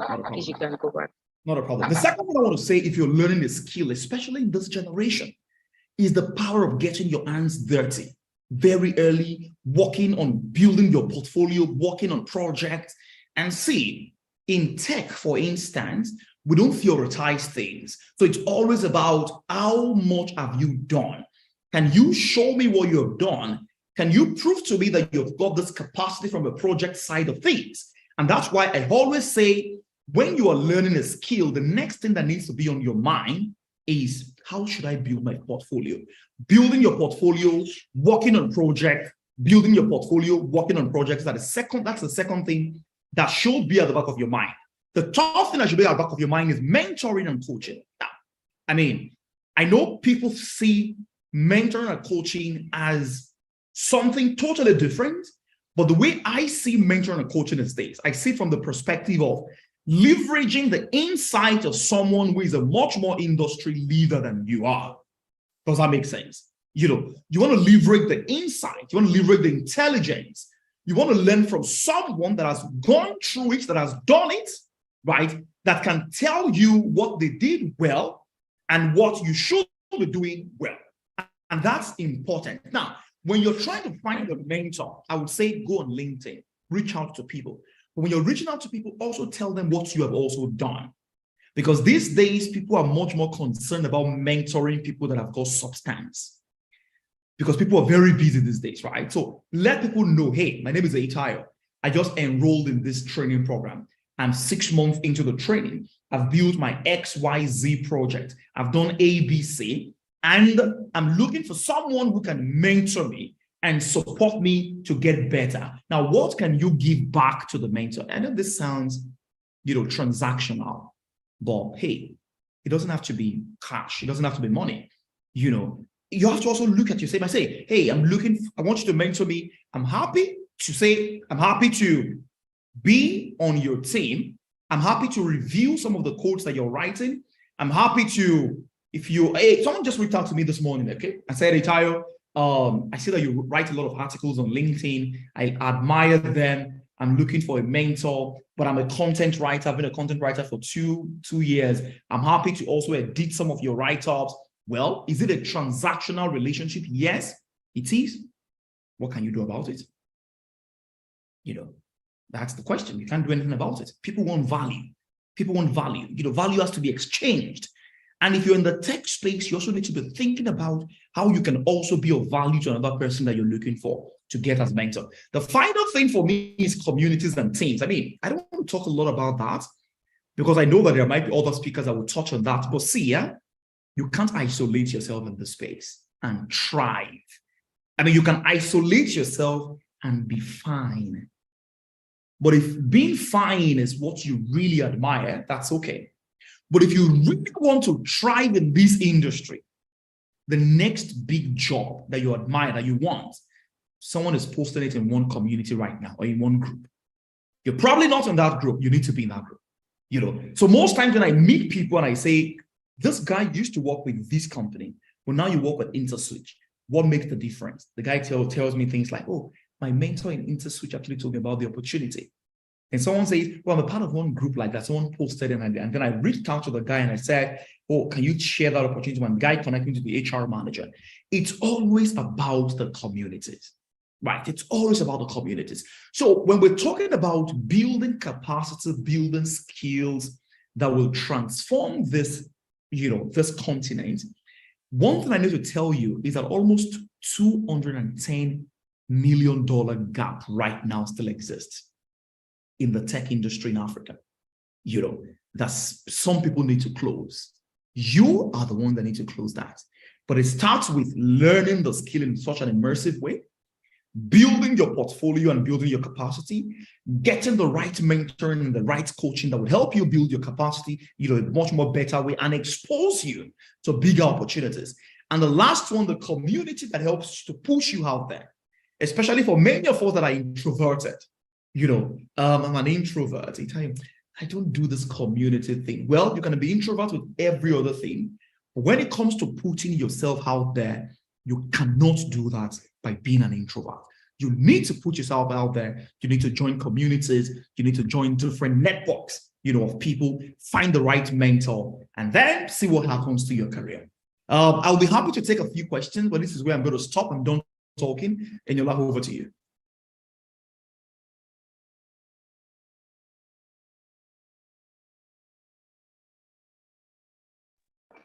Thank you so much, Ada. I really liked your session. And you mentioned that people should learn in groups. They should get their hands dirty, get on different jobs, to be able to build their portfolio. And lastly, you said you need to put yourself out there. You can't be an introvert. Please, with people that are introverts, what are they going to do? Well, anyways, I really enjoyed your session, and I have questions for you and every other person that's spoken so far. And I hope like everyone following has questions. Like this is time to send everybody from Ini to Nkiruka to Tayo, all of them. It's time to bombard them with your questions. Please send them to the chat box or raise your hands if you are willing to talk. So to our last speaker, Mr. Toby, please just take us through what you have for us for the next 10 minutes, so we could just do questions and answer and be done with this meeting. So Mr. Toby. All right, thank you very much. Eniola. Thank you very much, Eniola. Yeah, so being the last speaker is quite tough, especially when you have really, really good people talk before you. But I mean, one of the things I just want to start with is the fact that for skill acquisition and development, so the goal is to acquire skills and to actually develop those skills. The first point, right, is to always have a goal, right? A lot of people in today's world, in 2023, you are learning skills because of certain aspirations, right? So some people learn skills because they want to get international jobs, they want to get local jobs, better jobs, they want to get promotions. Some in today's world also, people are learning skills, to facilitate relocation, right? To facilitate JAPA and things like that. So the critical stuff is to really understand, okay, so what are the skills that you really need, to help you to achieve those particular goals, right?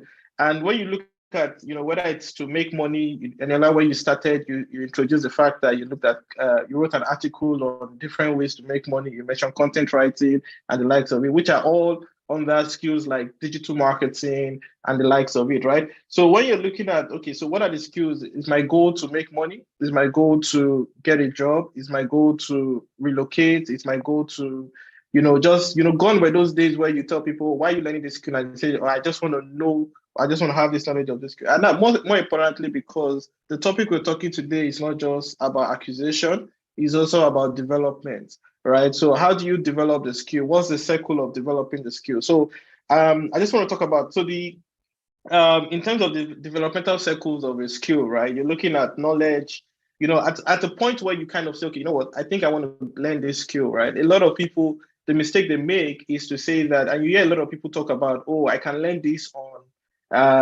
blogs, I can read different articles, I can read different knowledge, but there are different stages of developmental, when it comes to actually learning or being a mastery of a particular skill, right? And the first one is, the knowledge part, the knowledge stage. This is where you go to blogs, you go on YouTube, you get basic knowledge, not directional knowledge. You get directional knowledge, right? But knowledge that is not still clear on how to actually get the results or what you need to do to get the result. Now, what you now also do next is you get to the stage of understanding, right? This is where you start to understand the skill a lot more better, even start to understand how to build or how to get results, and this is where, some of the things that Ita spoke about learning, the place you learn matters a lot, right? If you're learning somewhere that you can actually get your hands dirty, you can get practical, that starts to give you a better understanding of what is possible, the result that is possible, and what you can actually do, with that result. So that's where you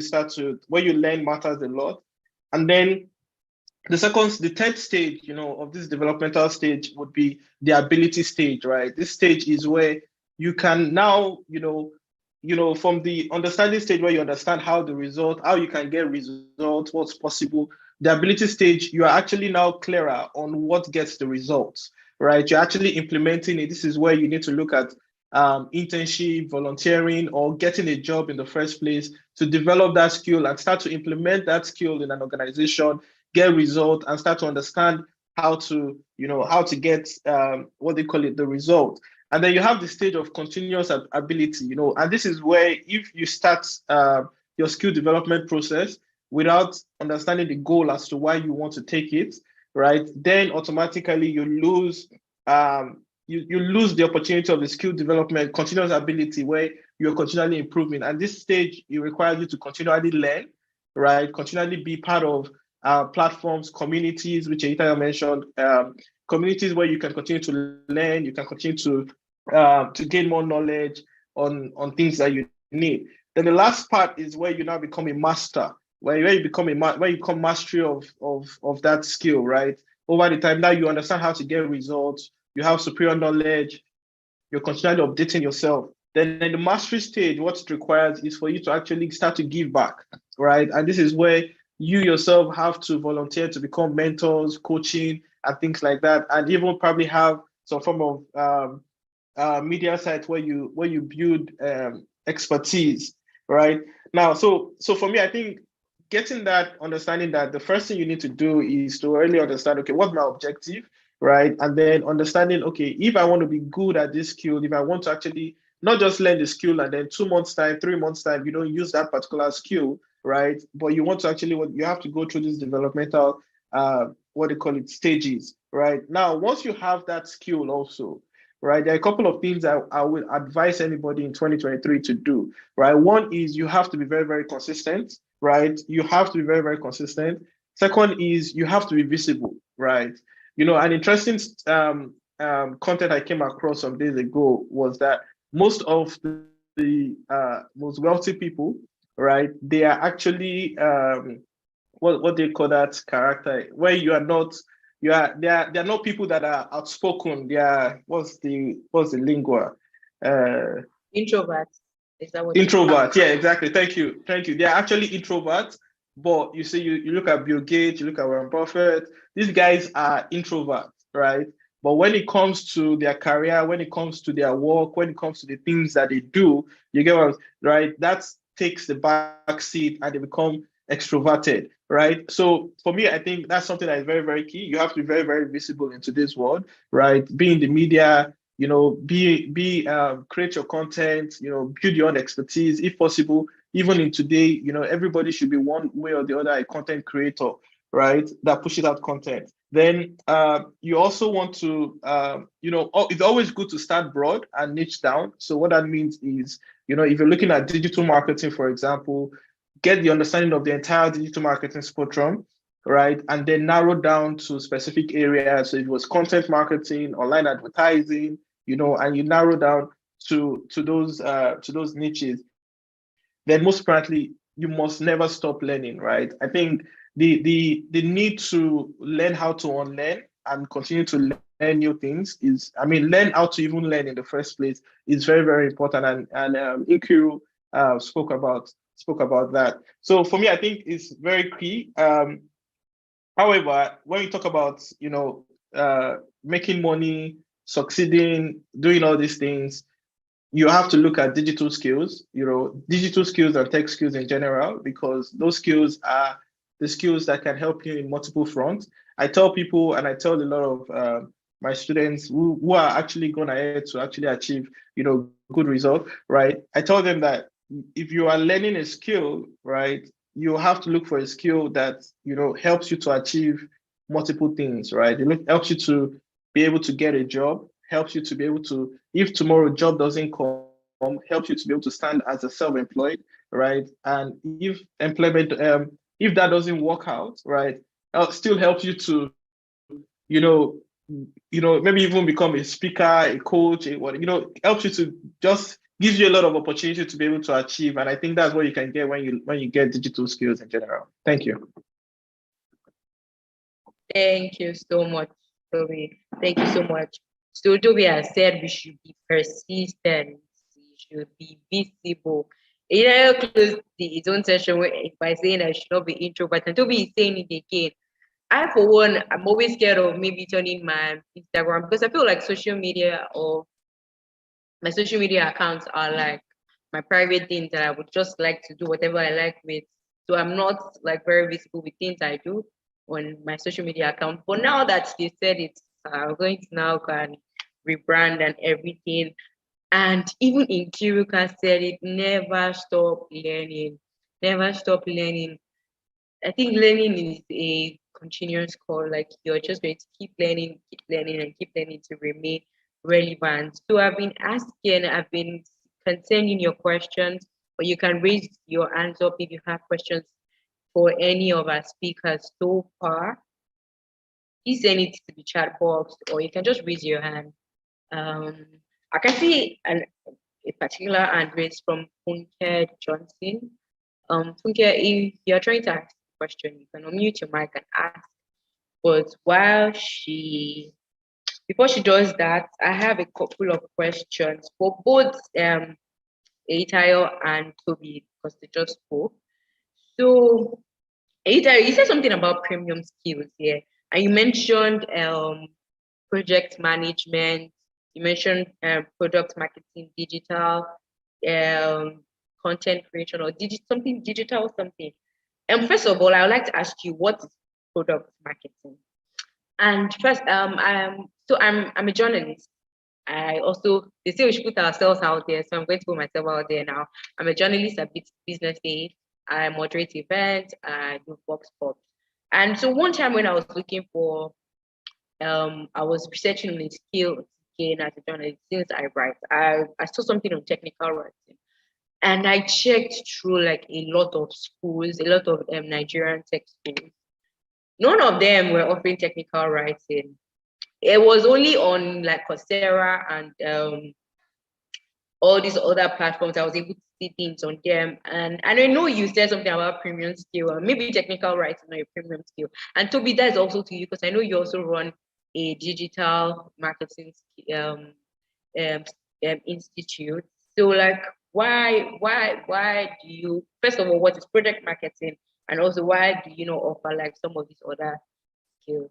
Thank you. So thank you, Annie. Let me first mention that the concept of premium skill was first postulated, maybe not first, but was popularized by the founder of BrainStation, right, Jason.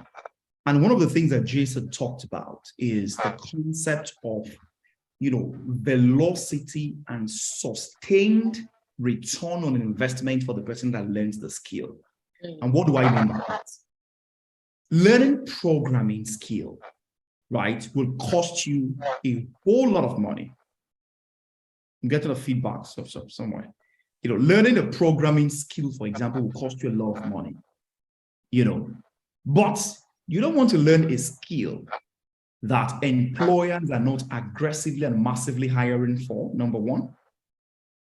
That's velocity. Number two, a skill that puts you in the position for long-term career progression. That it's not easily disrupted. That's the skill. Now, the problem is when we say a skill is premium, people want to learn an element of that premium skill, right? So let me give you an example. Data science is a premium skill, but data entry is not, because database entry is just a small element of data science. Digital marketing. Esther, do you want to mute yourself? Because I'm getting the feedback. I don't know where it's coming from. Digital marketing is a premium skill because there's a bunch of different things that you'll be learning in digital marketing, right? But technical writing or copywriting is just a very small element of that, broader skill set. I mean, look at what ChatGPT is doing to us, right? It's disrupting a very small element of digital marketing, but it cannot disrupt digital marketing because digital marketing is a whole lot more than just writing. There's so many things involved. Doesn't make any sense. So that's pretty much the way we think about this. Now, the second thing I want to mention is what is product management. Product management is still one of the best skills today in the tech space because it's a leadership skill, right? Then number two is that skill is ultimately responsible for leading the entire engineering team to build that technology product that you want to build. So when you want to say, I want to build a technology product, or I want to build a platform that helps to aggregate all the news from business day to yada, yada, yada, aggregate them on one single platform and sifts out fake news using artificial intelligence. That is the product I want to build. Okay, that product has to be built by someone. The person who leads the entire team, doing the research, what are we building? Has someone built it before? What would be the right pricing model for this product that we're building? Who should we be hiring to build the product? That person is the product manager.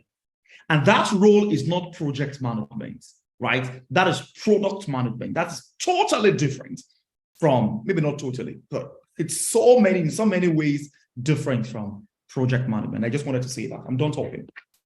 Okay. Okay. So Toby. So I wanted to add to it. So you didn't, and I think Itayo kind of answered the question, but let me just mention that when you're looking at technical writing, right, you are looking at it under two spectrums in digital marketing, right? One is content marketing, and the other one is search engine optimization. When you do those two programs, most courses like ours, right, include technical writing as part of the curriculum. Oh, I did not know. Thank you so much for answering questions. Nkiru, there's a question here for you. Hi, Nkiru. Hi. Yes, there's a question that came in for you. It says that how relevant really is communication skills, most of those skills you mentioned in like a workspace in getting you promotion. Are you saying that, so if I am like really great at my job, like the person was saying, like the person is really great in terms of like their skill and they don't have the other soft skills you mentioned, is this something that can hinder them from getting promotion? And you mentioned, so thinking about the question, I was thinking, you mentioned about like how well are people able to communicate with their other team members or other people in the organization. Does it really count? Say if say this person that asked this question is someone that doesn't like to communicate but gets his or her job done, is it something that can impede the person from a promotion? I think questions are into how relevant is communication skills. And let me just give a very relatable example. So you've gone to learn the skills you're looking for, right? And we find out that when it comes to selling yourself professionally, so now it really takes a certain kind of communication skills for you to be able to slide into Itayo's DM and quickly sell why he should be listening to you, right? So it is relevant and it gives you a leverage, it gives you an advantage, so that in the midst of 2 or 3 content, creators or, technical writers, you are able to stand out. Now, if you take a place like hiring, and you already know that if you are limited by the hiring manager, if you're limited by their own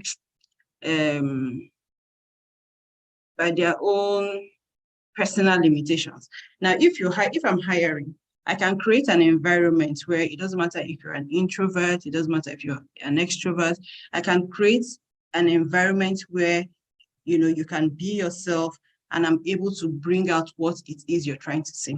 Now, but if I'm limited as a hiring manager and you're sitting in that room with me and you're unable to communicate the value you're bringing to me, to my organization, sometimes it doesn't really matter how good you are on the job. You just could not sell yourself. You just couldn't tell me why I should be hiring you.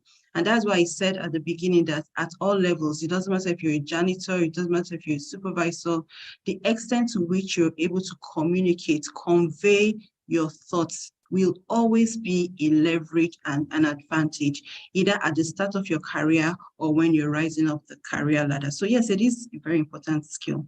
Whether you're speaking, whether you're writing, it's an important skill that would always stand you out, right? And the B part of the question was about promotion, right? Was that the B part of the question? Okay, yes. So please, at all times in your career, so you see Aitayo here, he's a tech guy, right? We have one or two people. What is it about Aitayo's presentation that's giving you the wow factor? You could give his slides to somebody else and they won't deliver it with effectiveness that he's been able to deliver it, right? So what is that thing? It's just the way Aitayo was able to take the content from the slide and sell it to you in a way that you're thinking, oh my God, I'm sure somebody's already thinking, after I'm going to, let me go and check. Some people have already checked out Utiba. Somebody's already trying to sign up on Utiba's course, right? And I'm telling you, there are a dime a dozen people selling what Aitayo is probably selling around Nigeria. Maybe people started out before him, but I've always known him for one thing. It's for him to be able to sell to you what you can do with tech, because somebody's already thinking, oh, I can position myself not just for local jobs, but I can position myself for international jobs. So that's how those skills are subtle, and it's a bit of a nuance, so it kind of just it gives a insight, like being a good communicator, the way he's already sold to you the advantages of tech, especially in an international space. It's a leverage, it's an anchor, and it just always helps you to promote yourself beyond the skill that you're playing. And sometimes you could just be playing in a very small, a very local skill. So those are always an advantage every day, every time. Thank you so much, Nkiru. Thank you so much. Ini, there's a question here for you. Can you hear me, Ini? Yes, loud and clear. Yes, so the person said that while you were doing your presentation, you mentioned something on why, what, and how, and we'd just like you to quickly explain. I think maybe the person didn't really get it. So like the why, what, and how in trying to pick a digital skill to acquire. Okay. Yeah, thank you very much, Enola, for that question. And also many thanks for the speakers also for doing justice to this topic in question. Yeah, so I spoke around the dynamics, right, of skills acquisition and development, right, things that should be also considered, right, before choosing the choice, or the choice of what skill you want to acquire, right? And I spoke on the three major elements, which is the why, the what, and the how, right? So the why is basically asking you your why, right? Why do you want to acquire a new skill, right? So the speakers, like I said, they've done justice into giving us more pointers, and direction as to what the why can be, right? But it's always very, very important, right, for us to always ask ourselves that question: why do we want to do what we want to do? Right, so we spoke about premium skills. Is it you want to acquire a premium skill? Is it you want to acquire a skill that is acceptable in the global market? Is it a skill you want to acquire because you want to move from one geographical location to other? Is it a skill you want to acquire because you want to enhance your job opportunities or gain promotion at work, right? Or just have the good feel factor and all that. So that is the why, right? Then the next is the what. So what do you want to do, right? So now that you've been able to create a personalized value proposition for yourself, you also want to ask yourself, what did you want to do? Okay, so the what is very important, and also the how. The how, like Toby already mentioned, right? You have to be very, very deliberate, right? You must immerse yourself into what you want to do. So it's not just you going to acquire a skill because you just have the money to do that, or because you just want everyone to understand that you've added that skill to your CV or to your LinkedIn profile and all that, right? But it's also how intentional, right? What time are you going to allocate, right? What resources are you going to put in place in ensuring that this happens, right? So these are the three major, like I said, the dynamics, right? When considering what to do, you must always start from the basis, right? And asking yourself, why do you want to do it? What exactly do you want to do? And how do you want to achieve that also? Yeah. Thank you so much, Ini. Thank you so much. Nkiruka is about to log out. She had a meeting, but there's just one question that came in for you quickly. And so while answering the question, you could say your closing remarks and leave. So the question, the person says that which of the premium skills mentioned by Tayo is very important? Can one combine like, is there any of the premium skill that is really necessary in the workplace right now? Is it project management, or irrespective of what you're doing, is there any of the premium skills that you think is really important that everybody should jump on right now? Wow. Okay, so that's, I think you really need to start from what your own personal career goals are, right? Before you jump on another wagon of skills. It really, and I think the previous speaker alluded to that, it really depends on what your trajectory is. I'm mindful that we are not just jumping on all skills right now. So this is kind of, let's jump on it. What is the why? Are you trying to scale up? Are you trying to jackpot? Do you understand? What exactly are you trying to achieve? And that would even, remember what Aita said about how we learn, that would even define how you immerse yourself into the learning. But I think the first place is you need to be clear about what the goal is for you. And that's why it's going to be very difficult for me to say, oh, go for this, go for that. It depends on what you're trying to achieve on a personal side. So what I would say is that the good thing is that you need to first of all look at, the good thing is that you've already heard about the UTIVA Academy. So maybe you want to just go there and pick each premium skill. And before you jump on, and this is for everybody that wants to upskill, before you jump on learning anything, one of the things you're looking at is the content. What am I going to learn after this, right? And you now need to find out what's your outcome or your takeout for you. So you could now then say, okay, from where I am right now, I probably want to go into product design. Once you understand what product design is about, let me see if it's something that would help me maybe land an international job. But please be careful about just jumping on all the trends. Know why you want to do it. I mean, it's personal, right? And know what the outcome of each learning will bring for you at the end of the day. So I would just say, just be mindful. I can't give a diagnostic. I can't do a diagnosis for you. It really has to do with what you are trying to achieve in all of this. Except if Aitayo has a very direct answer for the person, I think that would just be my answer. Thank you so much, Nkiru. Thank you. Thank you so much. You can just say a closing remark. Thank you, everybody. Thank you so much. Bye. So we are very close to the end of the program. I would just like for each speaker to just give your closing remarks.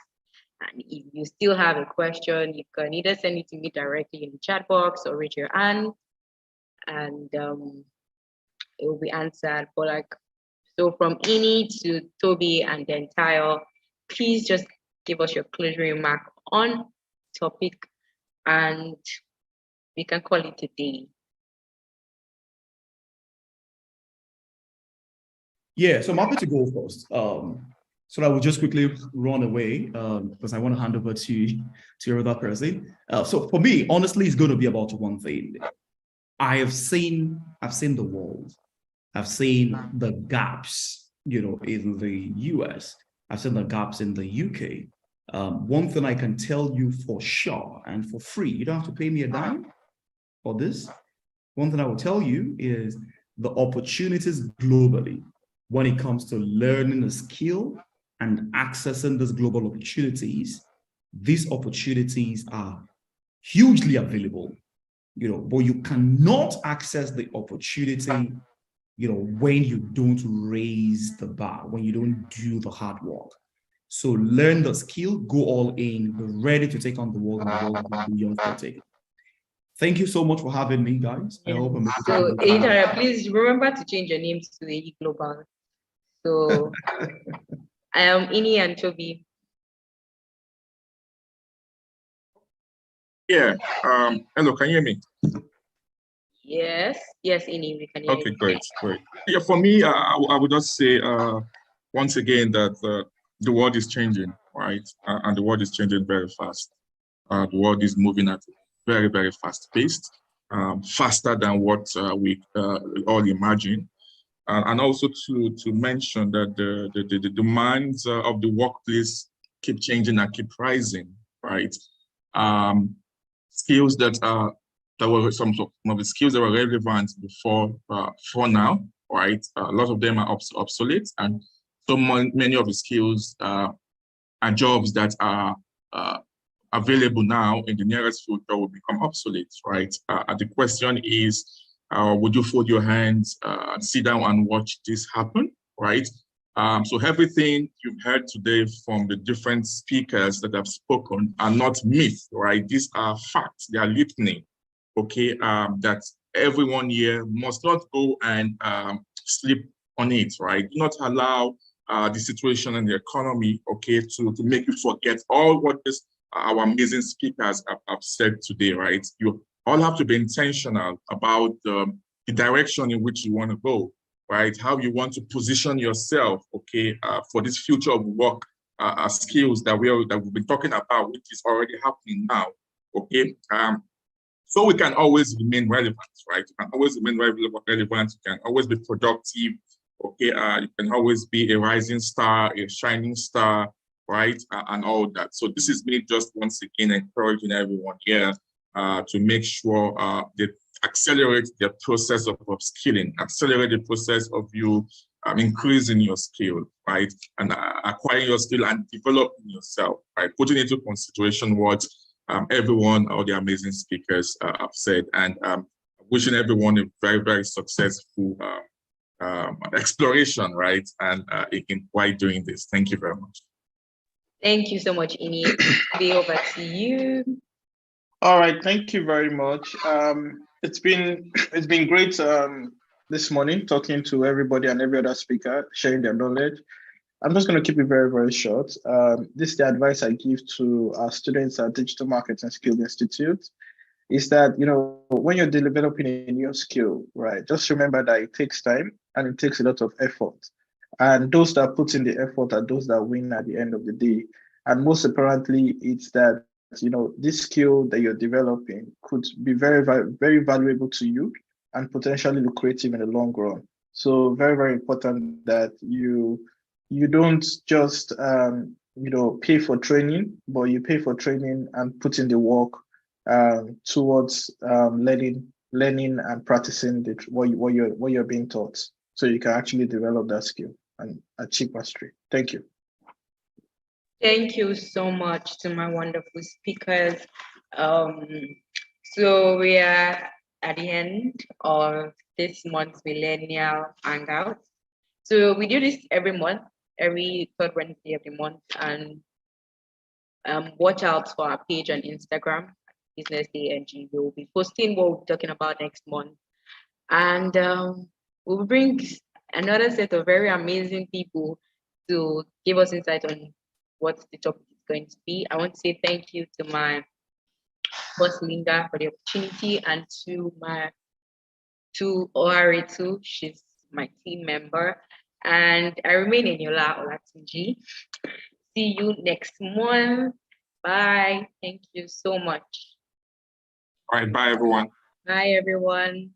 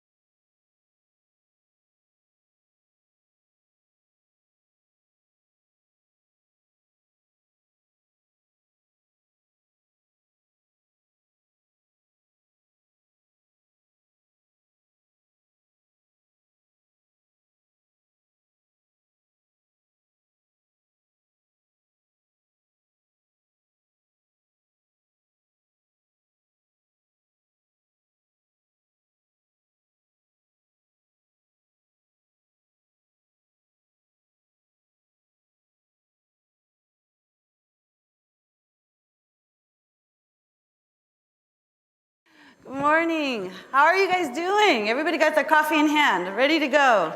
Yes? Okay. Today we're going to be looking at the general idea of the science and the art of teaching. But I'd like you to turn this around and think more about the art in the science of teaching. A lot of you already are very wonderful artists in this craft of ours, in the science of education. But what we want to try to do today is link that into the science. Where is the neuroscience perhaps behind some of this information? Before I start, I want to extend an invitation. I'd like you to write down my email address and this website in case you want the slides. You can take all the pictures you want, but if you want slides, go ahead and just write me. And also for follow-up. Hopefully this is a partnership. This is an alliance. We're all trying to do the same thing, reach this high-quality education. And sometimes along the way, we have questions about different parts of our jobs or the way that we can apply certain types of methodologies. What I'd like to do is extend the invitation that if you are willing to take the time to write and explain things to me, I always write back. And if I don't have the answer, I won't lie to you. I'll tell you, here's some information. Can I point you in the right direction? So hopefully you'll take me up on that invitation. But I also want to use this as a teaching moment. Does anybody know why I'm asking you to write something right now? Why do human beings write? I'm going to give you a really big hint, a nice idea to start the morning off. There is no learning if you don't have well-functioning memory systems and well-functioning attention systems. Those are two vital pillars to all of learning. So now if I ask you, why are you writing? Why did I ask you to write something? Hopefully it gets you to pay attention, but mostly it's going to extend your memory. Our memories are very fragile, and so if you write nothing down, you probably don't pass it into long-term memory. Therefore, you're probably really not going to learn very much from the experiences you have. So please do write this down. I hope that that's something that's now intuitive to you. And I'm also going to ask you to keep those pencils out or those tablets out, because at the very end, I'm going to ask you to do a bit of a reflection. In order to sort of see, did this make a difference? I want to challenge you to see or think about, is there anything I'm going to say to you that would be new? Something you haven't heard before? Perhaps 3 things that you didn't know before. And then also 2 things that you're curious about now, that you want to know even further. You want to know a lot more about this. And that's what I hope you'll write me the email on, right? But perhaps the most important thing is, are you willing to do something differently based on the information that we talk about today? Would you actually change your practice as a teacher to do something slightly different based on the information we share, okay? So it's sort of a heads up. I'm going to be asking you this at the very end, so hopefully you'll be able to write these things down. In the course that I teach at Harvard University Extension School, it's called The Neuroscience of Learning. It's an introduction to mind, brain, health, and education. We do 3-2-1s after every single encounter. And it's a really powerful thing, because at the very end of the semester, we pull all of these things together and share them. And people realize, wow, I did learn a lot. And yes, I am so curious now about these aspects about the brain and learning. And these are things, these are promises to myself about how I'm going to better my practice. And so I just want you to know that this is one of those very powerful tools. I hope you guys can also incorporate that into your own courses as well. So I'm going to start by saying thank you so much for the opportunity to come back to Oahu. Some of you might have known. My dad grew up in Aiea, and so basically we came back here every single summer ever since I was really little. And so I thought I would be nostalgic and take the opportunity to show you a couple of pictures. It's also the chance for me to also sort of publicly call out my cousin, and publicly embarrass here, and also my auntie, public school teachers here on Oahu who are really exceptional. But the other thing I want to do with this picture is tell you a little bit about my dad, who is probably one of the best teachers I have ever known. And I get the chance to actually observe literally thousands of teachers around the world. So I wanted to tell you a little bit about him, because it's going to help us illustrate what we really mean about the art in the science of teaching. Before we start into my dad, the first thing we're going to talk about is values that have sort of transcended going into the science, understanding neuroscience, what's going on in the brain, really, and how it learns. But what does this do about the things we already value in great teachers, okay? The second thing I'd like to do is to share 6 principles, just 6 small things that a large group of neuroscientists have agreed this is good information for teachers. Because unfortunately, in general settings and through popular press books and sometimes in professional development, teachers receive a lot of information about the brain that doesn't have evidence behind it. And there's actually a group of people, 41 different experts from 11 different countries. In reflecting upon this, they actually could only agree on 6 things that we should tell teachers, and that's what I want to share with you today. And then additionally, I want to leave you with 4 ideas, hopefully big ideas that might be a little bit more transformative, and to think about how you might incorporate that into your own life, okay? So, if we talk about my dad was a teacher for years, but he began not as a teacher. He actually left. He was given a scholarship to study nuclear physics from ROTC scholarship, right, in UC Berkeley. What he didn't realize is that when you get to Berkeley, nuclear physics in the 60s was not like the thing to do. So there was a bit of protests and things like that, and about in the 2nd year of college, you know, love child, we were born, my sisters and I, and he shifted gears drastically. He had a real change of consciousness. He started to think, what does it really mean to serve your country, to be part of the greater fabric of society, to contribute, to give? So a lot of his friends were off to Peace Corps and stuff like that, but he said, no, I'm going to do something bigger and bolder. I'm going to be a public school teacher. And not only that, he decided that he was not only going to be a public school teacher, he was going to teach math in public schools. And not only was he going to teach math in public schools, he was going to go to some kind of crummy neighborhoods where kids had a lot of trouble, broken homes, drugs, gangs, things like that. So he's going to be a public school teacher teaching math in a bad neighborhood. But to top it all off, to make sure he set himself the biggest challenge possible, he decided to do this in middle school.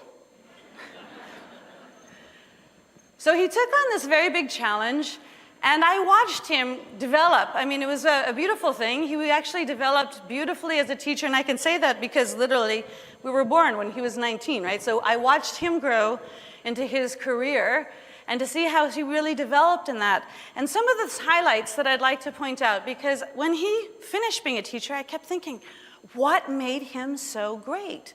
What was it that got kids to stop on the street when they were adults to say, hey, Mr. Toke, good to see you again. Yeah, that's what they called him. I know, 60s, well, anyways. So they would come up to him, they would send him wedding invitations, and they would say things like, you changed my life. And I thought, that is the greatest profession on earth. You get to actually change people's lives. So if I were to sort of list out some of the things that he did that were really important, I'd have to say, I'll give you a handful of them, right? And you guys tell me if you agree. This still makes a great teacher. He really believed that his students could learn. He believed in them. He also had a personal connection with them. He never stopped, knowing everybody's name and talking to them very directly.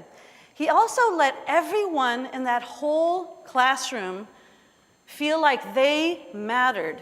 This group matters. It's not just the individual, it's the collection, right? He also understood their backgrounds and their histories. He knew that they didn't come from some easy households, and he took the time to understand where they were coming from. Some of them were immigrant families. At that time, it was mainly Vietnamese immigrants that were coming into the country. But they were coming into Mexican American neighborhoods, and so there were all these clashes with the gangs and stuff like that. He also knew that different people were bringing different gifts into that classroom. In addition to that, he also knew, he came to know, he didn't know this immediately, but he realized that they could not learn if they were highly emotionally stretched, if they felt anxious or depressed about anything. He knew that these strings of these really extremes of emotional feelings wouldn't allow them to learn. But he also knew some other things, that the kids who had to work 2 or 3 jobs after school to help their families, when they hadn't slept or eaten very well, they also couldn't learn, right? But he has his finger on the pulse there. He also knew that different kids needed different interventions at different times or stages of their growth, which means he didn't just say, oh, we're all going to do problem-based learning, or we're all going to do this kind of motivational activity. He realized different kids reacted to different things at different stages of their own development. But probably the biggest thing is that he knew that he had this power in the classroom. He could get these kids come in and all spaced out and all over the place, but he had this way of capturing them and getting them to focus, right? So if I look at all of these characteristics, I thought, this is really fascinating, because when I began to look into more about what is going on in the brain, it all sort of fit really cleanly. So one of the things I want to share with you is if we talk about the art in the science of learning, if we go now, I was talking, the title is The Science and the Art, but I want to look at from the artistic part going to the science. Is there a connection here? So when I say, you know, he really believed in his students. Well, today you might hear bantered about this idea of a growth mindset. He believed that they would be able, that learning was fluid, that they were going to be able to learn. And when we talk about this now in terms of the brain, we talk about neuroplasticity. Your brain can and does learn throughout the lifespan. So he basically intuitively knew something that we now are calling one thing, but we can actually prove and have evidence at another plane about looking at the brain. When I say that he also had this personal connection with the students. Many of you have heard in some of the presentations about Hattie's work and the effect size. Well, one of these stronger effect size is basically student-teacher relationships, right? But this is actually manifested as understanding that learning is completely social as well as cognitive. You just don't have those things isolated from one another. When I say that this fellow transmitted to everybody in the room, you matter. You are an important part of this learning community. He was being very inclusive. For the kids that had all kinds of different difficulties, he was being very inclusive in what he did. He was also, I told you he's a math teacher, this is the best formula he ever taught. 1 + 1 is 3. You have a good idea, and I have a good idea. But the minute we exchange those ideas, we're going to have something even more powerful than any one of us could have come up with by ourselves. And he let the group know that. And he also took advantage of what we now call theory of mind.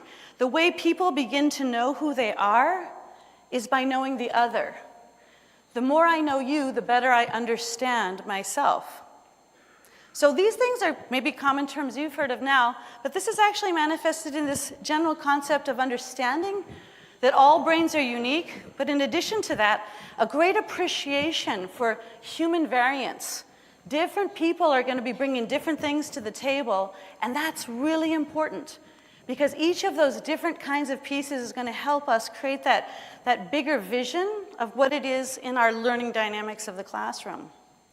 When you talk about the idea that he valued the histories and the background of those kids, he didn't lament that they're not all the same. Oh, you know, this kid is coming from this background, this other background. Some other kids, this kid has lost 2 years of school already. This other one still doesn't speak enough English to be in his class, but he's got to now learn higher math or whatever it is. He understood their backgrounds. And this is when we talk about understanding the kids well enough to be able to teach an authentic learning context. He was able to create math problems that fit their reality. That's authentic learning. But this also means, from a neuroscientific perspective, that we understand and appreciate that all new learning passes through a filter of prior experience. There's nothing that you will learn that's new that your brain doesn't first say, oh, it's a lot of energy to learn. Let me first figure out, do I already know something about this? And all of you who are great teachers, you all really realize that if a person is learning something totally new, the best way, if they can't really grasp or relate it to something that's prior experience, you use an analogy. Analogy, something that's an analogous situation, something that parallels the new concept. That's the #1 best way of helping a brain learn that doesn't have any idea about what you're talking about, especially related to math. So he understood that. He also understood that different kids needed different things. This is now called differentiation in our schools, right? But this also goes to this idea of grit, of helping kids understand and realize it's not just your starting point, man. Stick with it, perseverance. You're going to be able to get to it. It's just that right now, it's easy for this guy because he's had a lot of prior experience with this, but you're going to be able to do this. Hang in there, right? So this is understanding that different people have different types of potentials because of what you're born with. But how many of you have heard of this concept of nature versus nurture? Nature versus nurture? We don't say that anymore. We now say that you are who you are because of the genes you inherited. That's nature, right? You have this genetic potential, right? But only a fraction of that is actually potentiated by your environment, okay? So you are nature via nurture. But here's a very big finding that's coming out of resiliency studies. There are some kids who are born with like not too great genetic makeup and also in a really bad zip code, and they still make it. So in resiliency studies, the big idea was to try to figure out what is playing there. It's not nature, it's not nurture, what's going on? So now we say nature via nurture plus free will. You get to choose what's going to happen. You get to maximize your own potential. And this is one of these very big, powerful things that maybe back in the 60s wasn't naturally intuitive, but I think it's something that my dad really had his finger on. In addition to that, he knew that students could not learn if they had these really extreme emotional states, if they were sad, if they were angry, if they were depressed, if they were anxious, or if they felt bullied and intimidated. If we understand that, we also understand that there's a very big connection between the mind-body connection, right? You guys know the difference between emotions and feelings? And an emotion is something you can't really control. It's of the body. It's a hormone, a neurotransmitter, a chemical that will release, that will make your body have that tight knot in your stomach, or your fist feels like punching somebody out or whatever. Whereas the feeling is of the mind. You get to choose how you react to the emotional state, right? So understanding this balance between mind and body was important, but he also had his finger on the button there of understanding social emotional learning. And this gets to a very big point that we now understand in neuroscience, is that cognition and emotion are inextricably linked. There is no learning without emotion. So if we know all of these things now that we can actually measure that and show that. But the very powerful thing is if you can help teachers understand what is that exact kind of trigger that makes that kid feel that way or have that emotion, how can you now help him feel in a different way? And he also knew that the kids could not concentrate if they were distracted with something, or if they had not slept or eaten well. So also of the mind and of the body. And this leads to a very interesting idea, which I hope is filtered to your schools. We think we have an epidemic of ADHD in our society.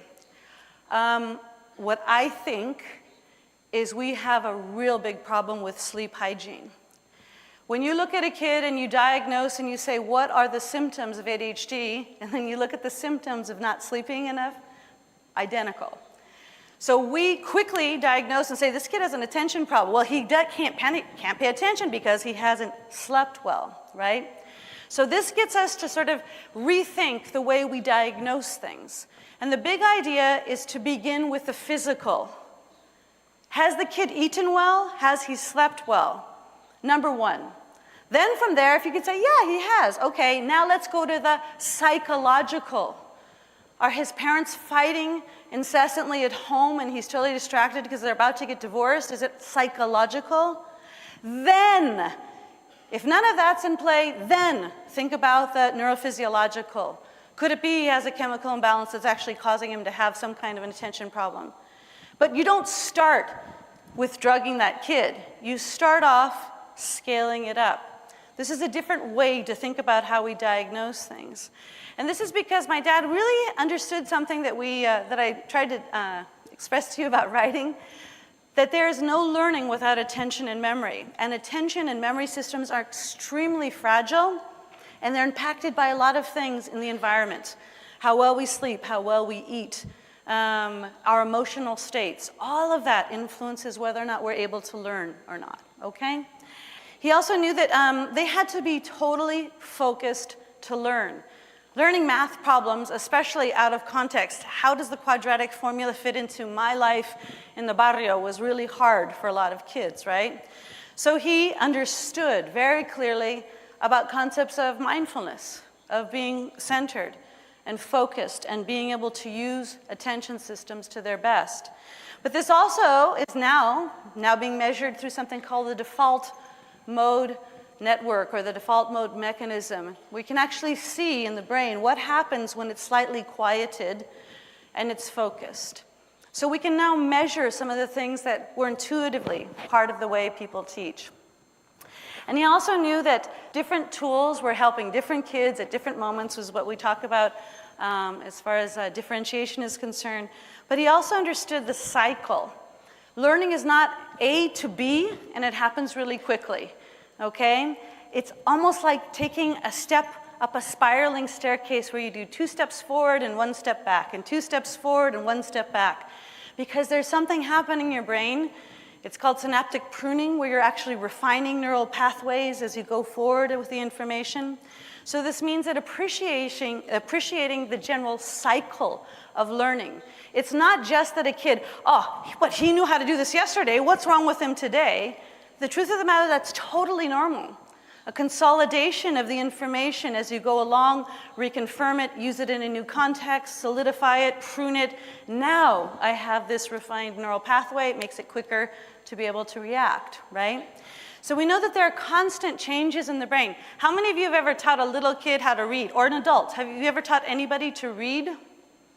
A room full of 2,000 educators, and nobody has taught anybody to read. That's what's going on in Hawaii? Oh, no, okay. Okay, we got a couple of you there. You weren't the parent? Yeah, okay, okay, so have you ever noticed that when you teach somebody to read, right? You teach them symbol to sound, you sound out words, you animate stories, you put your fingers on the words, you do all this days and weeks and months. And one moment, he reads. Did he learn to read in that second? No. There are at least 16 different neural pathways that need to be primed before that kid can actually read. And when they are all ready, then he can read. So one of the bigger ideas that we have here is that appreciating this learning cycle and also understanding there are constant changes in your brain, but most of them are invisible as far as behavior is concerned. So some of us get totally frustrated, right? It's like, I tried this, I tried that, I tried the other thing. This kid's really dense, he doesn't get anything, right? You think, what is wrong with him? The truth of the matter is you are making headway. You are slowly but surely creating what's necessary to have all of those neural circuits ready so that somebody is able to then execute a behavior or an activity or understand how to add or read or whatever it is. But it's very complicated. It's not just like I do one thing, it results in something else. I have to reinforce multiple pathways before that kid will learn to read. So this is understanding and appreciation that there are constant changes, and to understand that cycles are not A to B. They're very much sometimes going backwards, and that's totally normal, right? I guess the big and final point is that he knew he could change the mood. He knew that he could have kids that came in sad or angry or ready to beat each other up, and then he could have them in the same room and he could make them work together. He knew, I'm going to ask you guys a quick question. Do you think that you smile because you're happy, or are you happy because you smile? Yes. Both things. So interesting. We know that even like blind babies will smile, so it's an innate thing. When you feel pleasure, you'll smile. But your brain is now so connected to the idea when this combination of muscles is happening, that means I'm happy. So basically, you can make yourself a little bit happier by smiling. But the other thing we know is that when I smile at you, the likelihood is you're going to smile back. And when I see you smiling at me, that makes me even happier, right? So he knew this without anybody telling him the neuroscience. He knew that his mood was contagious. And this gets to the point as far as the brain is concerned, it's called contagion or cognition. First, you have to know what's going on in your brain, what's going on as far as the atmosphere, and then you have to be able to manage it. Am I aware of these social interactions and what it is that is happening here? And then can I actually manage that? Can I change that? And that's really at the heart of all of emotional intelligence or social emotional learning, is actually understanding what is this social dynamic that we have, how is it that we interact with each other, and the dynamics of the classroom. So standing back from that, basically it's sort of like maybe an over-analysis of what I think was great teaching. My dad was a great teacher, you can leave it at that. But I believe that teaching is teachable. And so having people understand what leads to, what is actually happening in your brain, is a very powerful tool for teachers to have, okay? So why should we overanalyze this? I want to ask you, how do you start questions? What are the words you can use to start a question? How, why, who, what, when. So if all of these are the types of words we use to start questions, I think Sugata said this yesterday, there's some level of questions that if Google or Siri or Alexa can answer it, it's kind of low-level information. It can be found somewhere, right? The joy of learning really comes in being able to tackle these more complex questions, things that are more critical and creative. And so actually getting to the theory of why, if we can ask why and how things work, how is my brain really doing that? I was just at the Punahou schools and Kamehameha schools and loving when you have interactions with kids, they ask the best questions. The best questions. And usually it is, I want to know just how sometimes the memory gets in there and sometimes it doesn't. Brilliant. How does my brain make a memory? Brilliant question. Because they figure, if now I know how to do that, what would I do better the next time? How will I approach that learning a different way? So when we talk about the past, maybe 50 years ago, we really were acknowledging this is great teaching, what we do, and what we call it. Okay, that's important, and that's telling us basically what works, right? So if I say that my dad believed in his students, and we now call that, understanding and fostering growth mindsets, that's very good. And a lot of you are going to be happy to stop there. But I'm going to extend this invitation to some of you who are willing to sort of go beyond just tell me what to do next in the classroom, tell me an activity. And those of you who want to go to the why questions, if you know how your brain works, then you understand why it works. And once you know why it works, it empowers you to now make better choices about the activities and the interactions you have in classrooms, okay? So this is kind of the push to get you to why ask why. And this is very philosophical debate, like we have all these articles from like the 80s, talking about the heuristics of attributional research. My own personal theory is much more aligned to Elmo. You ask why because that is what the brain does. It's insatiable. It's always a 3-year-old mentality. But why? But why? But why? That's brilliant. And if we can sort of recapture that in our own formation as teachers, that's really the essence of why we all became teachers, I think. At least for me, I became a teacher because it's the closest thing to being an eternal student. It's so cool to learn new stuff, right? So hopefully we can recapture that, and I can convince some of you guys to tip in this direction. So in summary, then I'd say basically, the essence of great teaching has not changed that much. I think that my dad would still be a great teacher right now if he was still teaching, because the things that he did, that artistry, I think are still valued. What has changed is our better understanding of what influences student learning outcomes. So we now have more longitudinal studies. For example, education is only about 150 years old, but now we can actually compare whole cohorts of kids who grew up and some who did something and some who didn't do another. For example, those who did brain gym and those who didn't. And we follow them for 14 years, and we realize there's absolutely zero difference in their abilities after they've gone through that program. So this informs decisions about what we choose to do and how we spend our time in our classrooms. We also now have internationally comparative scales. This means that we can look at and understand what is true about all human brains, and then what things are changed due to cultural influences, especially things like artifacts like writing. For example, how many of you know what that says? Niju ichi, right? That's 21. Okay, in Japanese, very interesting. If you write in Japanese, you have 2, 10, 1. Totally logical, right? Very interesting. It's kind of like the way we used to write Roman numerals, right? You have two, you have the 2 10s and then you have the 1. But these days, when we use the Arabic numerals, sometimes this doesn't make the same logical sense, and actually it's a distinct neural pathway in your brain that is hanging on to that piece of information, which is very interesting because stylistically it's changed. But did you know that original Arabic numbers actually were totally logical? You just had to count the number of angles.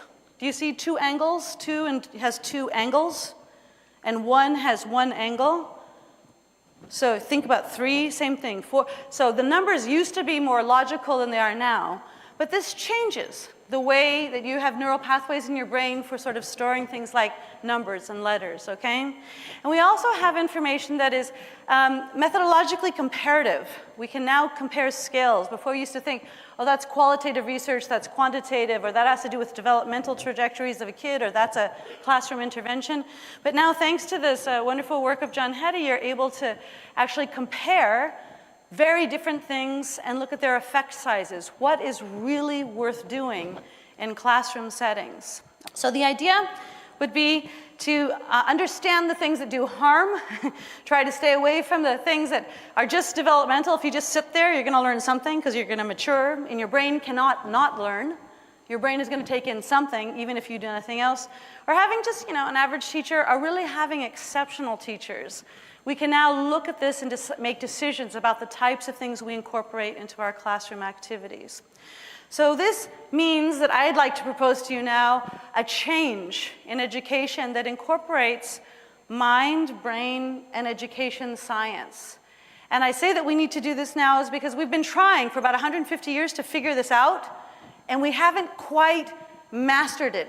Is there anybody here who is really sure that they maximize the potential of every single kid in their classroom every year? We haven't really mastered this craft yet, right? And so my suggestion is that we actually have to embrace a slightly more complex way and a more comprehensive way of understanding the brain and how it learns, and that is offered by Mind, Brain, and Education Science.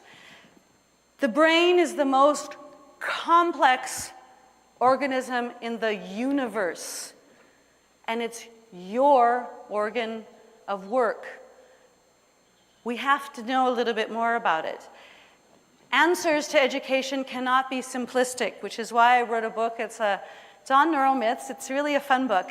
It actually talks about, well, why do we think people use 10% of their brain? Or why would you think that there are different types of abilities in the right and left hemisphere? And why would you think that boys and girls are different? Well, it has a good history. We understand why we used to think like that. But now we have some new information. Now, how should we think about that? So this tells us that we have to learn a little bit more about the brain as teachers and teacher education. So that's sort of my pitch to you, is that we've evolved a bit in our understanding, and it will make us better practitioners.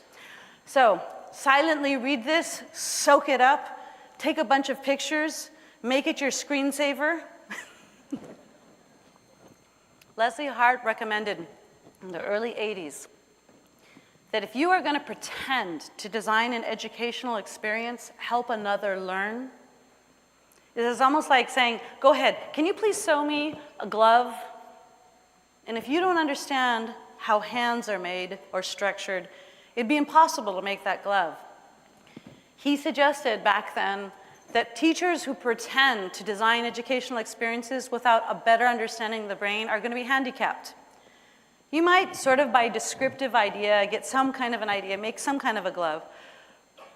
Or you might create some kind of a lesson that hits some kids sometimes, but you're not going to be able to maximize the potential of all those kids in your room without a better understanding of the brain. Okay, so bottom line, unfortunately, after looking at worldwide studies from 2009 all the way until the present around the world, unfortunately, most teachers do not know a whole lot about the brain. In fact, most teachers have never had an official course, for example, about the brain and learning. And that's very unfortunate because most of them would actually say they want to have a course on this. So back in 2017, the OECD countries, I was lucky enough to be on this panel, that was making recommendations to all these governments, including the United States, that said, teacher education has to include more information about how the brain works. And that's sort of the change that's happening right now. So if we look at this from this other perspective, people usually buy into this. Most teachers, if you ask them, and this is a recent survey that was done of about, I think it was 10,000 teachers. It was done online, and they asked, do you want to know more about the brain? And most teachers say, oh yeah, I do. But they don't know what to believe, and they don't know what should be taught. So we decide, okay, yes, teachers should know more about the brain, but what should they actually learn? What is the information that would be good to start to share with them? And by the way, just parenthetically, if you see things that are brain-based learning and all the rest of it, and it sounds a little bit too easy, there's a really high probability it is not founded in evidence, nor will it work. Unfortunately. So I'll talk a little bit more about the study that we did. But if we created what was called a Delphi panel, which is a panel of experts, right, in a field. So we asked a lot of educational neuroscientists, we asked people in cognitive psychology, educational experts. We asked them to review information. And the reason we used a Delphi panel is because it's not just my idea, it's not just your idea, it's not one author's vision. It was basically saying, here's a bunch of really smart people who know a lot about this topic. Let's see if they have consensus about what we should tell teachers, okay? And that's why we use a Delphi panel, because it seeks consensus. And we compared information from a Delphi that was done 10 years ago to one that was done now to see what they believed. What we wanted to ask them is there anything that is really true about all brains and human learning that we should tell teachers? And then are there things that are also true, tenets, but that might have a huge range of human variation? For example, do you guys think that motivation is important for learning? Yeah, but what motivates you does not motivate him. So saying, oh, let's do a motivational activity, it's like, for who? For who? Because different people are motivated by different things. So we know this is very important in learning. Motivation is very important. But what motivates one person might not motivate another. There's a huge range of human variance, right? So there's some things that are true for everybody all the time in all contexts.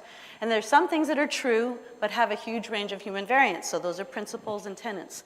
In addition to that, then, we also asked them a bunch of other questions, but we're not going to have time to go into that right now. But if you want, on the website, there's a video summary of all of the findings that are there, and also the 600-page report if you want some light reading over the weekend. Okay? So what are the things that came out of that? We sent 109 invitations to all continents, and 41 people responded and participated from 11 different countries. And they were some really tough cookies. Like think of the greatest names you've ever thought of. The experts on childhood development, the experts, Jack Shonkoff at the Harvard Center for the Developing Child, Mary Helen E. Mordino-Yang, people who are great on emotions. We got all of these really tough cookies to get together to see if there was anything they agreed on. And we looked at all the things that teachers were exposed to in teacher literature and professional development things. Basically, that children had to drink a lot of water, right? Or their brains will shrink. Or that mental capacity is hereditary and it can't be changed by experience. Or that children have attention spans equal to their age plus 1. Interesting. Or that listening to classical music would increase their reasoning ability, or that people use 10% of their brains, or that brain development hasn't finished by the time somebody's in puberty, or when we sleep the brain shuts down, or that some people are right-brained or left-brained. We asked them this, we asked them more than 100 different things. And they couldn't just say, I agree or disagree. They actually had to provide evidence. So they say, well, here's my evidence. We do not use 10% of our brain. That's just due to poor brain imaging back in the 90s. Here's my evidence, looking at neural networks. You're using so much more than 10% of the brain. Here's my paper, my research. And we created these nice folders of all of this evidence. And then we sent it back to the whole group. Well, 98% of you believe that neuroplasticity exists, and here's the evidence. Do you agree on how it's worded and how we should share it with teachers? And so we went back and forth to get consensus, right? Unfortunately, what we found out of those 100 different things is that there were more myths being floated in teacher education than there were truths. And there was a lot of stuff because, unfortunately, a lot of people believe in myths because it makes it easy. We like to be told, just paint your room a light green. We have evidence, prisons, when they're painted light green, there's less fighting, therefore paint your classroom that way. It's like, no. If it sounds too easy or too good to be true, it usually is not true, okay? So coming through with that, we have now some published reports in case you're interested in having a look at that sort of summarizes this. But understanding the myths is a really big part of teacher education, getting away from those myths and then hanging on to those few good things. So over the past 10 years, teacher education has evolved a bit. What's fascinating is that the science has only been confirmed. 10 years ago, we thought that there were only 5 things we should tell teachers. Now there's 6, which is very interesting. But 10 years ago, we only had like 29 myths, but now we have more than 70 myths. This means like a little knowledge is a dangerous thing, right? People know a teeny bit and they start to run with stuff and they make stuff up, right? So this leads to a kind of a pathway. How should teachers be formed in the future? Number 1, we got to get rid of the myths. We have to get rid of this right and left brain discussion. And then we can teach the few good things that are true, these handful of things that are true about the human brain. Then we can get into the subtleties. This is also true. Motivation, for example, sleep. All these things are important for learning, but guess what? There's a huge range of human variance, so I can't dictate exactly how to do it, right? Then we must take into consideration the cultural contexts in which this is occurring because of those things like the cultural artifacts I was mentioning to you that do slightly change things a little bit, right? And after we've done all that, then we can talk about, okay, this is a great activity for your class or something like that. But we shouldn't jump to say, what should I do? I want to do brain-based stuff. Tell me what to do. Again, a little bit of knowledge is a dangerous thing. We're going to talk about some of those myths in just a second. But this means actually embracing things that come from all of the learning sciences. This means understanding a little bit more about how nutrition influences learning or how sleep can change potential to learn. And also understanding things about what's going on in people's brains are working a little bit differently. Every single person's. Now, what's going on in this kid's brain, right? Understanding a bit more about neuroscience and psychology. And actually reaching this midpoint, everybody is studying how the brain learns.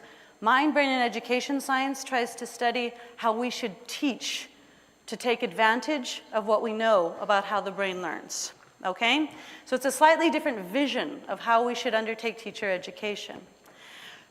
The beauty of mind, brain, and education science from my perspective is that different researchers are doing things at different levels. So there's some people who are really looking at this molecular level. How are cells changed? How are neural networks built, right? But other people in mind, brain, and education science are looking at a kid. Why is this kid who's got a twin so different from his twin? We look at individuals and how that works. But mind, brain, and education science is very complex, and it takes on actually things like the classroom, which are lots of groups of people, individuals with billions of neurons and all kinds of firings, and tries to understand the dynamic of that space. For example, the Brain and Behavior Institute in Queensland in Australia is now doing this amazing study looking at a real lab situation. So they create a lab school where they observe these kids, and they come for 6 to 7 weeks to do things like study science, 7th grade science, with their real teacher. But they're wired up. They have something on like a Fitbit that measures their blood pressure, heart rate, they're microphoned up so that they can hear all the conversations. And every once in a while, they'll lick a little piece of paper and so you can get a measure of cortisol to see what level of stress they might be experiencing based on what's happening. And this huge analysis is helping us understand the messiness of a classroom and how one kid can tip all these others into doing something wrong or whatever. How does this dynamic work? And that's all part of mind, brain, and education science as well. But then there's this additional field that looks at global comparisons, and it's called cultural neuroscience. We're looking at seeing how different groups of people, whole societies, might differ from others in the way their brains are actually taking on information. So mind, brain, and education science is beautiful and broad. It's got a lot of different angles to it, but this would be part of the start here. And this means basically asking us to have a new model. It means taking mind, brain, and education, understanding information, for example, that comes from visible learning, good, concrete educational research, and then coming up with a different way to think about teacher formation. A teacher is a teacher is a teacher. Unlike every other profession on the earth that sort of has a hierarchy, you can be somebody who's a newbie, like you just got out of teacher college and you're called a teacher. And you can be somebody like Robert who's been teaching for 45 years and you're still a teacher. What do they do in England now, which is very interesting? They have a 5-tiered approach. They say, look, you're newly qualified, that's interesting, but then we want you to become more proficient, and then you're advanced, and then you might become, hopefully, someday you'll be an expert, and a handful of you are going to become master teachers. And that's really cool, because then they recycle the master teachers. When they're about to retire, they keep them on for 2 more years to accompany the new teachers. Because we lose a huge amount of excellent teachers in the first 1-2 years of teaching, because it's like, oh no, they didn't teach me that. They get to the real classroom and the reality is so hard. But instead, this idea is that you accompany them throughout their profession. So you go deeper into your profession, right? You learn more about the brain, you learn more about techniques and different activities, but you don't learn more stuff, you also go deeper. You become more deeply understanding of your field. And this means moving from education to actually now becoming learning scientists. I just want you to take 1 second to think to yourself, am I willing to go there?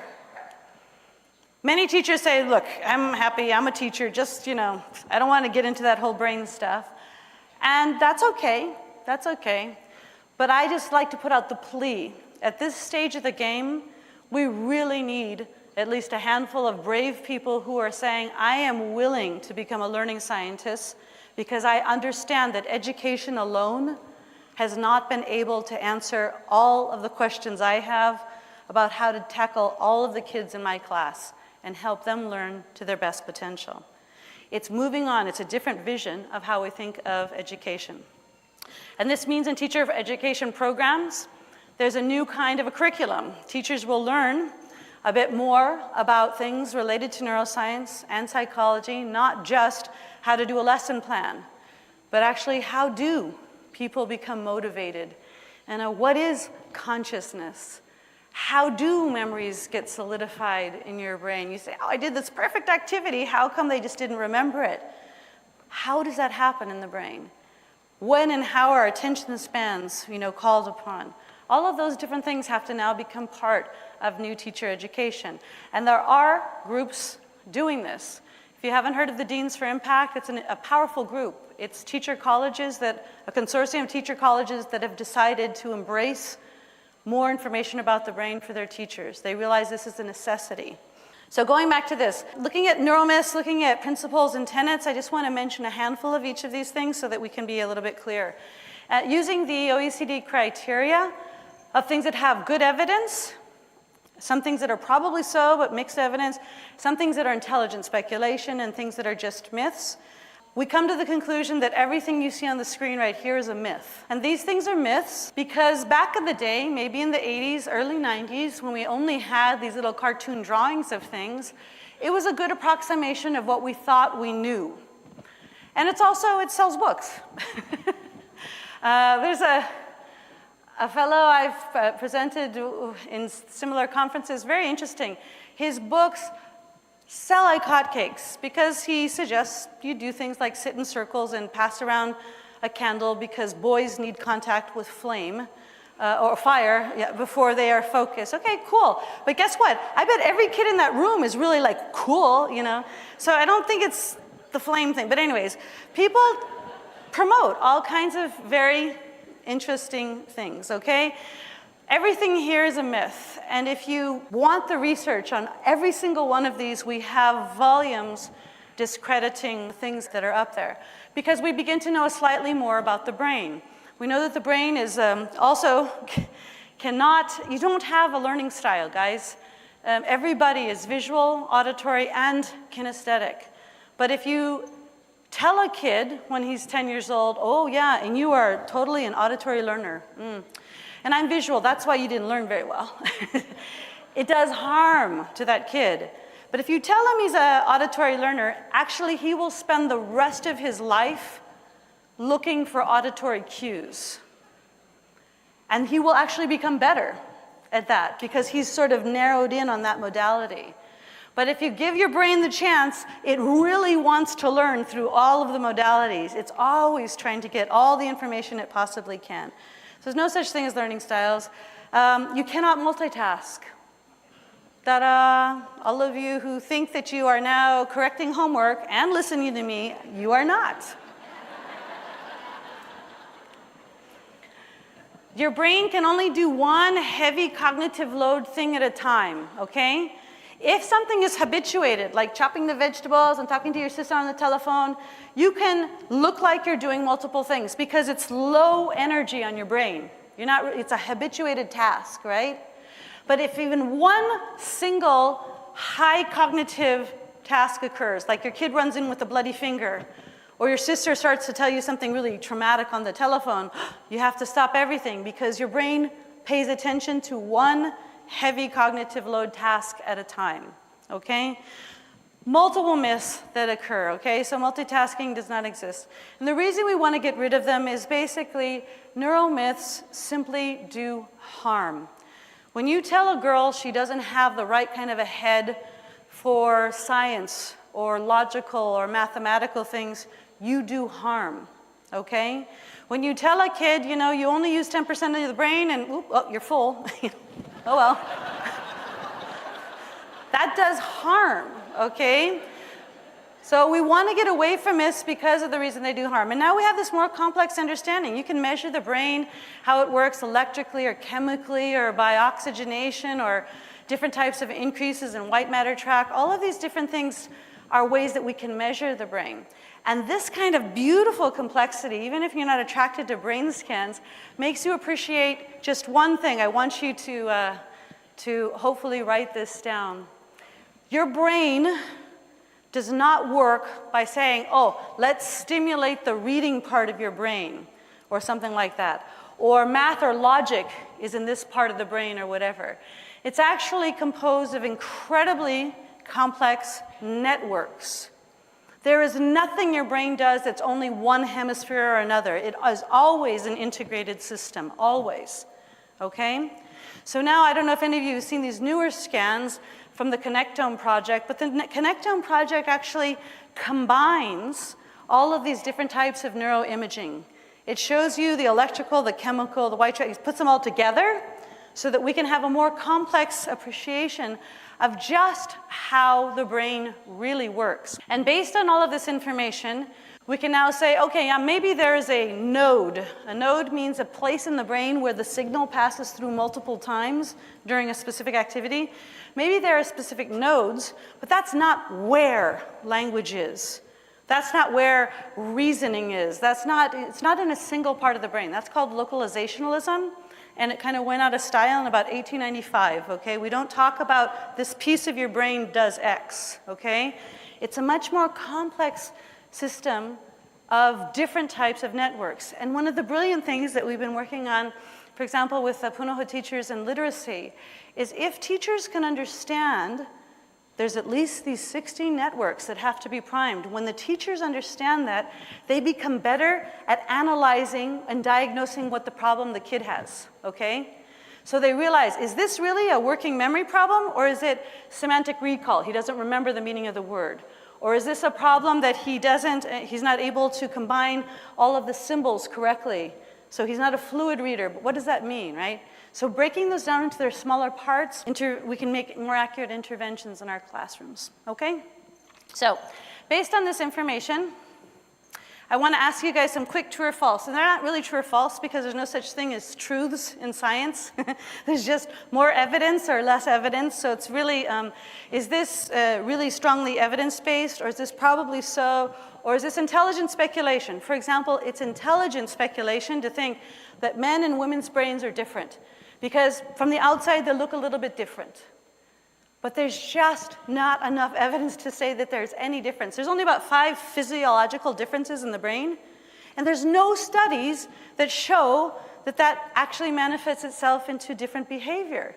There's a lot of studies on hormones, definitely, that changes behavior. And men and women share the same hormones, but in different proportions. But it's not because their brains can't do something.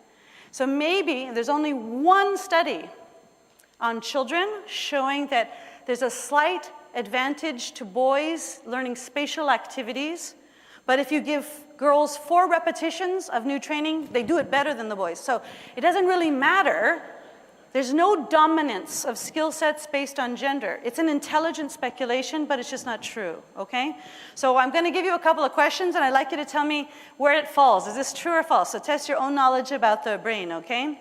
Human brains are as unique as human faces. First of all, what does that mean? Ask the person at the table next to you if you think you agree on an answer to that. Human brains are as unique as human faces.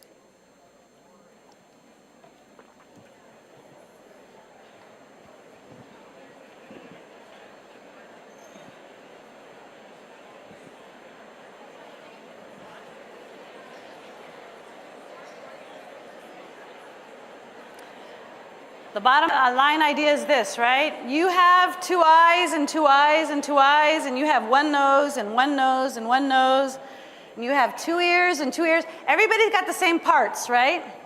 Same thing about the brains. We all have the same parts of our brains. Does anybody have the same face in here? No way. And this is the same thing about your brain. What changes the brain? What makes the brain unique? What makes the brain unique? Let's just even put it farther. If you have 2 identical twins, their faces look the same. Are their brains the same? No. Why are their brains different? Experience. Development. Experience. Experience changes the brain, okay? So the uniqueness of the brain, this is the wording, by the way. I didn't have this confluted word. The experts agreed. It was very hard to parse words to come to something that 41 people would agree on, but this is the statement that these 41 neuroscientists agreed on. This is true. Tell the teachers this. And if you tell the teachers this, it has implications, doesn't it? What does this tell you about teaching? If you know that brains are unique, what does this tell you about sort of like testing requirements, or think about standards instead of mastery, or using other things like universal design for learning as opposed to other curriculum structures? It tells you a lot and makes you think. And hopefully some of your policies might change based on that single idea about the brain. How about this one? All brains are equally prepared for all tasks.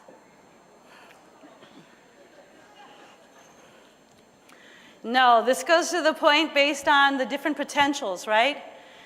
Thanks to the good genes you got from your parents, thanks to the wonderful environment you grew up in, some of those genes are potentiated. And thanks to your own decisions about what to do in your life, you have different potentials for different types of things, different activities. Now, if you know that's true, what does that tell you about teaching? What does that tell you about differentiation or inclusion learning? Or does that tell you anything about, how we send homework? Do all kids need the same thing? One of the easiest low-hanging fruits that we can do in schools is differentiate homework. How many times does a brain need to see something before it knows it?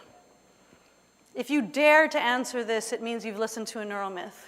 The answer should always be, in education, whenever somebody asks you a question about the brain, what should it be? It depends. This is my friends over here from Punahou. Okay, it depends.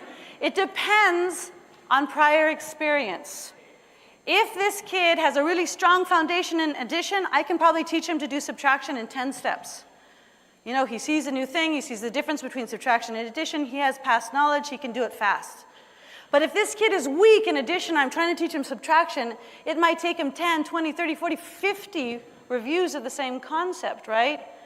Differentiating homework for those kids is probably one of the lowest hanging fruits that we have to be able to attend to different potentials. How about this one? Past information influences how you know something new. Absolutely. Your brain is so smart. It does not want to expend energy where it doesn't need to. So the first thing that your brain will do is that we'll look at and try to understand, what do I already know about this? Before it tries to learn something new, it first passes through the filter of prior experience. And this is huge. If you write nothing else down, write this down. The more you know, the more you can know. Because things pass through the filter of prior experience, the more experiences you have potentiate different types of connections, which means at some point you could connect things to other things that you might not have connected before. The more you know, the more you can know. And all new learning passes through the filter of prior experience, okay? We need to know our students well enough, though, to take advantage of that. How about this? The brain changes constantly with experience. Do you believe that? Absolutely. And usually this occurs, though it can occur beforehand, normally changes occur at a molecular level before you see it in behavior. Remember the example of the kid reading? A lot of these changes are slowly occurring in the brain before you actually see the kid has done something that shows you an activity, that he has actually learned something, okay? What about plasticity? You guys all buy into the idea that your brains are plastic? Yes? When does your brain stop learning? When you die. Very good, yes. You learn until the day you die, okay? And this is a really big and an important idea to take into consideration. Many people think, oh no, it's all downhill after adolescence, right? Oh no, it's too hard to learn when I'm an adult. Guess what? There's some truth to this. The energy it takes to learn something new when you're older is slightly more because you basically have to unlearn an awful lot of things before you have the new learning. So it's almost twice as much energy because you're having to decouple things. So it's always better to learn it the first time around. If a kid has learned through habituated behavior that it's okay that his dad hits his mom and he begins to hit his girlfriend, in order to break that, you actually have to unlearn a behavior to learn a new thing, which takes more energy than just doing it right the first time, right? Okay? There's no learning without some form of memory and attention. That's the very first thing I was hoping you guys would remember today. Okay, so memory and attention are vital to learning. Okay, so we talked about these well-established things. We mentioned some of these neuromyths, and just so that you know, this idea of the tenets. The tenets are things that are true for all human brains, except for there's a big range in human variation. We all have bodies, but they all are a little bit different, right? We all sleep, but we all have slightly different patterns, right? Those things are totally normal. We found 21 things with the experts that are true, but there's a huge range of human variance, which is why you can't dictate. You can never tell, oh, you're a 9-year-old, therefore you should sleep. Let me do the calculation. X amount of time. Doesn't work. It is normal for a human being to sleep between 4.5 and 12 hours. That's normal. The average person might sleep 8, but it's normal in this range. Know thyself. People have to understand themselves to be able to measure what's correct. So these are the 21 things, and we don't have time to go into them, but there are some summaries about this information on the website if you'd like to look into these things and the implications they have for teaching and learning, right? The big idea is that if anybody tells you, oh, I have an attention-getting activity, or I have a motivational activity I'm going to teach you, tell them, it's like throwing spaghetti at a wall. Some of it's going to stick with some of those kids, and some of it's not. Different kids need different things at different times. Remember that, okay? Okay, so looking at these different tenets and motivations, the only thing I just wanted to share with you is a couple more myths. Read and weep. There are more than 70. I'm just throwing up a couple of the more common ones just so that you're clear on this.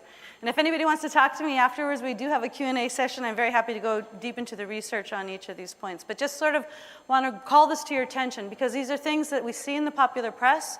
These are things that we see all the time, but we have to break that before we can actually get to the good information, okay? I'm sorry, I told my editor, it's like, oh my gosh, what are you doing? And they said, no, this is for millennial teachers. They really will like this whole like comic book angle. And I'm like, oh no. This is the cover of my very serious book, okay? Anyways, okay. And we said that myths do harm because we know that one of the greatest influencing factors in student success is what a student thinks of his own ability to achieve. And all myths do harm. They lower that potential. They lower the ability, the thought process of the kid, I can do this. Okay? So we have to get rid of myths because of that. Okay, so I can see a lot of you here, a little bit of nerves or whatever. Hopefully most of you, what are the possible outcomes? Many, hopefully most of you are going to say, terrific, I feel totally vindicated, I'm doing this right. And that's great. We're going to have a lot of happy teachers. That's pretty good. I think that's going to be the majority of this group, right? And then some of you, though, are going to feel a little confused, and maybe some of you are going to feel even attacked. Because if I tell you something like, Brain Gym doesn't work, and you are a Brain Gym representative, you're probably feeling really bad right now, right? And then there might be some of you who are actually feeling a little bit panicked because you're about to present something and you have to run out right now and change some slides.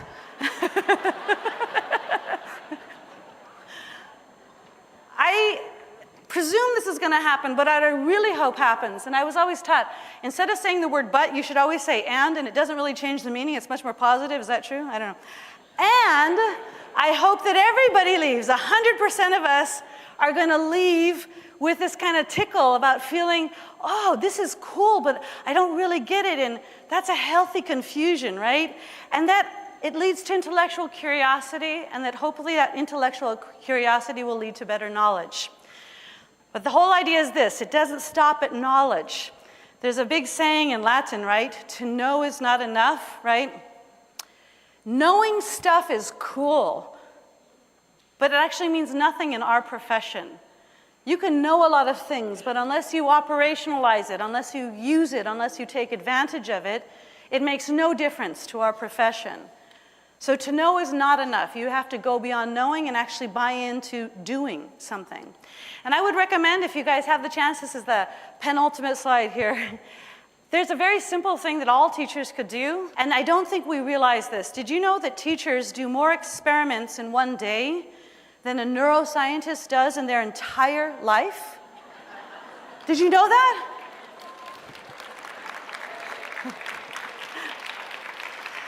This is the most important profession in society. But to move into this field of learning scientists instead of educators, learning scientists, I'm now using evidence, we have to become better at documenting things. And I know you do this in your head already, but just get a notebook. What did I plan to do? What did I really do? Did it work? Why or why not? Just that small piece of reflection at the end of the day will make us all better teachers, okay? So remember I promised you I'm going to make you go to work here? I don't know if I did or not, but I will feel successful if you can tell me I learned these 3 things. At least I learned 3 things, okay? And there's 2 things I want to know more about, and there's 1 thing I might change. Can I give you 1 minute of silence before I wrap this up? I would like you to do it now, because if you stand up and walk out of this room without writing it down, I promise you, it's gone by lunchtime.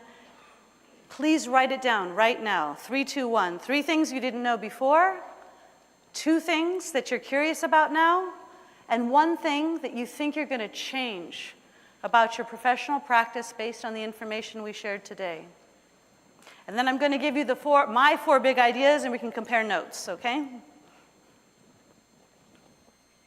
And it's totally not cheating to talk. Did she really say whatever? Oh, did you get the same thing? I mean, it's okay to talk. That's part of learning. 1 + 1 is 3. I would like to motivate you to do the same exercise on any of the sessions you go to today. And this is kind of like putting your finger on the pulse. Was this worth going to? I learned something new. I'm curious about something now, and I'm going to do something different. That's a big deal, okay? So in summary, I told you I was going to leave you with 4 big ideas. This is the last slide here. Mind, brain, and education is very cool, and in general, it confirms best practice teaching. For the most part, we can actually find direct correlations between what we know goes on in the brain and what teachers do in this beautiful art that they have of teaching, okay? Mind, brain, and education is also a transdisciplinary vision. It sort of trains you to always look at things not only just from an educator's perspective, but what's going on from a biological perspective or a nutritional perspective or psychological perspective. And it's superior than just looking at one vision. There's no problem you will ever face in life that is better attended to by just looking at it like a mathematician, a historian, an artist. Transdisciplinary thinking is really much more superior, okay? The third idea is that I'd like to challenge you to take on this idea that you are learning scientists.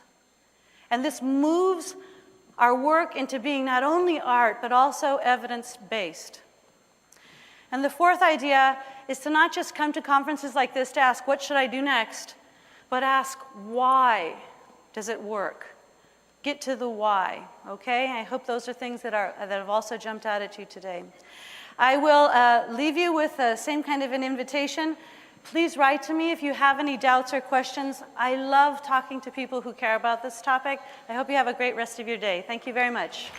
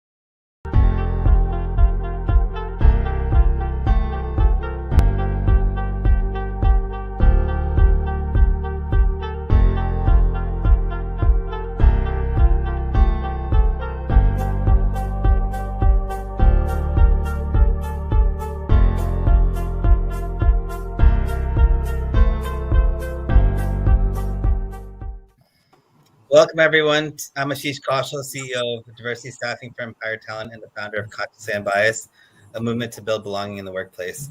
Consciously Unbiased is all about amplifying the voices of impact makers and tapping into the power of the community to make real change happen. Today's topic is very special to me. Today's topic is about men as allies. We have a majority of a male panel today because I believe we have to stop talking about how to fix women. They don't need to be fixed. The systems do, and we have to talk about how many men show up in the workplace. After all, the majority of leadership positions are still held by men, so engaging more men is essential for advancing equality. We have some amazing leaders here to share the topics, to share what they've learned and how they can support women in the workplace. We have special guest Henry Rowling. He's the founder of Flying Cars Innovation. Welcome, Henry. Hi there, welcome. Brad Johnson, professor of psychology for the U.S. Naval Academy and co-author of Good Guys: How Men Can Be Better Allies for Women in the Workplace. Welcome. Yeah, thank you.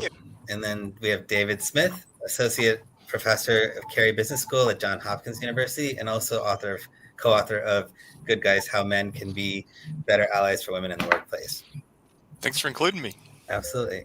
And then Purvis Taylor, mental health advocate, life coach, wellness practitioner, author, and also a previous host in our Breaking the Bias podcast, if you guys are interested in checking that out later. Welcome. Thank you so much for having me.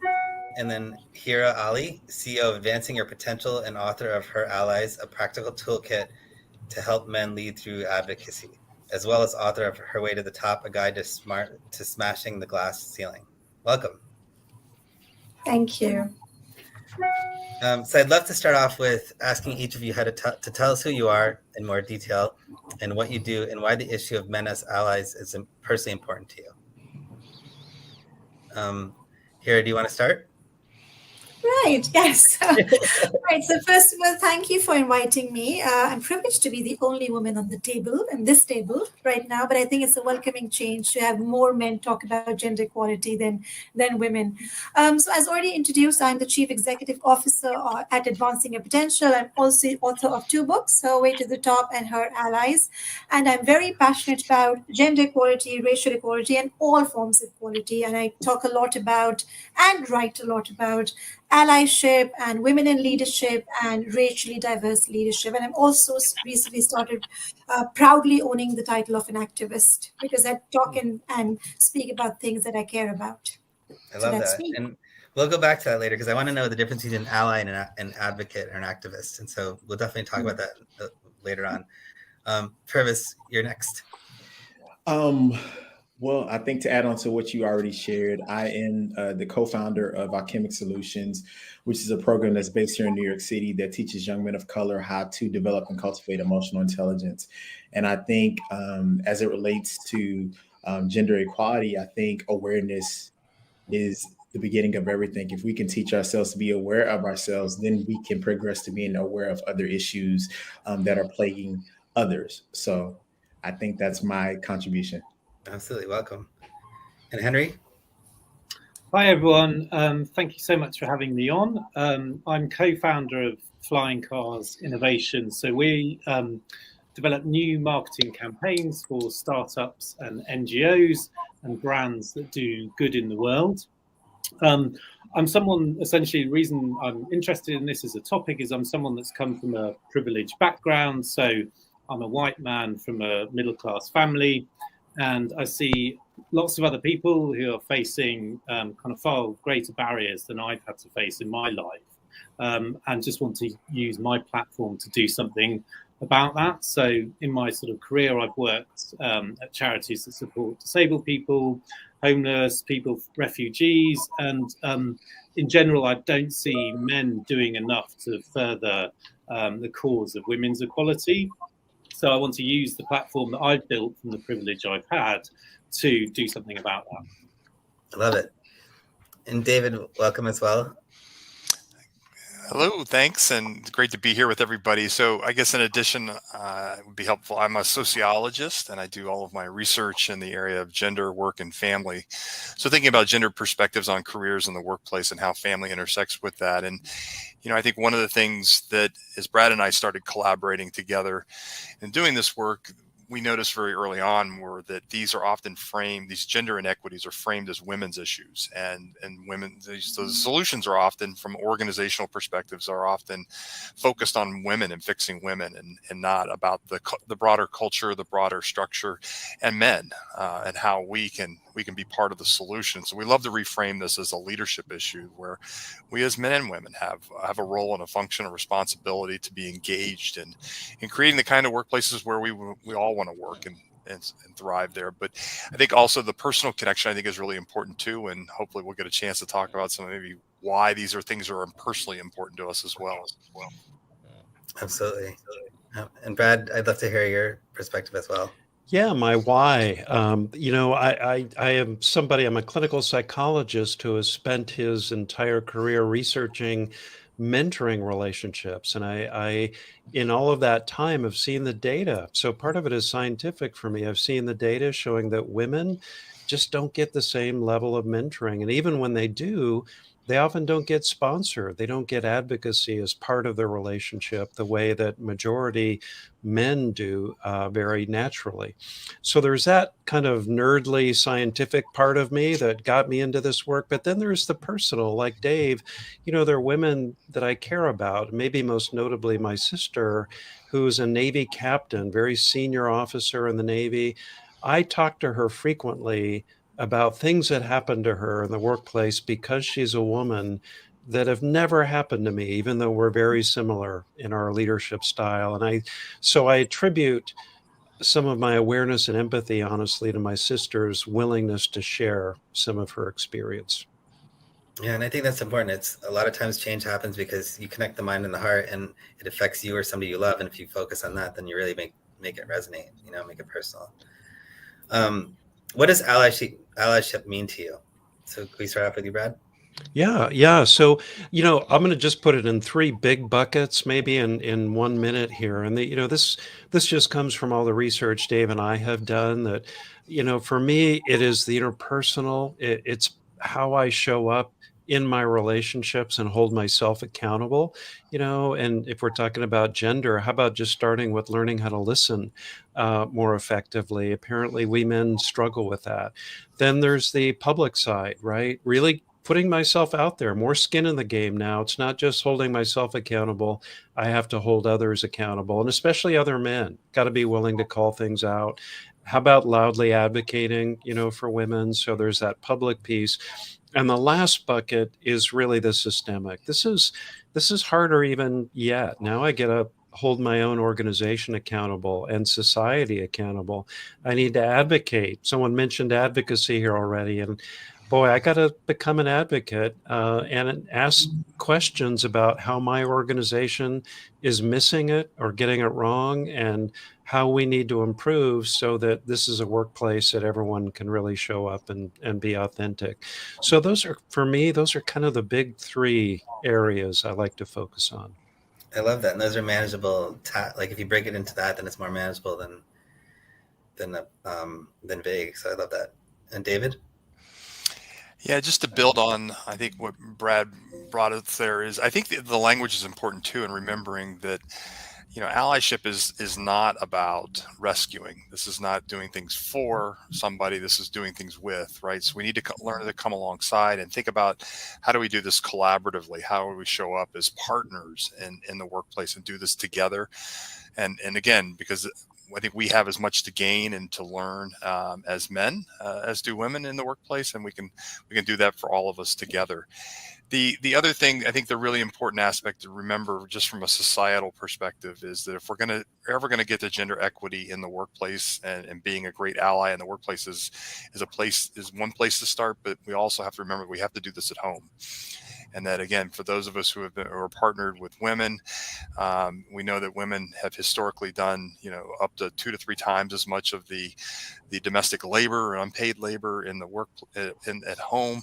The pandemic has certainly exacerbated that. And if, most of us tend to be in dual earner, dual career couples. And if we're going to survive, we've got to be supportive of our partner's career and do our fair share as allies at home and doing the caregiving and all of that. So I think, again, showing up as allies means being good collaborators, good partners, and that partnership can start at home.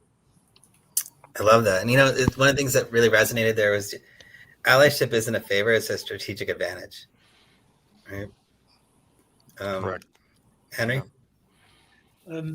So some really good points already made. I think for me, allyship is around using the kind of power and network, using your brain, your influence, essentially to advance women's equality in practical ways whenever you can. So for me, the practicality of what you do is really, really important. So theory is very important as well. But for me, it's kind of how you show up when you're caught off guard or there's a situation that arises really quickly. So thinking about my own personal experiences of working in offices, from time to time, people say things and I haven't always been able to react in that moment in the way that I would have liked to, looking back retrospectively.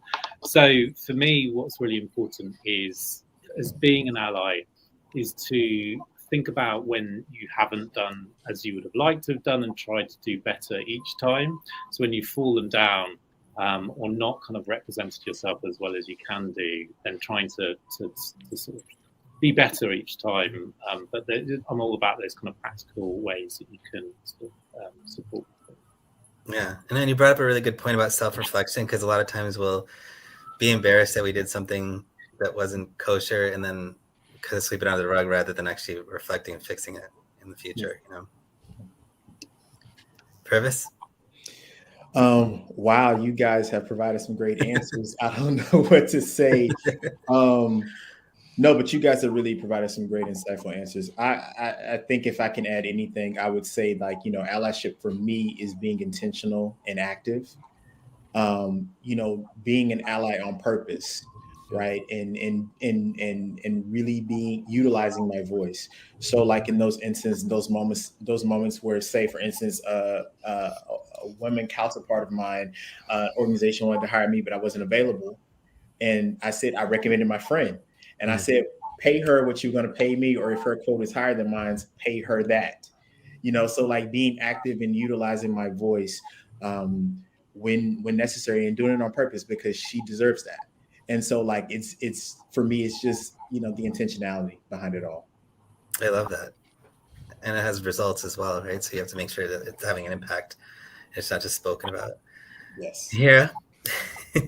Right. So I realized I didn't add my personal whys. The reason why I'm going to begin with that, the reason why I decided to write this book was because having worked in different countries and with different people in different cultures, I'd seen a specific trend holding women back, and not just in women, also in men. I would see that many of them were well-intentioned and they wanted to do something good in this space, but they often didn't know what to do or how to do it. And I decided that, this is it. I'm going to write a toolkit for men. I don't know what I was thinking, telling men what to do.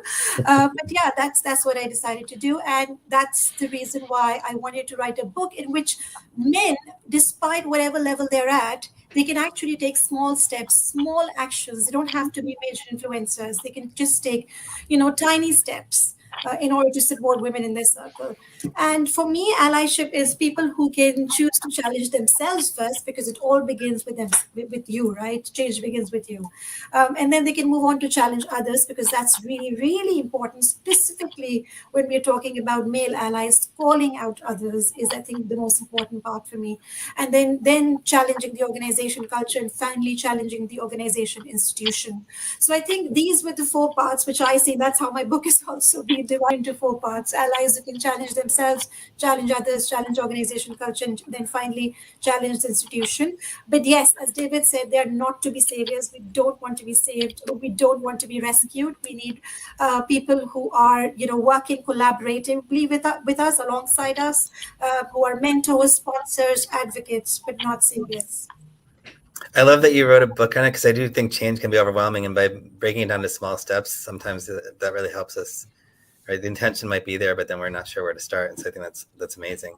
I'm going to give you another question. So achieving gender equality will only be successful when we all realize it's all of our fight. It's not just a women's issue. How can we bring more men together to tap into the power of the collective? So what's one step from your book, basically? Having these conversations, inviting men to take part in these conversations, and I think also making them comfortable, telling them that it's all right to make mistakes. It's not all right to not acknowledge responsibility. Of course, you will make mistakes. I think you can't really escape that. But if you do make mistakes, know when to acknowledge your responsibility, apologize, and show genuine intention. And then I think that is my whole focus, is to get people and find out what is it that's holding them back, because I usually start my talks by asking men what is holding them back, so finding their viewpoint and then trying to address it. As a woman, I think we both need to come halfway in order to achieve gender equality. So I think that's important, having more and more conversations. Love it. Anyone else like to add to that? I would add that I think one big hurdle sometimes for men, us men, it can be zero-sum thinking too, especially if this is new for me, that, hey, if we men lose or include more women, somehow we're losing opportunity that belong to us, or we're losing positions that belong to us, so there can be this kind of erroneous thinking that for women to share more equally in the workplace, men have got to sacrifice and lose. And I think what those men miss is all of the research data showing that actually when you include more women, and especially include more women in genuine leadership positions, your company does better, your organization thrives, and actually there's more opportunity for everybody, right? The bottom line increases, there are more positions, more opportunity. So the growth mindset versus the zero-sum thinking, I think we can lose sight of that, and we can feel defensive in a way that can undermine the ally behavior. Absolutely. I was actually going to say that. I was going to say more akin to dominance is akin to lack as opposed to abundance. And I think for a lot of men in those positions, they think that there's not enough room for everyone. And so that scarcity mindset, Yes. as he so eloquently stated, that has contributed to why we can't expand beyond that. And so when she really, it's really a mindset. It's really teaching them that dominance is not the way. And so it's really about mindset. Absolutely. And diversity of thought, honestly, is a strategic advantage, and groupthink is a way to sort of make your business less relevant. So I think that's something that we always have to keep in mind as well. Yeah, I think one of the other aspects, Purvis, you were touching on this, that we don't always understand, to shift that mindset, understand the benefits, right? That there's actually something in this for everybody. Everybody wins when we do this really well. And so we see, one of the ways to overcome some of the reluctance to engage or to be the kind of allies that we're looking for, active and really in doing the work, is we don't have the kinds of relationships with people who are different from us, right? So that we become better allies through understanding people's experiences. We develop empathy and really have our eyes open to what's going on around us. And often that's part of what gets in touch with that, back to that sense of personal motivation to do the work, right? To be a better ally is understanding, again, people who have been around you that are important to you, how they've experienced things in a way that is not just, it's not fair. And then again, most of us have that sense of fairness or justice to get involved and to do the work. And, but I think there's also as we begin to understand the benefits for not only our organization, but for ourselves as men, that we become better leaders.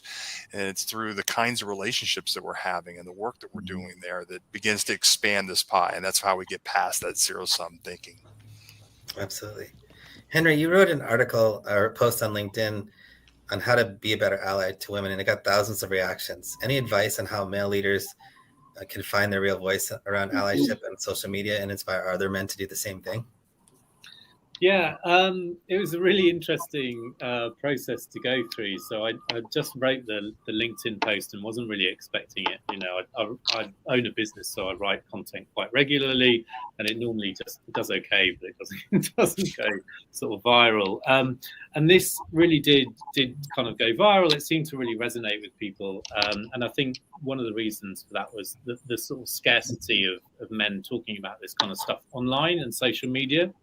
So I think kind of in the digital space, there's a kind of blurring between work, politics, personal brand building. It all gets quite messy for people, and they don't really kind of know how to react to that, other than sometimes hiding behind sort of corporate statements around diversity. And if people actually use their authentic voice to talk about these issues, it really resonates and cuts through. So I think thinking about the sort of digital space and finding your authentic voice and what you can say about a particular issue, there is a kind of fear that men have around saying the wrong thing and kind of getting a pile on, and people kind of, you know, cancelling them and feeling really kind of scared about saying what they really feel around this. So I think the way that, so, you know, I don't see a lot of CEOs making particularly interesting statements around racial issues or disability issues or women's issues. They're very much kind of hiding behind a corporate cloak, and I feel like that's kind of one of the problems that stops an honest conversation about lots of things. So I think thinking about what your authentic voice is that you can add to a conversation is you really kind of need to think about when you learn the most about a particular issue. So you might revert to when something went well, but actually I think the best time to reflect on when you learn the most is when something's failed or when you've fallen down in a particular scenario, and being honest with yourself. So I think for digital spaces, if you've got something to say, you need to say it with that authenticity. So in the US, the gender pay gap is like 80%. So I think women get paid 80% of what men get paid, and it's something pretty similar for the UK.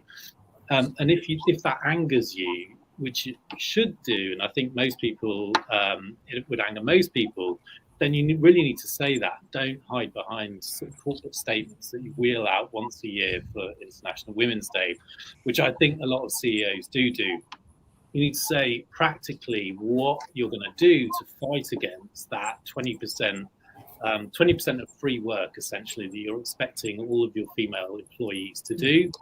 And that's really important. And that is how you can kind of find your voice online, is to speak with passion and honesty, and talk about when you failed and how you can get better. So in my sort of working career, when I worked at businesses and organizations, I did quite a lot of hiring, and I didn't get all of those decisions right. And sometimes I made decisions that were based on my bias, and sometimes it was because of conflict avoidance or trying to get out of the situation that was difficult in terms of structural issues. I didn't get everything right. I try harder each day to be better, and that's my authentic position. It's not to kind of go online and say, hey, I'm great, I've done everything great all the time, because that's not realistic. Yeah. But then, social media encourages us to put our best foot, the best things. You put your best picture on Instagram, you put your best memories on Facebook, and that's not a true reflection of who we are.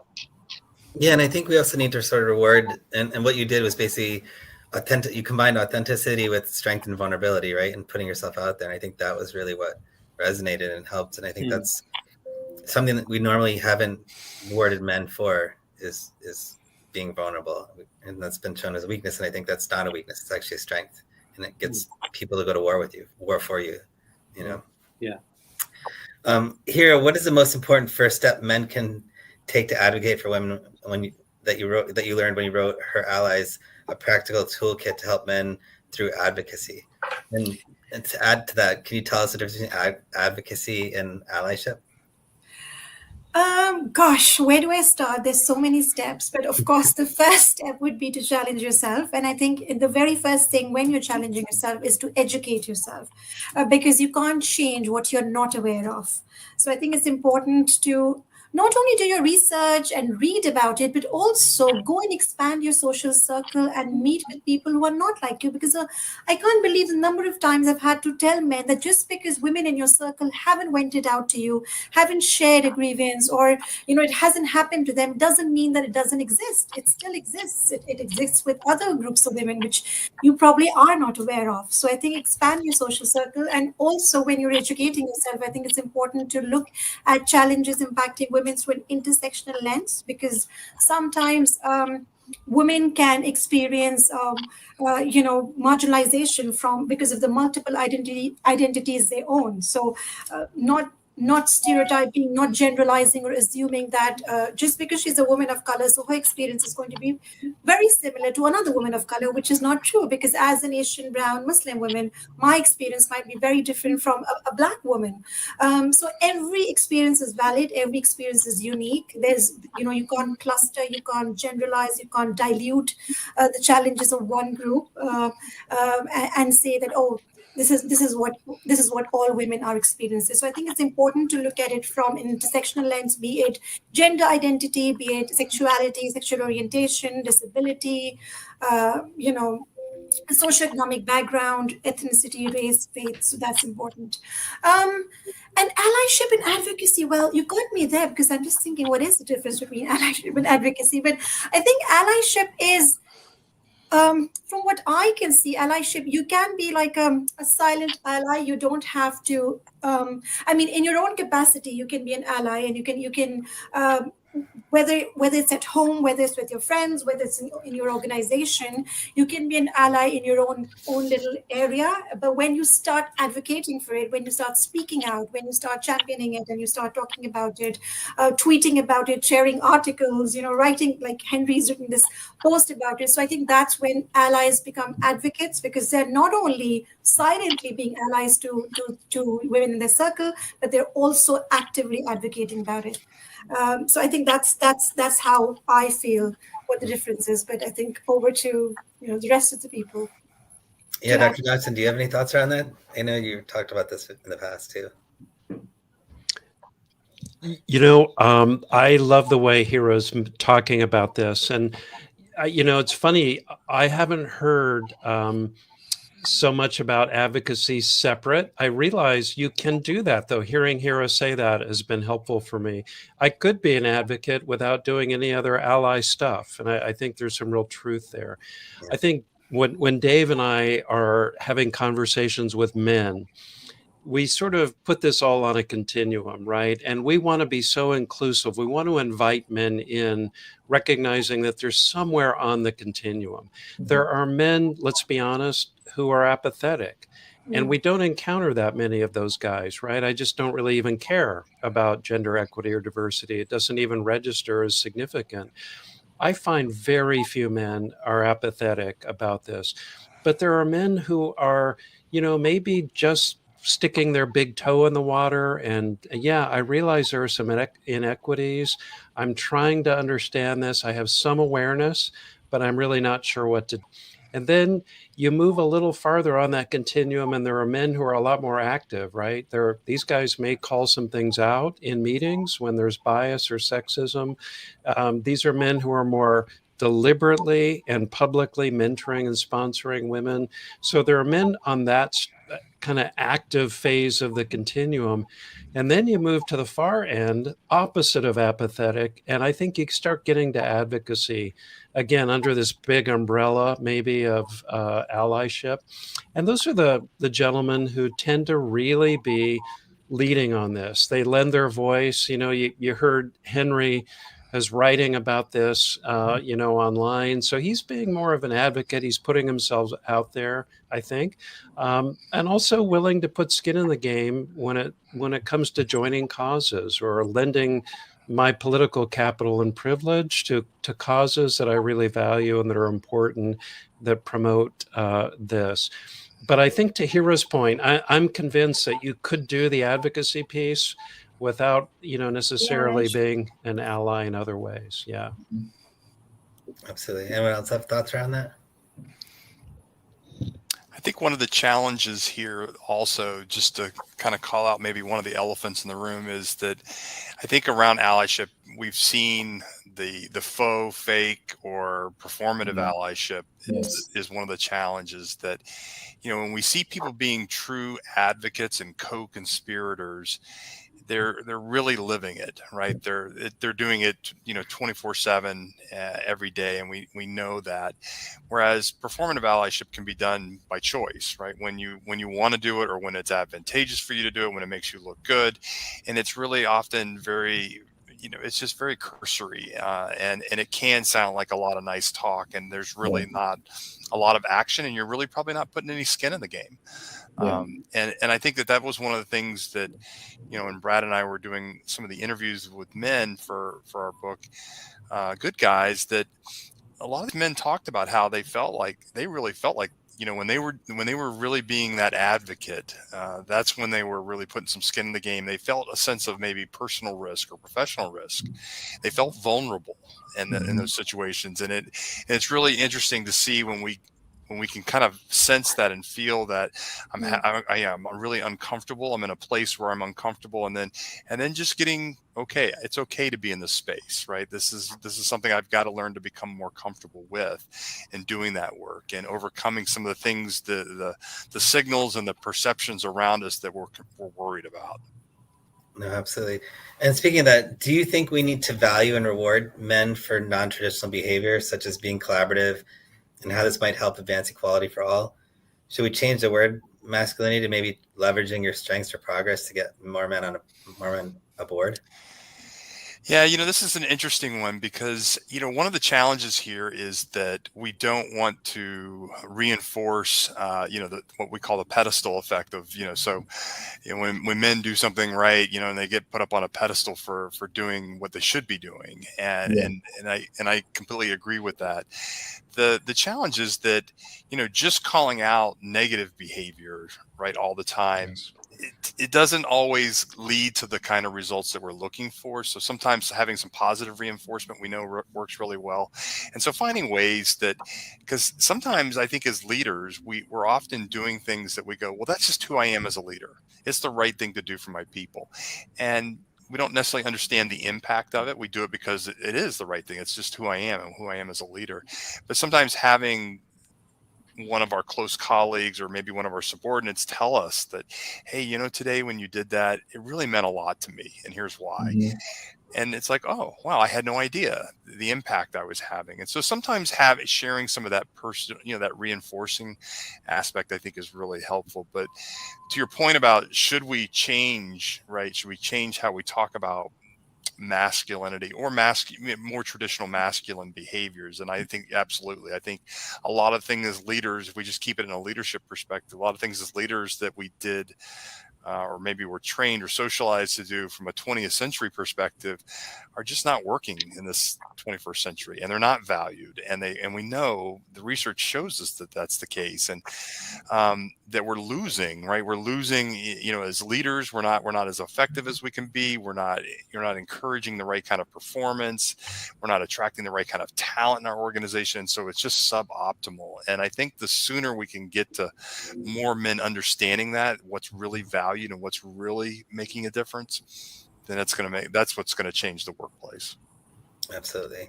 And if I can add a woman's perspective to this, when you're talking about appreciating men for being allies, I know there are a lot of controversial opinions on this, but I personally believe that because there's such few men doing it, I think you do need to recognize. I mean, I do. I always make them, I make videos. I put David and Brad in videos. I celebrate them.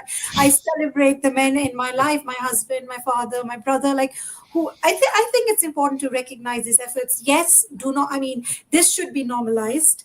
But because I think not many people are doing it, I think if we acknowledge it and recognize it and appreciate it, encourage it, we'll have more role models and we'll have more people doing it.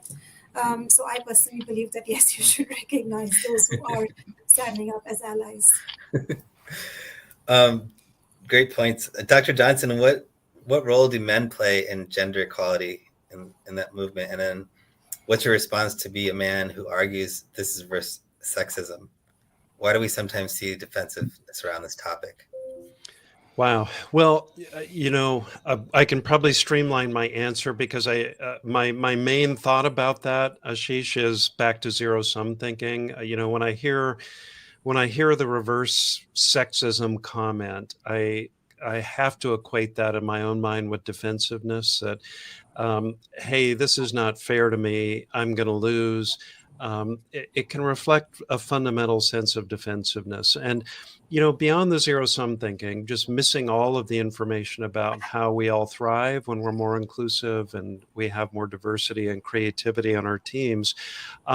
There's also an issue of privilege here. And I think you got to have Dave and I have taken to calling this the P word because men find privilege so aversive, when you bring that up. But you got to talk about the P word, right? And the irony here is that when I, as a majority cisgender white male, call things out, advocate for fairness and inclusion, on average, I take a bump up, right, in my annual evaluations because I'm a gender champion. Wow, look at that guy. Look how terrific he is. When a woman does exactly the same thing, or any other minoritized group, on aggregate, they're going to take a hit, right? Because they're just pursuing their own best interests, or they're abrasive, or you name it. It's only when I really understand what Dave and I have taken to calling this, invisible backpack of privilege that I've been carrying around my whole life as a white male. I have not been aware, honestly, of the tailwinds I've had my whole life. Once I recognize I have this backpack and all this opportunity, then I get to actually use it. I get to start sharing it. I get to actually start changing the workplace. It can be a really powerful thing to become aware of my privilege. And especially when I'm aware that, hey, I'm not losing when I use this because my backpack constantly refills. As a white man, it never gets depleted. Yep. Once I have that kind of, epiphany taken to heart, I think I become really empowered to begin sharing that. And I think that's what can change men's attitudes and their behavior. But that getting to that awareness, I think, is a challenge. No, absolutely. So do you think maybe our assumptions are wrong? Like we're assuming that power is finite. And so for me to get something, you have to lose it. And then the second thing is, there's probably a factor of guilt if I acknowledge that I had some sort of advantage, then you're taking away from my progress or whatever I've earned. I think that's a big part of the defensiveness around privilege. Yes, whenever you bring up privilege, and it doesn't matter whether it's around gender or race or any other group, there's this immediate defensiveness that, hey, I worked hard, to get where I am. And I think, message back about that is, of course, you worked hard, but so did everybody else. And you just haven't had these constant headwinds. You haven't been aware of it because you've had the backpack and the tailwinds. It's only when I really grasp that. We are not diminishing you or your hard work. We're just pointing out your experience has been quite different and you just haven't been aware of that. So I think it's having, that kind of humble authenticity and maybe flash of insight that really begins to change hearts and behavior. Yeah. And I don't think it takes away from capability. Like reality is I may have an old boys network and I got somewhere because that gave me a little bit of advantage, but if I wasn't capable, I still couldn't get there, but it did give me an advantage. And so we have to recognize that. Purvis, you wrote an article, as a Black man, I understand Will Smith's reaction, but that wasn't the way. Can you share your thoughts on men's roles as a protector of women and what you think is a better way forward? Yes. So firstly, I was so grateful that the Griot reached out to me to write that piece. They wanted to get my opinion because I'd worked with them before and they knew that I was probably going to offer a completely different perspective than the other op-ed pieces that were out there. And, in writing it, I was thinking about, because, Will Smith kept saying that he wanted to protect Black women. And I was thinking around the word protection. And when we think about it, at the core of it, we're talking safety, right? Protecting someone from harm. And in one respect, physical harm, there is a need for protection in that sense. But when you expand it, there's also safety of one's dignity, of one's pride, of one's humanity. And I think about that in terms of protecting women. Like, it's not necessarily this rescuing, right, which we've already covered, because no one's a savior. But I think it's about making sure that someone's dignity is still intact. And the way that we affirm one's dignity is to make sure that they get the same rights and privileges that we get, right? And so when I think about it, I teach men emotional intelligence, and at the core of it is the foundation of it is self-awareness. And then we get to self-management, then we get to social awareness, then we get to relationship management.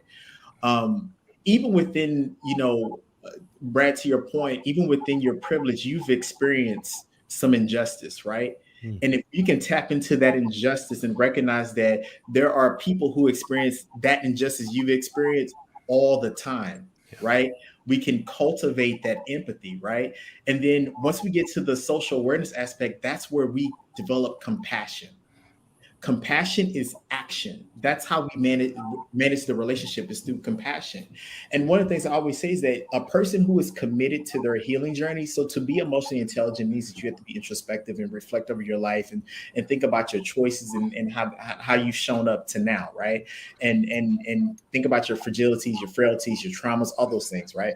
So when you're thinking about your healing journey, any person who is committed to being on a healing journey, it would hurt them to see someone else in pain or in flux, right?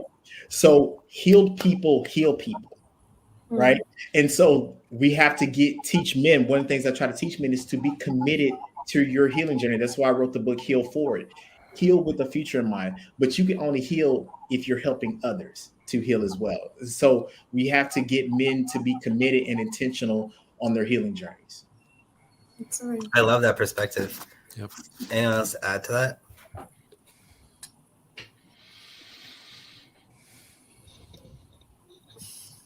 think Purvis said it all. Oh, go ahead, Hira. Sorry, Brad. You go ahead. No.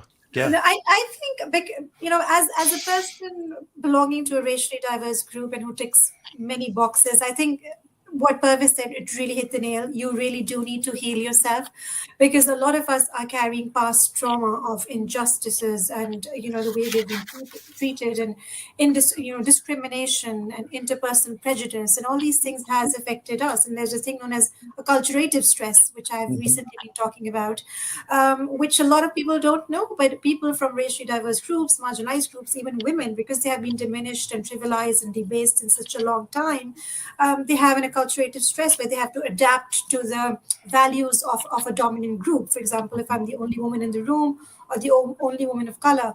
And that is a lot of stress. That's a lot of anxiety. And if you put in actual lived experiences in that, then that can really create havoc in a person's life. So I think what Purvis says is, I completely relate to that. It's important for you to heal, because if you're not healing, then you will be reacting at everything. But when you are healed, then you'll be able to, and you heal by helping others and reaching out to others. So I think, yes, that definitely resonated.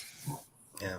I was also thinking, like, do you guys see the Oprah interview with him prior to the event? Right. It's almost like he was trying to fix his trauma of not being able to protect his mom by instilling more trauma, and that doesn't really justify like the response, because then we never get out of this cycle. Yeah. And that's why it's so important for us to heal and be committed and intentional about it.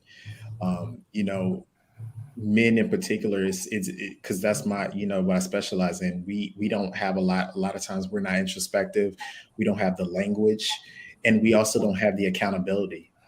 And to your point earlier, we don't understand, vulnerability is truly a strength, and vulnerability, it's a risk as well, because it's an invitation for feedback, right? That's really what vulnerability is. It's an invitation to feedback. And I think if we're honest, I'll be honest, I've been afraid of feedback. Oh, absolutely. Because then if you don't like the response, then it makes you feel really bad. Absolutely. And I think, and then that becomes shameful, and then that becomes, and then we tuck and hide, and then we just put on the, the masculine face or whatever that is, Yeah. Yeah.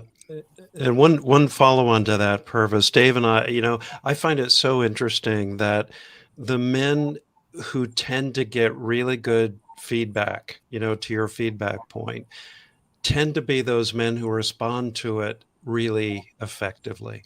Absolutely. They welcome it. And even if they've really gotten it wrong, they show gratitude for that and say, thank you. Wow, I had no idea. They might even be authentic enough to say, that's really painful for me to hear. I had no idea that I was blowing it like that. And this is a little hard for me. Could I come back to you, maybe in a day or so and continue this conversation? Because I know I need to get better. And let me just also thank you for trusting me enough to share that, because I know that wasn't easy. Men who tend to do that are those guys who really have this cluster of confidants around them who trust them enough to continue giving them the feedback. Absolutely. And they're also on their healing journeys as well. So you're kind of saying our strengths are or what we perceive strengths are sort of routed in insecurity on some level? Like me being machismo or whatever, I'm just like, it's a way to sort of mask something else that I'm not really sure about. Yeah, it can, because I think, this kind of goes full circle, right? To make myself vulnerable and to really be humble and to accept that, be open to this kind of feedback, you're acknowledging that. I think one of the challenges there is that people feel like they're accepting that risk and the risk of what they're seeing happen around them, especially for more senior people, CEOs, for example, back to the cancel culture, right? I'm going to get canceled if I'm that vulnerable, I'm that open and that honest and humble about this. But I think what we find is that the reality is that it's something different, right? That when men are putting themselves out there, and this is part of who they are as leaders, as people, that we are on that journey, that healing journey, as Purvis was talking about, that people will meet us there. They'll meet us where we are, and they really, I think, appreciate that authenticity. Absolutely. So going back to the cancel culture issue, in this environment, leaders really are afraid to make mistakes and saying things wrong. They don't have permission to be honest, even if the intent is there. And that really does affect allyship. And so how do we give them the space to learn and not be perfect, but actually just push the movement forward?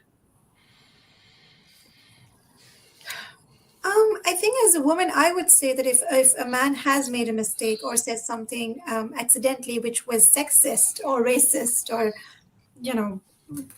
transphobic, homophobic, whatever it is, but that person did it because of lack of awareness and is genuinely apologetic and is acknowledging responsibility, saying sorry and ready to move on and not repeat the mistake. I think that genuineness does come across, and it's going to really help the person. Of course, if you are resorting to half-hearted cover-ups and making excuses and defending yourself and being dismissive, then that might backfire. That might go in a very wrong direction.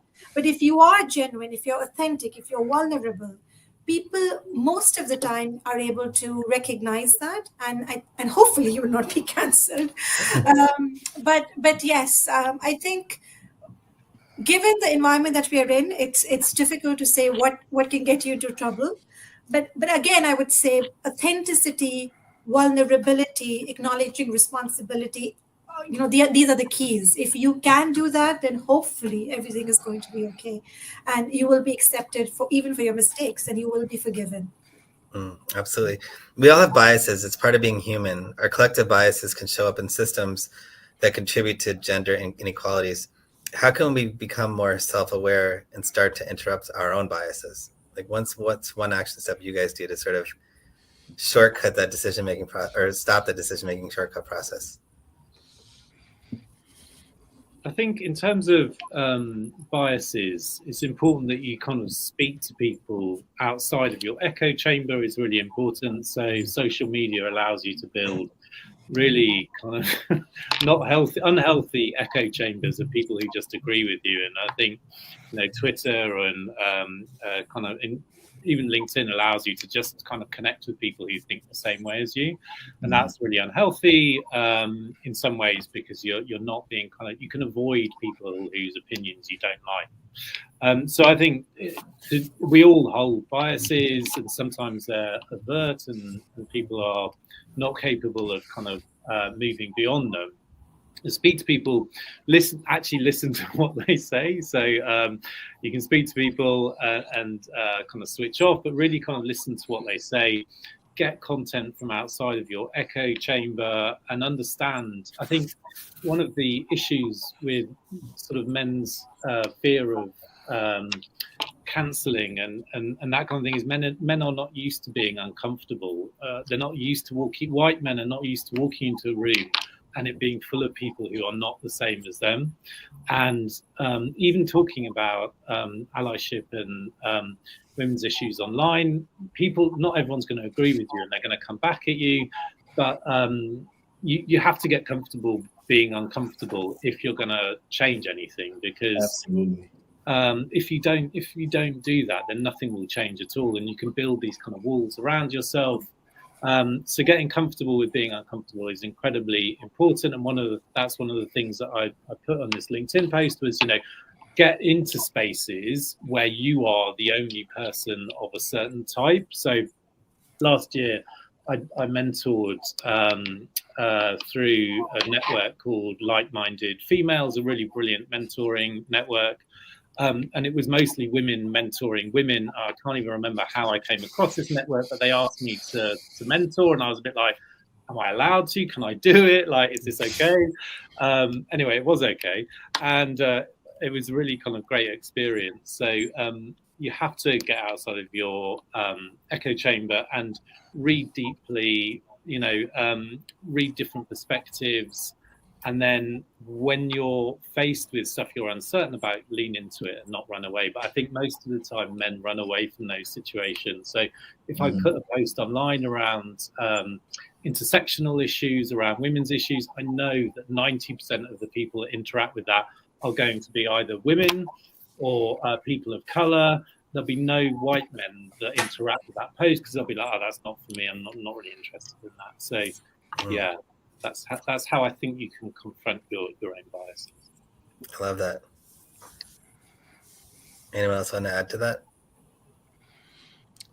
I think that if we're talking about gender, just one add-on, I was nodding my head to everything Henry said, but I one subtle thing that I've had to learn slowly, and I've had to kind of work at this, are some of the more subtle forms of sexism that I think we can miss, and especially as men, because we don't receive it as much. So, how about benevolent sexism, right? All of that stuff that sounds chivalrous, it sounds positive, it sounds protective on the surface.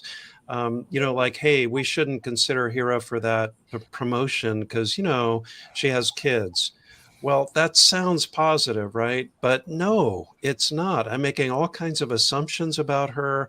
I don't know what she wants, but I should take the time to check with her. Hey, can I put you forward for this? Are you even interested?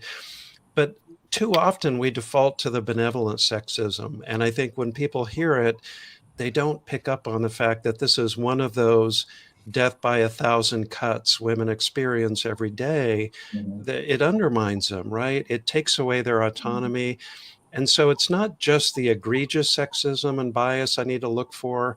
I need to educate myself, to Henry's point, about some of the more subtle kinds of things. And I see that as being maybe the next step and the next challenge. Absolutely.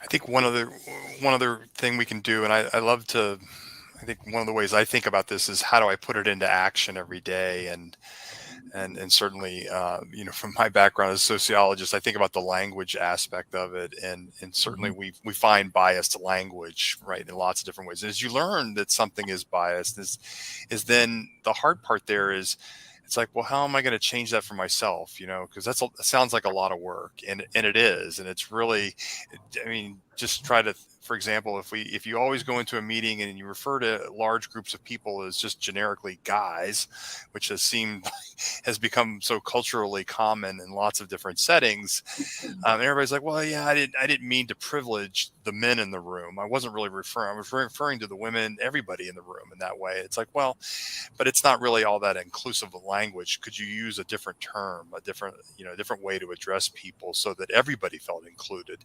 And you're in the way that you did that, you'll find yourself, as you begin to work on that, catching yourself, and you probably will make the mistake of continuing to use the word over and over again, but you'll start to catch yourself, and it almost becomes frustrating in some ways, until you get to the point where it's like, now I'm actually thinking far enough in advance where I'm actually changing it. I'm thinking about it. All right, so I'm not going to say that. I'm going to say this instead. And now I change it. And now that's the first practice, right, in terms of changing behavior in a direction that we're looking for. And it takes time, especially, I think, the older we are, the more time we've spent in one particular culture, around one set of workplace experiences. It's hard to change these behaviors that we've used for a long time. No, absolutely. I love that. And it's almost kind of where we were going to end this with too. So I think you kind of rolled us right into that. So at Consciously Unbiased, we talk about microprogressions, and they're basically small action steps that you can do to change the culture or an environment within an organization. And so I'd love to hear one small action step that can lead to a big impact over time that men can take to support women at work. And I'll give you an example of a microprogression that I learned early on in when COVID started, was that we were doing these Zoom calls, and I'd always want to get my idea across. So I'd cut people off and talk over them. Right. And what does that do? So if you're a minority, it went and sends a subconscious signal that you're not important to me and your ideas aren't, because I was so busy trying to barf my ideas onto you. And so one small action step I do is now I listen, digest what you're asking for, and then respond to the question you're asking for, rather than pushing something that you don't really care about. So that's an example of microprogression. Thank you. I like that. That's very good. Active listening, which is what that is, right? Listening on purpose, and listening to what is said and what is not said. And I think, I try to cultivate that in my CEO clients often, is to listen to what's not being said, listen to the body language, listen to the tone of voice, right? Just being intentional about your leadership, being intentional about listening, because people, believe it or not, people can tell how you're listening to them. So that is a great micro progression. Love that. I would add to that and say that I'm a huge fan of surveys and polls. I love to do surveys and polls every now and then to capture experiences of people and find out what exactly it is that they want. So I would say go and talk to women, either through surveys, polls, or have actual conversations rather than assuming what women want and what they don't want. Find out from them what is it that want, what is it that they want. And once they do share their grievances, or once they do vent out, don't dismiss them, and don't treat bias as a dirty word, except that we are all biased, because if we are dismissing that, we're dismissing science. The brain functionality is designed in such a way that we all have a biases. As a woman, I have biases against other women too. But what we do need to do, there's no button that you can consciously press and stop the bias. You have to actually question yourself all the time and take a step back, because we've grown up with deeply entrenched biases. So I think if we can consciously take a step back and see what is it that we're doing wrong, and question ourselves, what assumptions am I making on the basis of a person's gender, race, ethnicity, faith, or any other protected characteristic? I think that would really help. I love the way you put that. I've never heard it said that way before, especially about the bias piece and questioning science. I'm going to use that if that's okay. Absolutely. I'll keep mine really short. I'm going to hit the sponsorship piece. My micro progression, if you happen to be a male, and you happen to be a male with any seniority, it's not enough to be nice to women and to mentor them that way. You need to talk about talented women when they're not even in the room. Tell other people why they're rock stars, why they should be considered. Tell them about their great performance. This requires more skin in the game and risk on your part, but you need to step up and do that. Love that. Right. And on the note of gender equity starts at home, If you're not sure if you're partnered with a woman, you're not sure if you're doing your fair share and being a great ally at home, go home tonight and do your domestic audit and ask. And when she tells you, here's places you could be stepping up your game, time to go take a macro progression and step it up big time. And then do the same thing at work, right? And when it's your turn to take the kids to the doctor or stay home with the sick kids or something like that, don't slink out the back door quietly, leave loudly. Leave so it normalizes it for everybody, junior men, and for the women, so it's not so stigmatizing for them. Absolutely. And I will say something different. So buy from female-owned businesses. So women don't want more mentoring. They don't want more kind of unsolicited advice. They want you to buy from their business if they're a business owner. So buy from female-owned businesses. Love it. But thank you all so much. It's so enlightening, and we're honored to have you today. Yeah. Hello, superstar. Hello. I'm so excited for you to be here. Today we have a very, very special guest. Her name is Alyssa, and she has, honestly, I'm in loss for words because her transformation over the years has been incredible.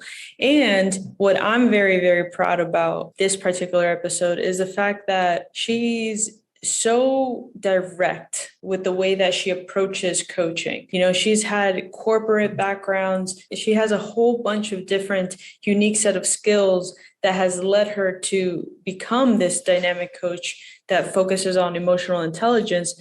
But what I really love about Melissa is who she is as a person. So giving, so loving, so attention to detail, y'all. When you're looking for a coach, you need to know that that person has a good heart, has the results that you're looking for, and is actually willing to see through you. What I love about Alyssa is that she does all of that and more. Not only does she take the practices that she's learning each and every day, committed to her growth, committed to her education, committed to her community, committed to her family, her friends, all of that, but she still has a holistic view of how to get you from maybe not excelling within your relationships to the next level, and how you can become that dynamic factor and that person that you envision, just, you know, shifting a couple things within you that can open up something new about yourself, and also helping you get to the next level within your career path.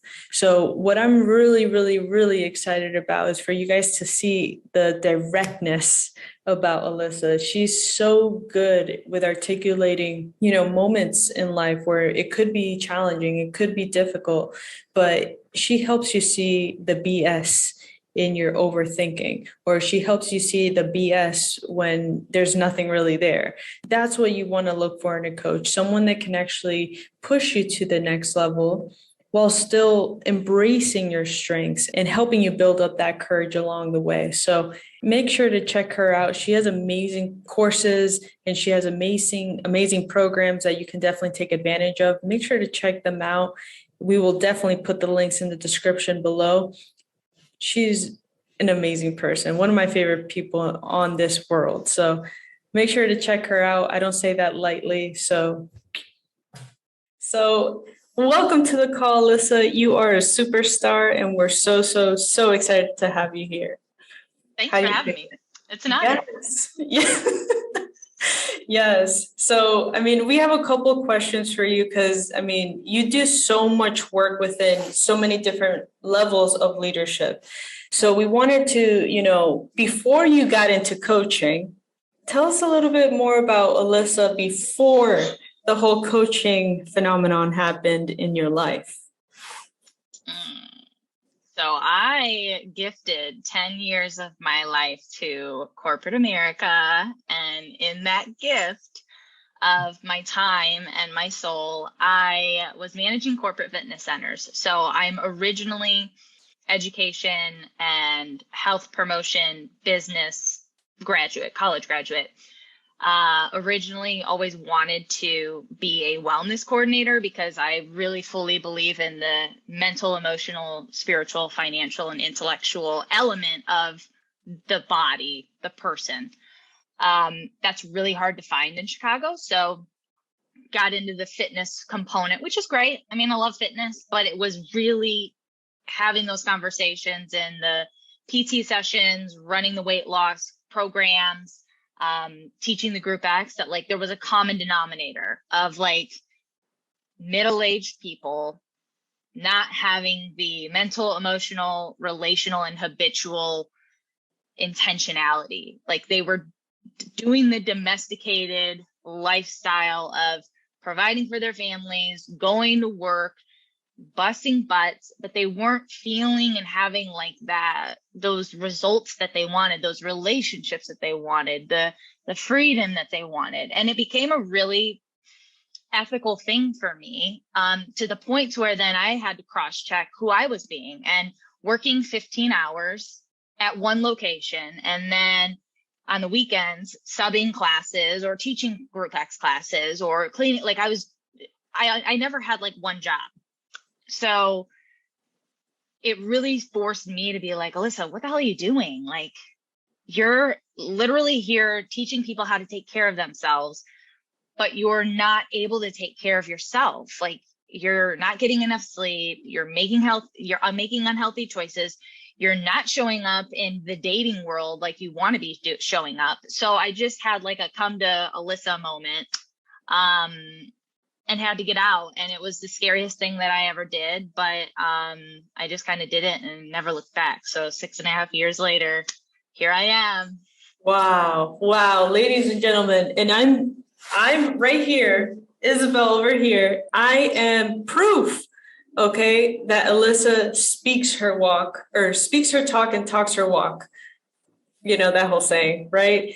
Because I've got to see you in person.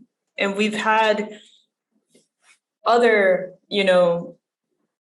encounters with people that we've actually looked up to a lot. And then we meet them in person. And it was like, yeah. And it was scary for us because we don't know what to do in those scenarios. More like, that'll be the last time, that will happen. And it hurt a lot. But when we got to meet you in person, we were like, oh, she's a lot taller than we thought. So, but she's really a lot shorter. Like, oh, wow, they're short. Okay. But we all love food and wine, so let's do it. Yes. And what I really love about you, Alyssa, is that you're living authentically and that you come from a place that you actually do the work. Okay. Oh, yeah. A lot of coaches, what we've seen is like, they'll try to help others and then they haven't gone through the work themselves to actually prove that they've gotten the results that need to be gotten to help another person get to a different level in their life, in a business, right? Yeah. And you're really great at that. So thank you for being authentic. And that's why we really wanted to do these type of interviews, to celebrate the people that are true and authentic. So curious, I mean, did you get certified? Did you go through that route to start coaching? Yeah, I did. And part of it is, again, I'm going to keep saying it's the domesticated way in the fitness arena, especially because you have to have certifications to be able to teach class, to personal train. Then there's like these CECs, the continuing education that you constantly have to do. So I was just in like that rhythm of, oh, I need to take a class. Oh, I need a certification. Oh, I need this, which is great. I actually was certified through the Czech Institute as a holistic lifestyle coach. And that was really woo-woo. I got through it and realized I'm not going to be able to use any of this. Like, this is a problem. My corporate professionals that I want to coach are going to have plastic in their homes. They have little kids. Like it was like really holistic. So then I found Health Coach Institute. I'm like, okay, there's a life coaching. This is more my speed. And there was a business component to it. So I'm like, all right, here we go. This is just going to be my real kicker. So I did it. 6-month program. It was great. Went on, did their 1-year mastery, which was more ecology, therapy based, which was great. And that's it. Like, that's the only certifications I've gotten since, because I'm I'm fine. I'm good. I don't need any more certifications. In fact, I coach for Health Coach Institute as an empowerment coach 10 hours a week. And that's one of the things that I tell students or coaches that are becoming coaches. There's 2 questions they always ask me. It's like, one, like, how do you have success? And I'm like, step 1, get a coach, like get support. In the last 6.5 years of me being an entrepreneur, 4 to 6 months has been the longest I've ever went without a coach. You have to have a support. You have to have support. You have to have a system. You have to have a community. Like, get on board with it. Find the finances for it. Step 2, or risk 2, is don't get caught up in the grow certification. You can have all the information in the world, but unless you're going to integrate what you have, you're not going to get clients. So don't make that mistake of like, I need this. No, what you need is a client. So do the work, find the system, find the support, and coach and integrate it, and then move from there. Yeah, that's really great advice. And I mean, the people that are looking to get into the space and that are kind of timid, or maybe they haven't gotten the courage to go out there and find a coach yet, what advice would you give someone to be like, this is the 3 main questions that you should ask someone if you want to hire them as your coach, to set yourself up for success, especially in this industry? As a coach hiring a coach, or as a human hiring a coach? Oh, that's a good question too. Okay, so let's go with a human, because first of all, you need that guidance to get you to a certain level, right? Yeah, I would want to know first and foremost why they got into coaching, right? Everyone's why is a really integral part of who they are. It's not necessarily what a person does, but their why is important. Kind of like on the reverse flip of why someone's going to hire you and why not. So why did you decide to get into coaching? The second thing I would probably want to know is like, what has been your most memorable experience or like win with a client? Let me know, like, what's your greatest testimony, I guess is the best way to say it. Because again, I want them to brag. If they can't brag about themselves, how are they going to be able to get me to brag about myself? And that's a very important part about coaching. Oh, that's a good one. And then what are your core values? What are your top 3 values? Wow. Because if your values are like work, food, and finance, well, that might not, like, maybe I'm a workaholic, maybe I'm overweight, and like, if your core values are those things that could negatively impact me or like influence or affect the way in which I'm wanting to go, we may not be a good fit, Yeah. And what has been one of the major like hell to heaven moments that you've experienced with your clients that honestly that you get to dig even deeper within your core values that really justify your core values? Are we talking about past clients or current clients? Like, I guess an example of that is when you tell me that I had a client who came to me to lose weight. She had lost over 100 pounds 2 times on the ideal protein diet, had surgery, had skin removal, everything, gained it back. She signs on with me because she'd been personal training with me, and she had only lost like 30 pounds in 4 to 5 months. She signed on for another 4 months. And what had happened in the like 6 to 9 months that we were working together, we realized that there was a lot of inner belief, identity, family of origin stuff going on. And so we worked together for a full year. And then a year after that year, I was sitting at her wedding at 51 years old. She finally allowed love in and married her best friend. Oh, wow. That's awesome. Like, it was awesome. So, I mean, that's like obviously one of the most memorable. Anytime I can help a client get through the blocks that they have within themselves to be able to connect and to like lead a more loving life. I think love is something that's like lacking, especially in the digital world of disconnect.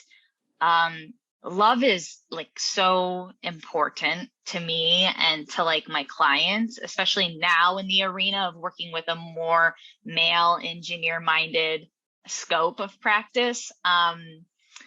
For them, like I just love being able to help and see them celebrate how much connection or respect they feel for themselves and their teams, because they are coming from that authentic, grounded space of like knowing themselves. And with that then also comes the emotional and psychological anxiety, depression, unhealthy work-life balance. So like, it's just, coaching is amazing. I don't know how people don't have coaches. Right. And especially when you're going into a new transition into your life, you might be going from corporate and now you're looking to get into this dynamic field of coaching. You know, you must get someone that has been there or can actually tap into all factors of coaching, right? Because you deal with not only the emotional intelligence within everything that within you, but you also deal with business, right? Yeah. You're very strategic and tactical and like very technical. So like, what are some ways that, you know, you see coaching as like an evolution to people, you know, because what we've seen, and correct me if I'm wrong, a lot of people start with the unknown, like the naive self of being able to be like, I'm going to help the world and everyone in it, and everyone's going to be drinking the Kool-Aid and everything's going to be great. And then they need to make a landing page. And then they need to drive people to their first webinar, or they need to fill up something. And then they get stuck. You know, what has been one of the ways that you've been able to stay focused and energetically focused and positive in your business? The first is understanding that, and one of my business coaches probably 4 years ago said, Alyssa, there's a difference between being a fluffy, passionate coach and a purpose-driven entrepreneur. He's like, you cannot be a higher percentage of this fluffy, passionate coach. You've got to step in to this purpose-driven entrepreneurial space, because if you do not step into this space, there ain't going to be no fluffy, passionate coaching going on. You have to get the fundamentals. So for me, it was really about re-identifying myself as I am a purpose-driven entrepreneur. I am a woman in business. I can do hard things. I cannot tell you how many times I said to myself in the mirror, Alyssa, you can do hard things. Alyssa, you can learn this. Alyssa, you can learn this. And having certain thresholds and like checklists of small tasks. Sometimes when I was developing the landing pages or going through some of your guys' trainings, I would have to set a timer, because I struggle with anxiety. So I would get so worked up about how foreign it would be. And I would just say, Alyssa, watch 10 minutes of it. Just give it 10 minutes and then go leave. And I'd go and I'd take the puppy around the block, and then I'd come back and I'd sit back down. And so a lot of it, again, is knowing that inner game. And also catching all the bullshit that's going on. Like, catch your mindset, catch your subconscious that's blocking you. Because if you're not willing to identify as like, I'm a person in business, I am a purpose-driven entrepreneur, you're not neurologically going to be able to have the beliefs firing to create that reality. Wow. And that's a shame. So having small increment things to do that are not overwhelming, but a lot of it is being able to look yourself in the mirror and tell yourself, I'm a purpose-driven entrepreneur and I can do hard things, and have some humility in it. Because I am like, I tell my partner, Amanda, you guys met her, in the winter, I really struggle. Again, I will tell her, babe, I need you to tell me that I'm good enough. I need you to tell me that I can do hard things. I need to tell you to tell me that I'm going to rock this day, or that I'm going to sign a client this month. And she would. Because again, if you can't do it in yourself and you find someone that loves you and can support you, have them do it. Because you have to create that. You have to create it. You have to create that image. Wow, that is so, so, so powerful. That's a mic drop moment. That was beautiful. You know, one of the key core values, going back to that, because you're very ethical, you know, that's a really strong word, but you embody that to me. One of the core values that we've always been so passionate about is being location independent.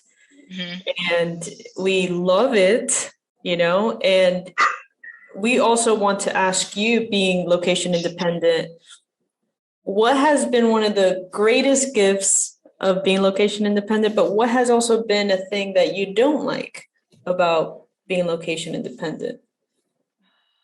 So location independent, prior to the pandemic, y'all, I was doing 12 countries in 12 months, and it was a joy.